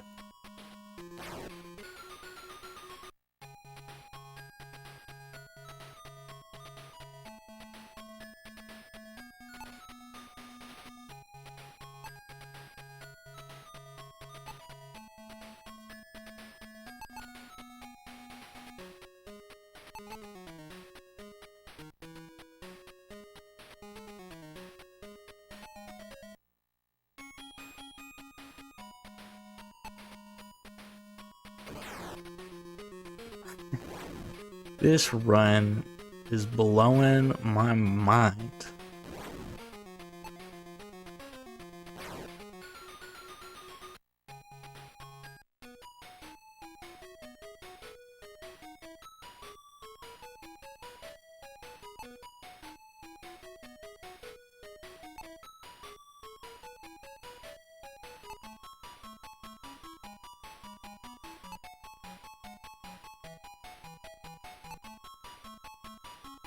I mean, that's a perfect example of what I was talking about how the sleep magic is just a killer.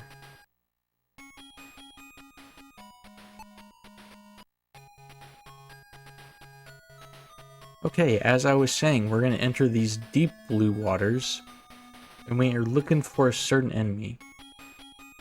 Very similar to the way the Lafants dropped the sacred nuts, there's an enemy in these deep waters called the Sea Dragon, who drops a resurrection potion, which, despite its name, does not actually resurrect anybody, but instead is an in-combat full heal. We cannot heal in combat outside of this resurrection potion. And that item is so good. It's massive. And is one of the very few reasons we're able to kill the final boss as early as we do.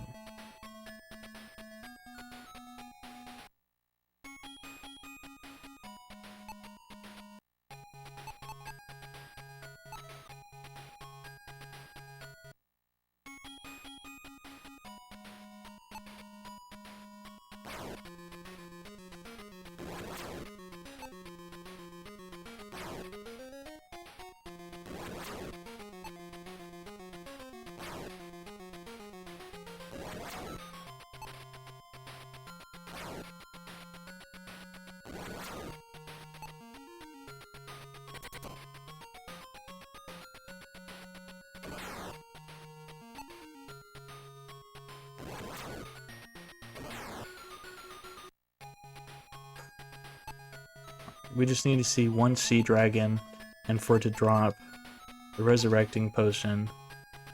And then we should be able to go kill this next boss. And then we need to grind for 3 resurrection potions so that we can kill the final boss.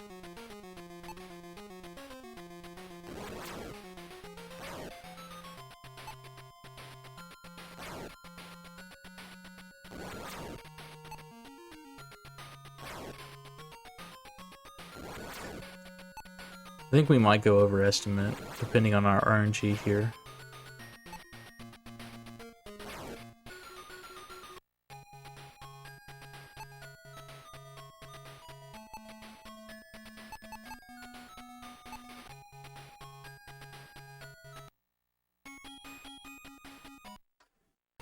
Come on, Sea Dragon, where are you?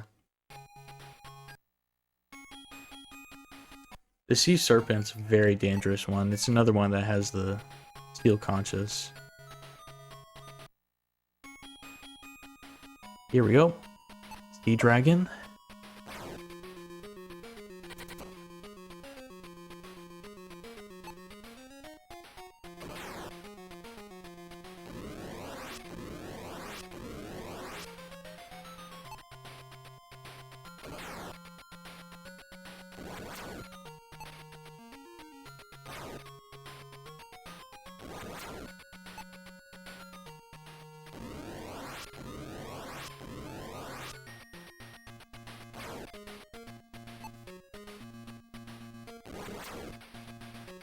I think this sprite is very cool. I think this enemy looks very cool. I like it a lot. It's Resurrection Potion. And since I'm already here, I might try to grind them again.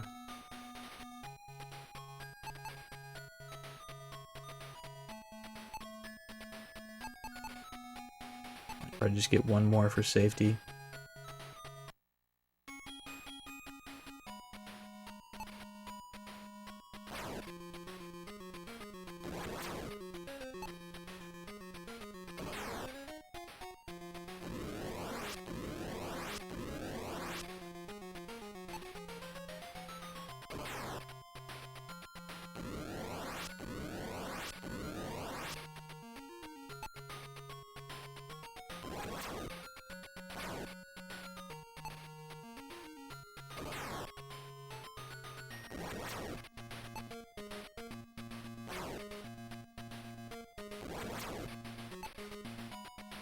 Come on, come on. Yes, 2 for 2, that's great.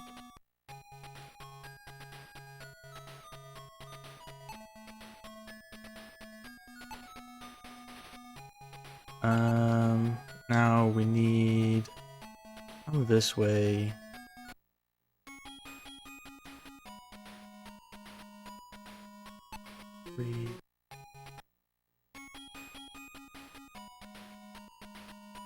Need to resurrect our main character.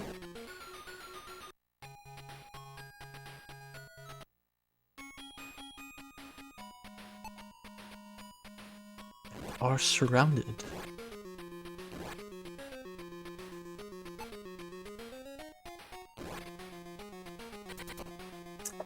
What foe avoided attack?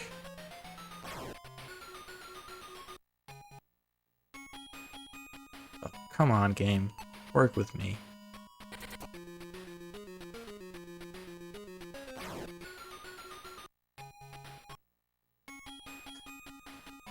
One step at a time, I guess.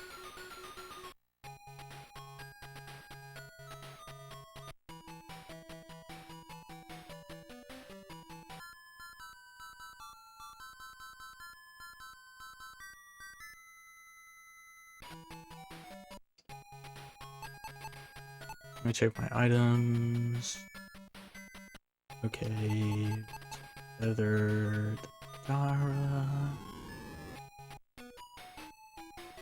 Heal up.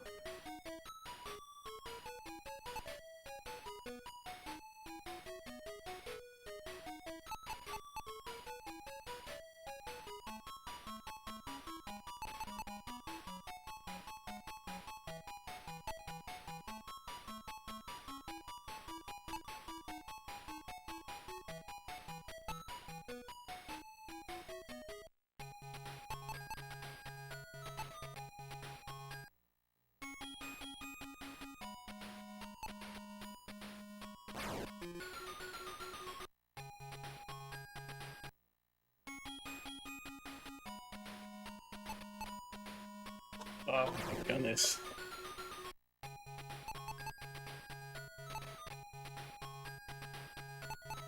I'll say right on top of it. Alright, let's do this boss fight. Stone.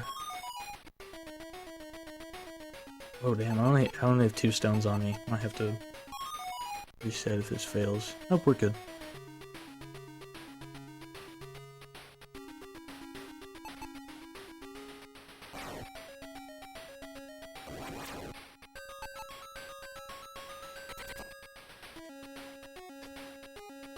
Miss really sucks.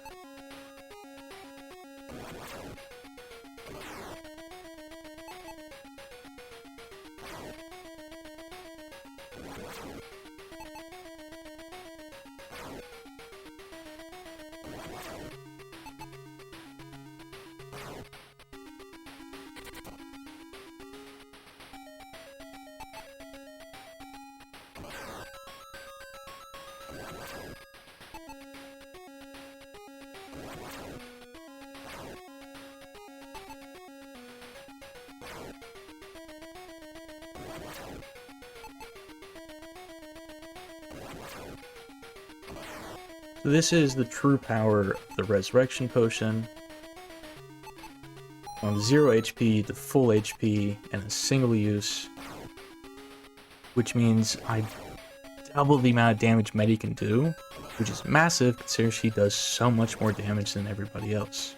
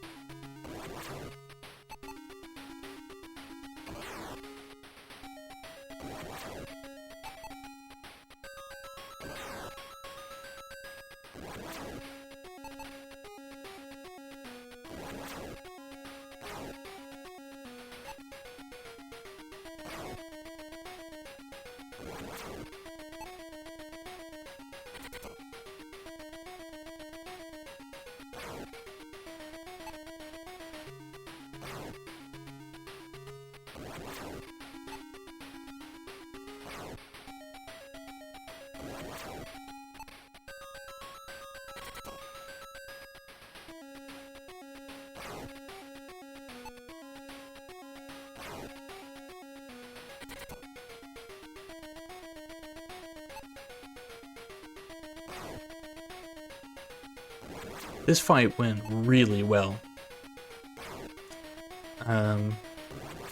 Surprisingly well.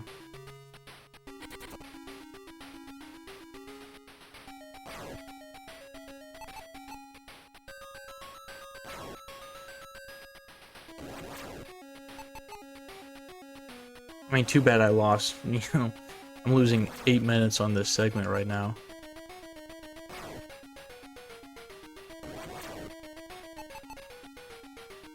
Granted, I did a little bit of a grind that I was supposed to do later now, so it doesn't make too big of a difference.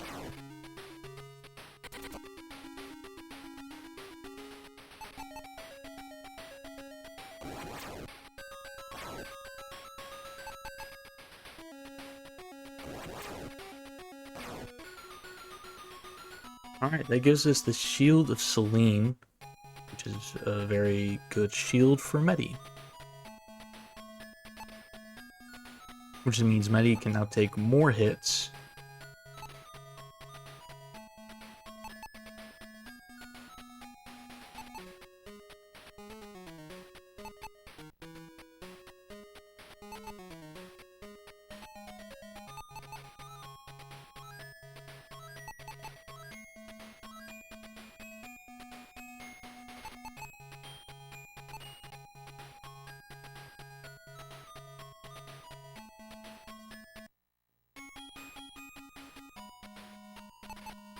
Okay, so now I need to get resurrection potions, and then I can go fight the final boss. Well, I need the last level with Medi too,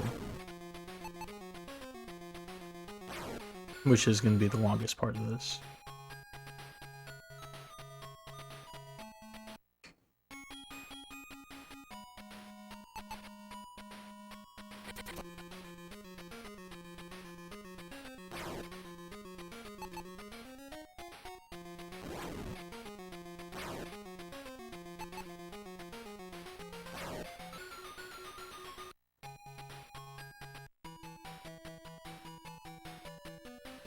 Whoa, I ran out of water like 20 minutes ago. My mouth is getting dry from all this talking.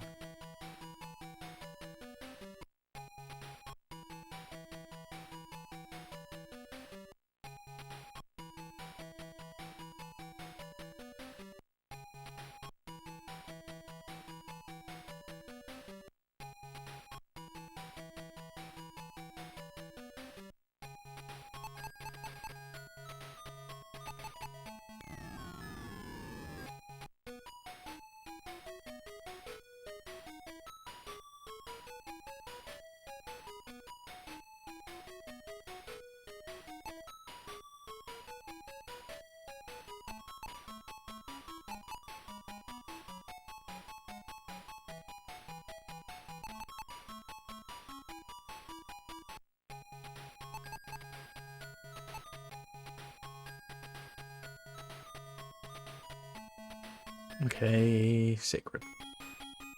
Oh, beautiful. One of these outfits. So we currently have one. We can carry a max of 3.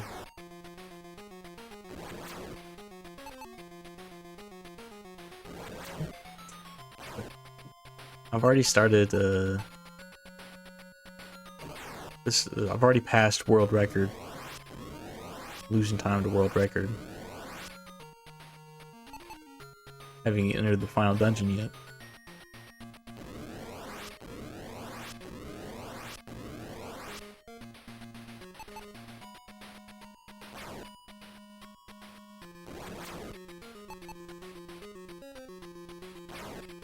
Please. Oh, that sucks. That sucks. We're 2 for 3 on those. Resurrection potions are a lot harder. Like, they hit a lot harder when you miss them.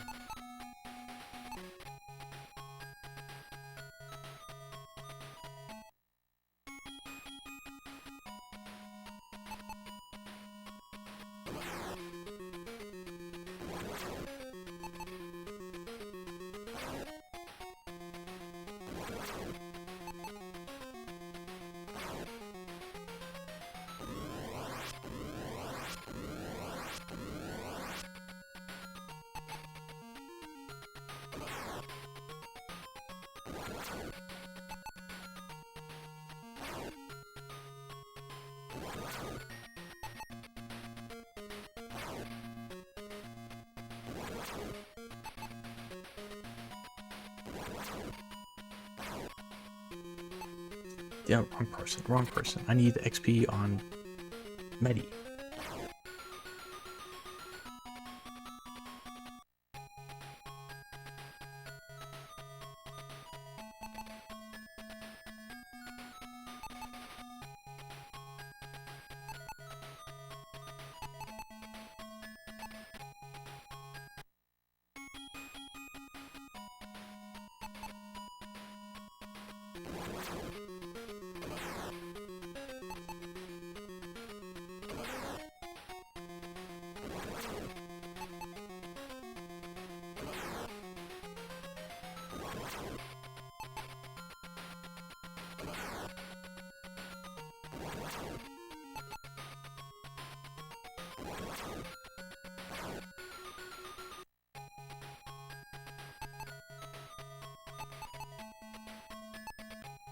Alright, I need one more resurrection potion. So I need at least one more sea dragon. And then, actually, I can go fight the final boss and potentially save a lot of time on this segment. I don't think I'm forgetting anything.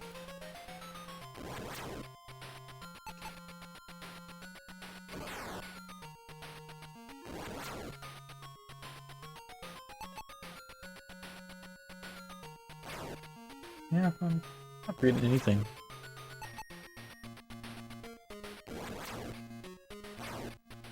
I might should pull out my notes at this point.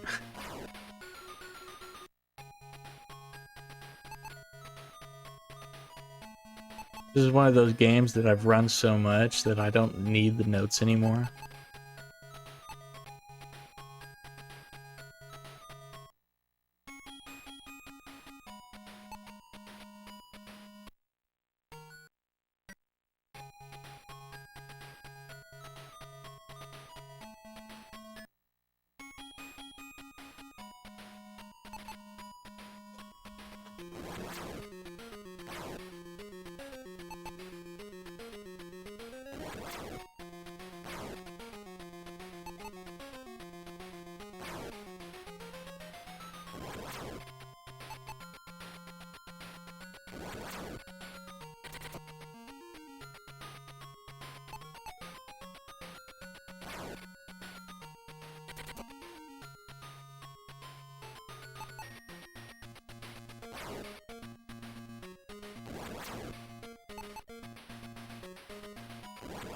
We're nearing the end, boys. Getting close.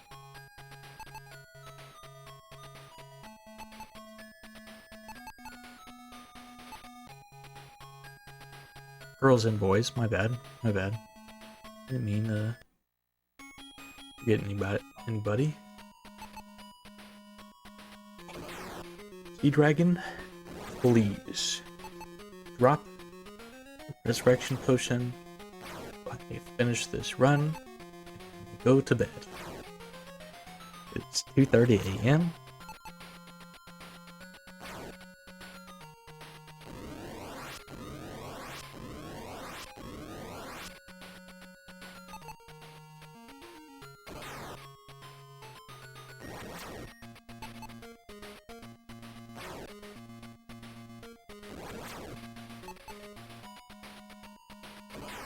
Please, please, please. Yes, yes, yes.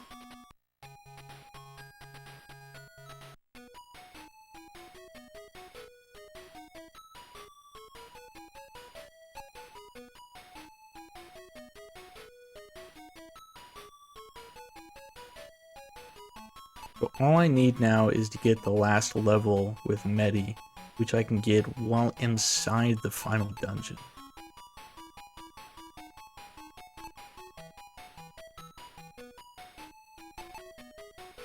I need to double check my inventory first, though.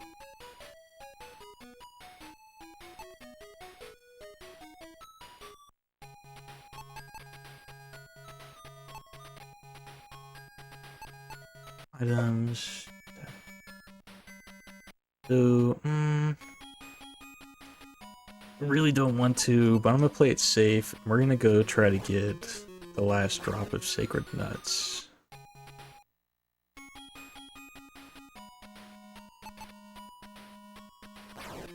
We're missing 2 right now, and that can make a difference in a hard boss fight like the final one is. It's an interesting game. I mean, I know I probably shouldn't say this, but it may not be that great of a speedrun in reality. But you know, I got a little bit of love for this game. I've put a lot of hours into the speedrun. I've enjoyed the majority of the time that I've run this game. I do think more people should play it at minimum. And if you're ever interested in speedrunning the game, there is a Discord linked on the SRC page. Miracle Warriors, Steel of the Dark Lord. And if you're interested, hop on the Discord, send me a message. I'm more than willing to help answer any questions you have about this game. I know almost everything about this game. And I'm currently working on a full lore page kind of thing. like a Word document, the lore. Because I'll be running this game at really lots of lore on April 5th. So if you did enjoy this and you want to see more of it, April 5th, you'll see a little bit more. And that one will have a lot more in-depth lore in it.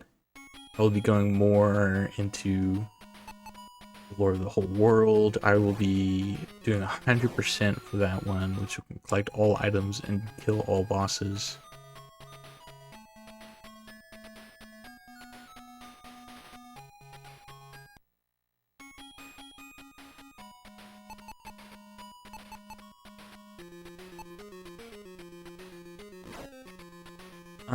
100% I routed myself, but it's not all too different from any percent. So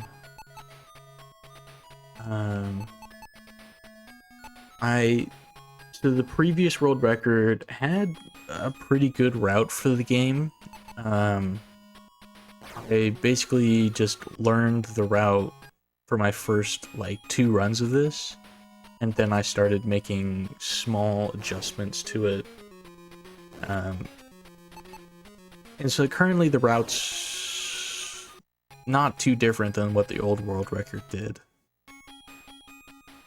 But there are some small changes about like where I'm grinding for enemies, when I'm grinding for stuff, how many of them I grind for, stuff like that. I've changed that. And then yeah, for the really lots of lore, it will basically just be a complete reroute of the game, because I have to route in a lot of new stuff to it.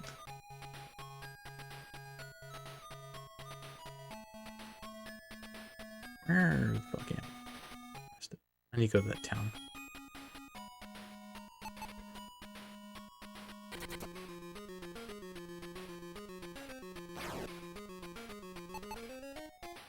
And if you're interested in the sequel to this game, Wings of Arguzia,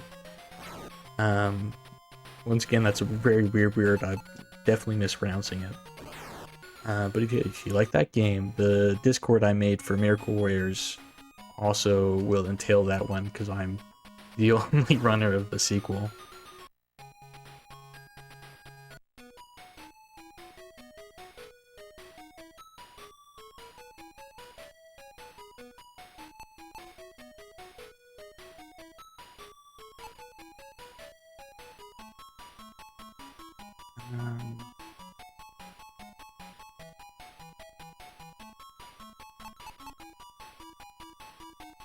No. Let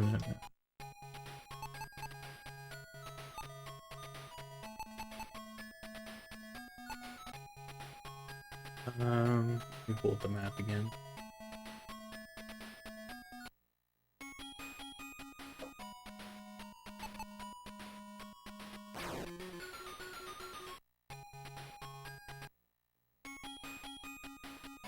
Probably run away from it. Run away from it. Come on, game. Let me get to the dungeon.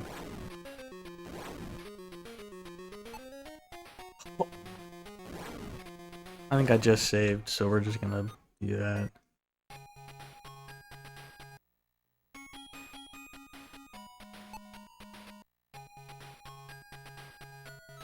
So just hold this. Nope, I'm in the wrong spot.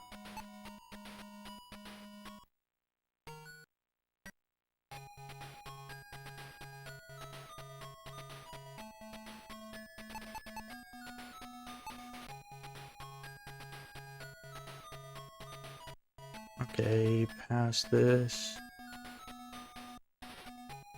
Okay, we're at the final dungeon. Let me double check my items. 11 for cool.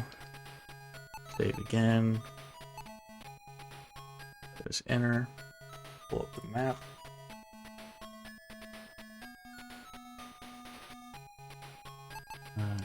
Nice.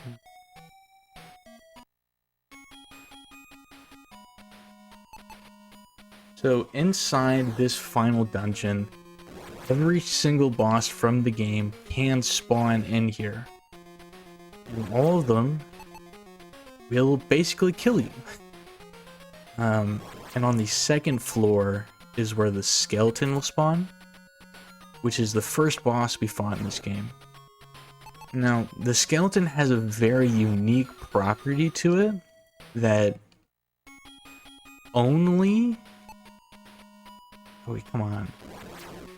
Well, let me try to get away from this boss before I keep going. It has a very unique property, the skeleton, is that only Guy can really damage it. It's very interesting, not sure why they chose to do that, but if you attack with anybody other than Guy, they do a useless amount of damage. But a Guy will do a massive amount of damage comparatively.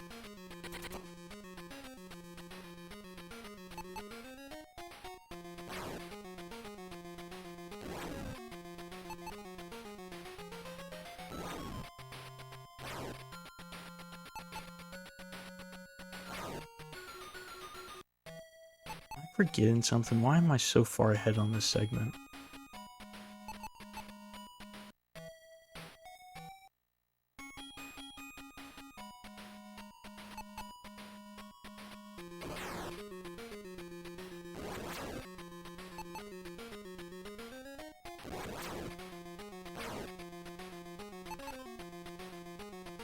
Got to get that final level.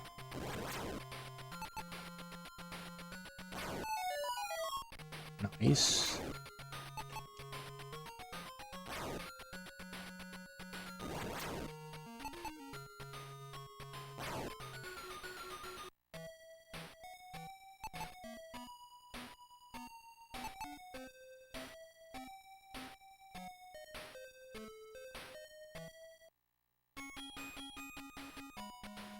And now that we got that final level, we don't really need to do any encounters for the rest of the game. So we kind of just run.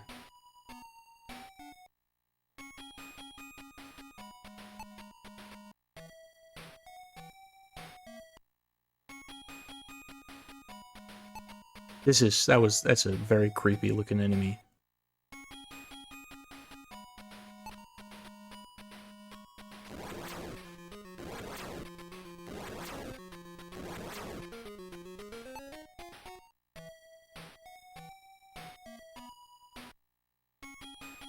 Okay, so that stairwell that I just ran, or backed away from, make sure I don't accidentally enter, is the final boss of the game. It is the Demon Queen Terran, who we shall kill and recover the seal of the Dark Lord, so we can seal her back away. Wish me luck. Here we go. Oh yeah, the skin for the final boss is a naked woman colored green. So yeah. And the NES version of the game, their skin color is just, you know, a white skin color and are not painted green, and is very much just a naked woman. So I think Sega wanted to, you know, separate, you know, like, hey, this is,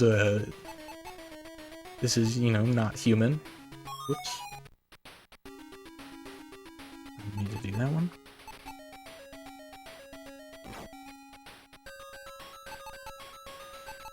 And yes, at the moment we are throwing our nuts at the naked green woman.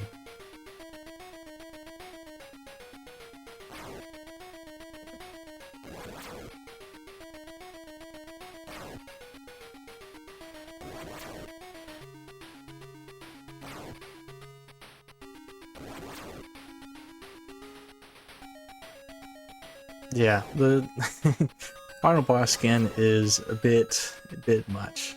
It is an interesting boss.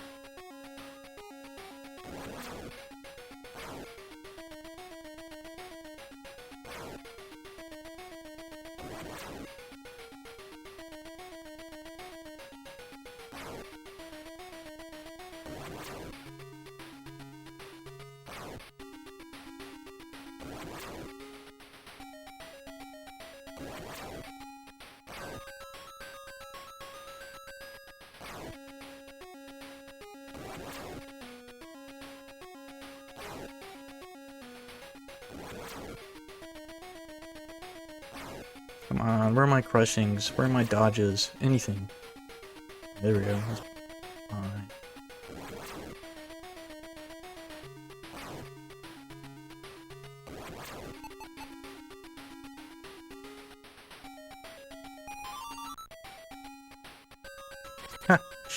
Alright.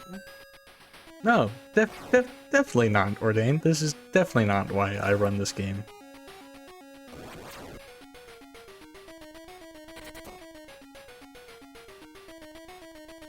But I should also point out, I have done like 150 attempts of this game. This is only like the 7th or 8th time I've seen this boss.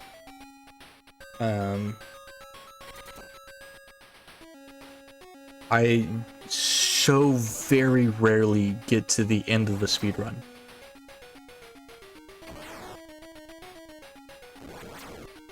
So it is, you know, it's a nice surprise at the end of your speedrun. Again, this is the kind of thing you're into.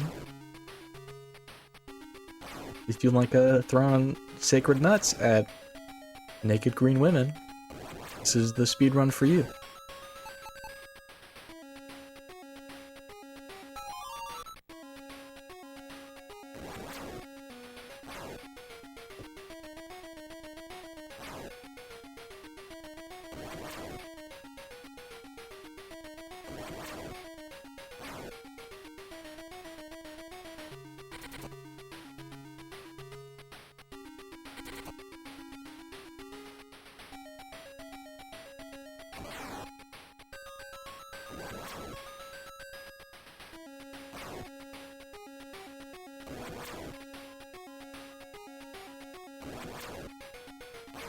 I totally have forgotten to count misses and crushings. Should be good.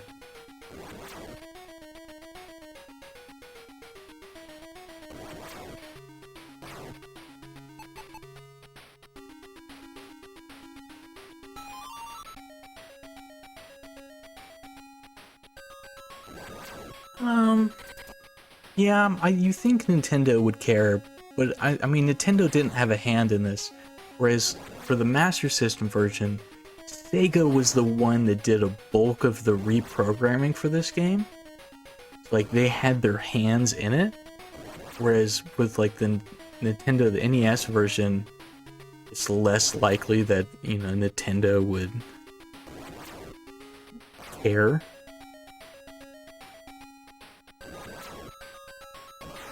So I mean, that's why I think they would have changed it for this. Because Sega themselves are like, let's not have, you know, actually, I mean, like, even on the NES version, like, it's a naked woman, and like, it has, you know, like, they've colored the nipples and everything.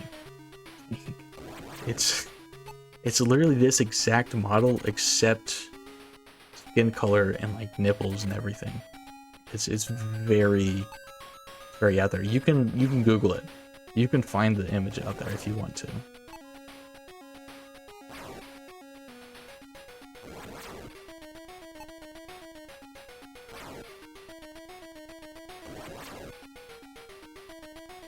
Alright. Let us throw our sacred nuts and hopefully win here. I don't know how many sacred nuts I have right now. Should be good. And bam! That is time. We have defeated Terran, the Dark General in mortal combat. Entering the depth of the shrines, Obscure finds a chest. Within layman's last hope, the seal of the Dark Lord.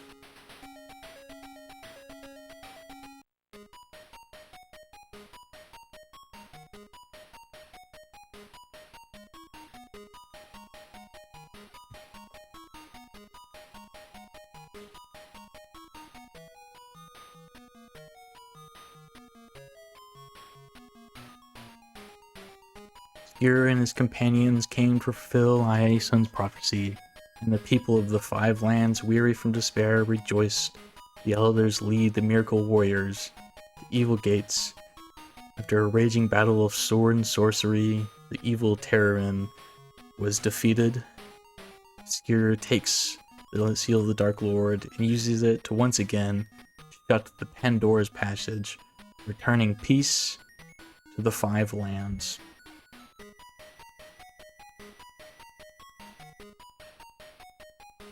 Thank you for all the GGs. Much appreciated. This was... I actually golded that last split by 7 minutes. So we were minus 35. Then I saved 12 minutes on that split.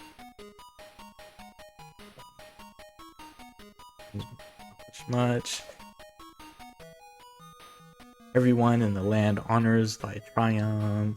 These are just people from throughout the world. This is from one of the wordsmith things. This is Cosmosa, the ancient sage who gave us the original spell and helped us on our quest at the start. And this is the king that gave us our quest. You know, I knew you would triumph. You beat it, or it should be a legend in all eternity. And this is where Jesus thanks you, I will never forget you. It's Mother Mary thanking me for being me. And then Joseph. Holy Trinity is in the speedrun. I mentioned this before, but that is, I mean, it looks like Jesus. It looks like Mother Mary and it looks like Joseph.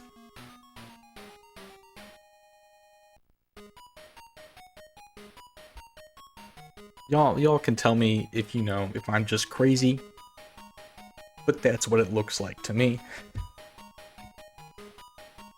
I guess this is where I'll do my little spiel. I am GBsaysHi. You can follow me on twitch.tv/GBsaysHi.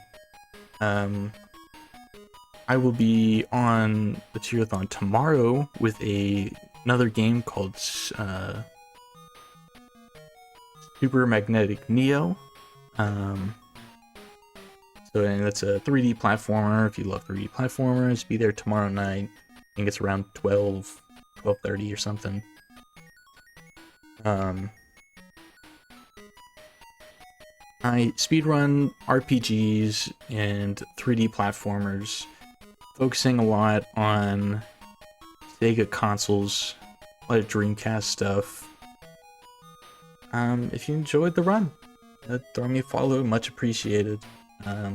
If you're interested in the speedrun, like I said, on SRC there's a guide with a full step-by-step page of how to run the game. You can also join the Discord and ask me any questions, and I'll be happy to answer it. I don't know if there are any mods available on Obscurathon who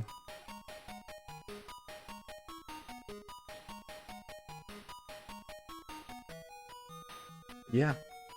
Thank you so much for all the GGs. I am honestly surprised that I was able to finish the run.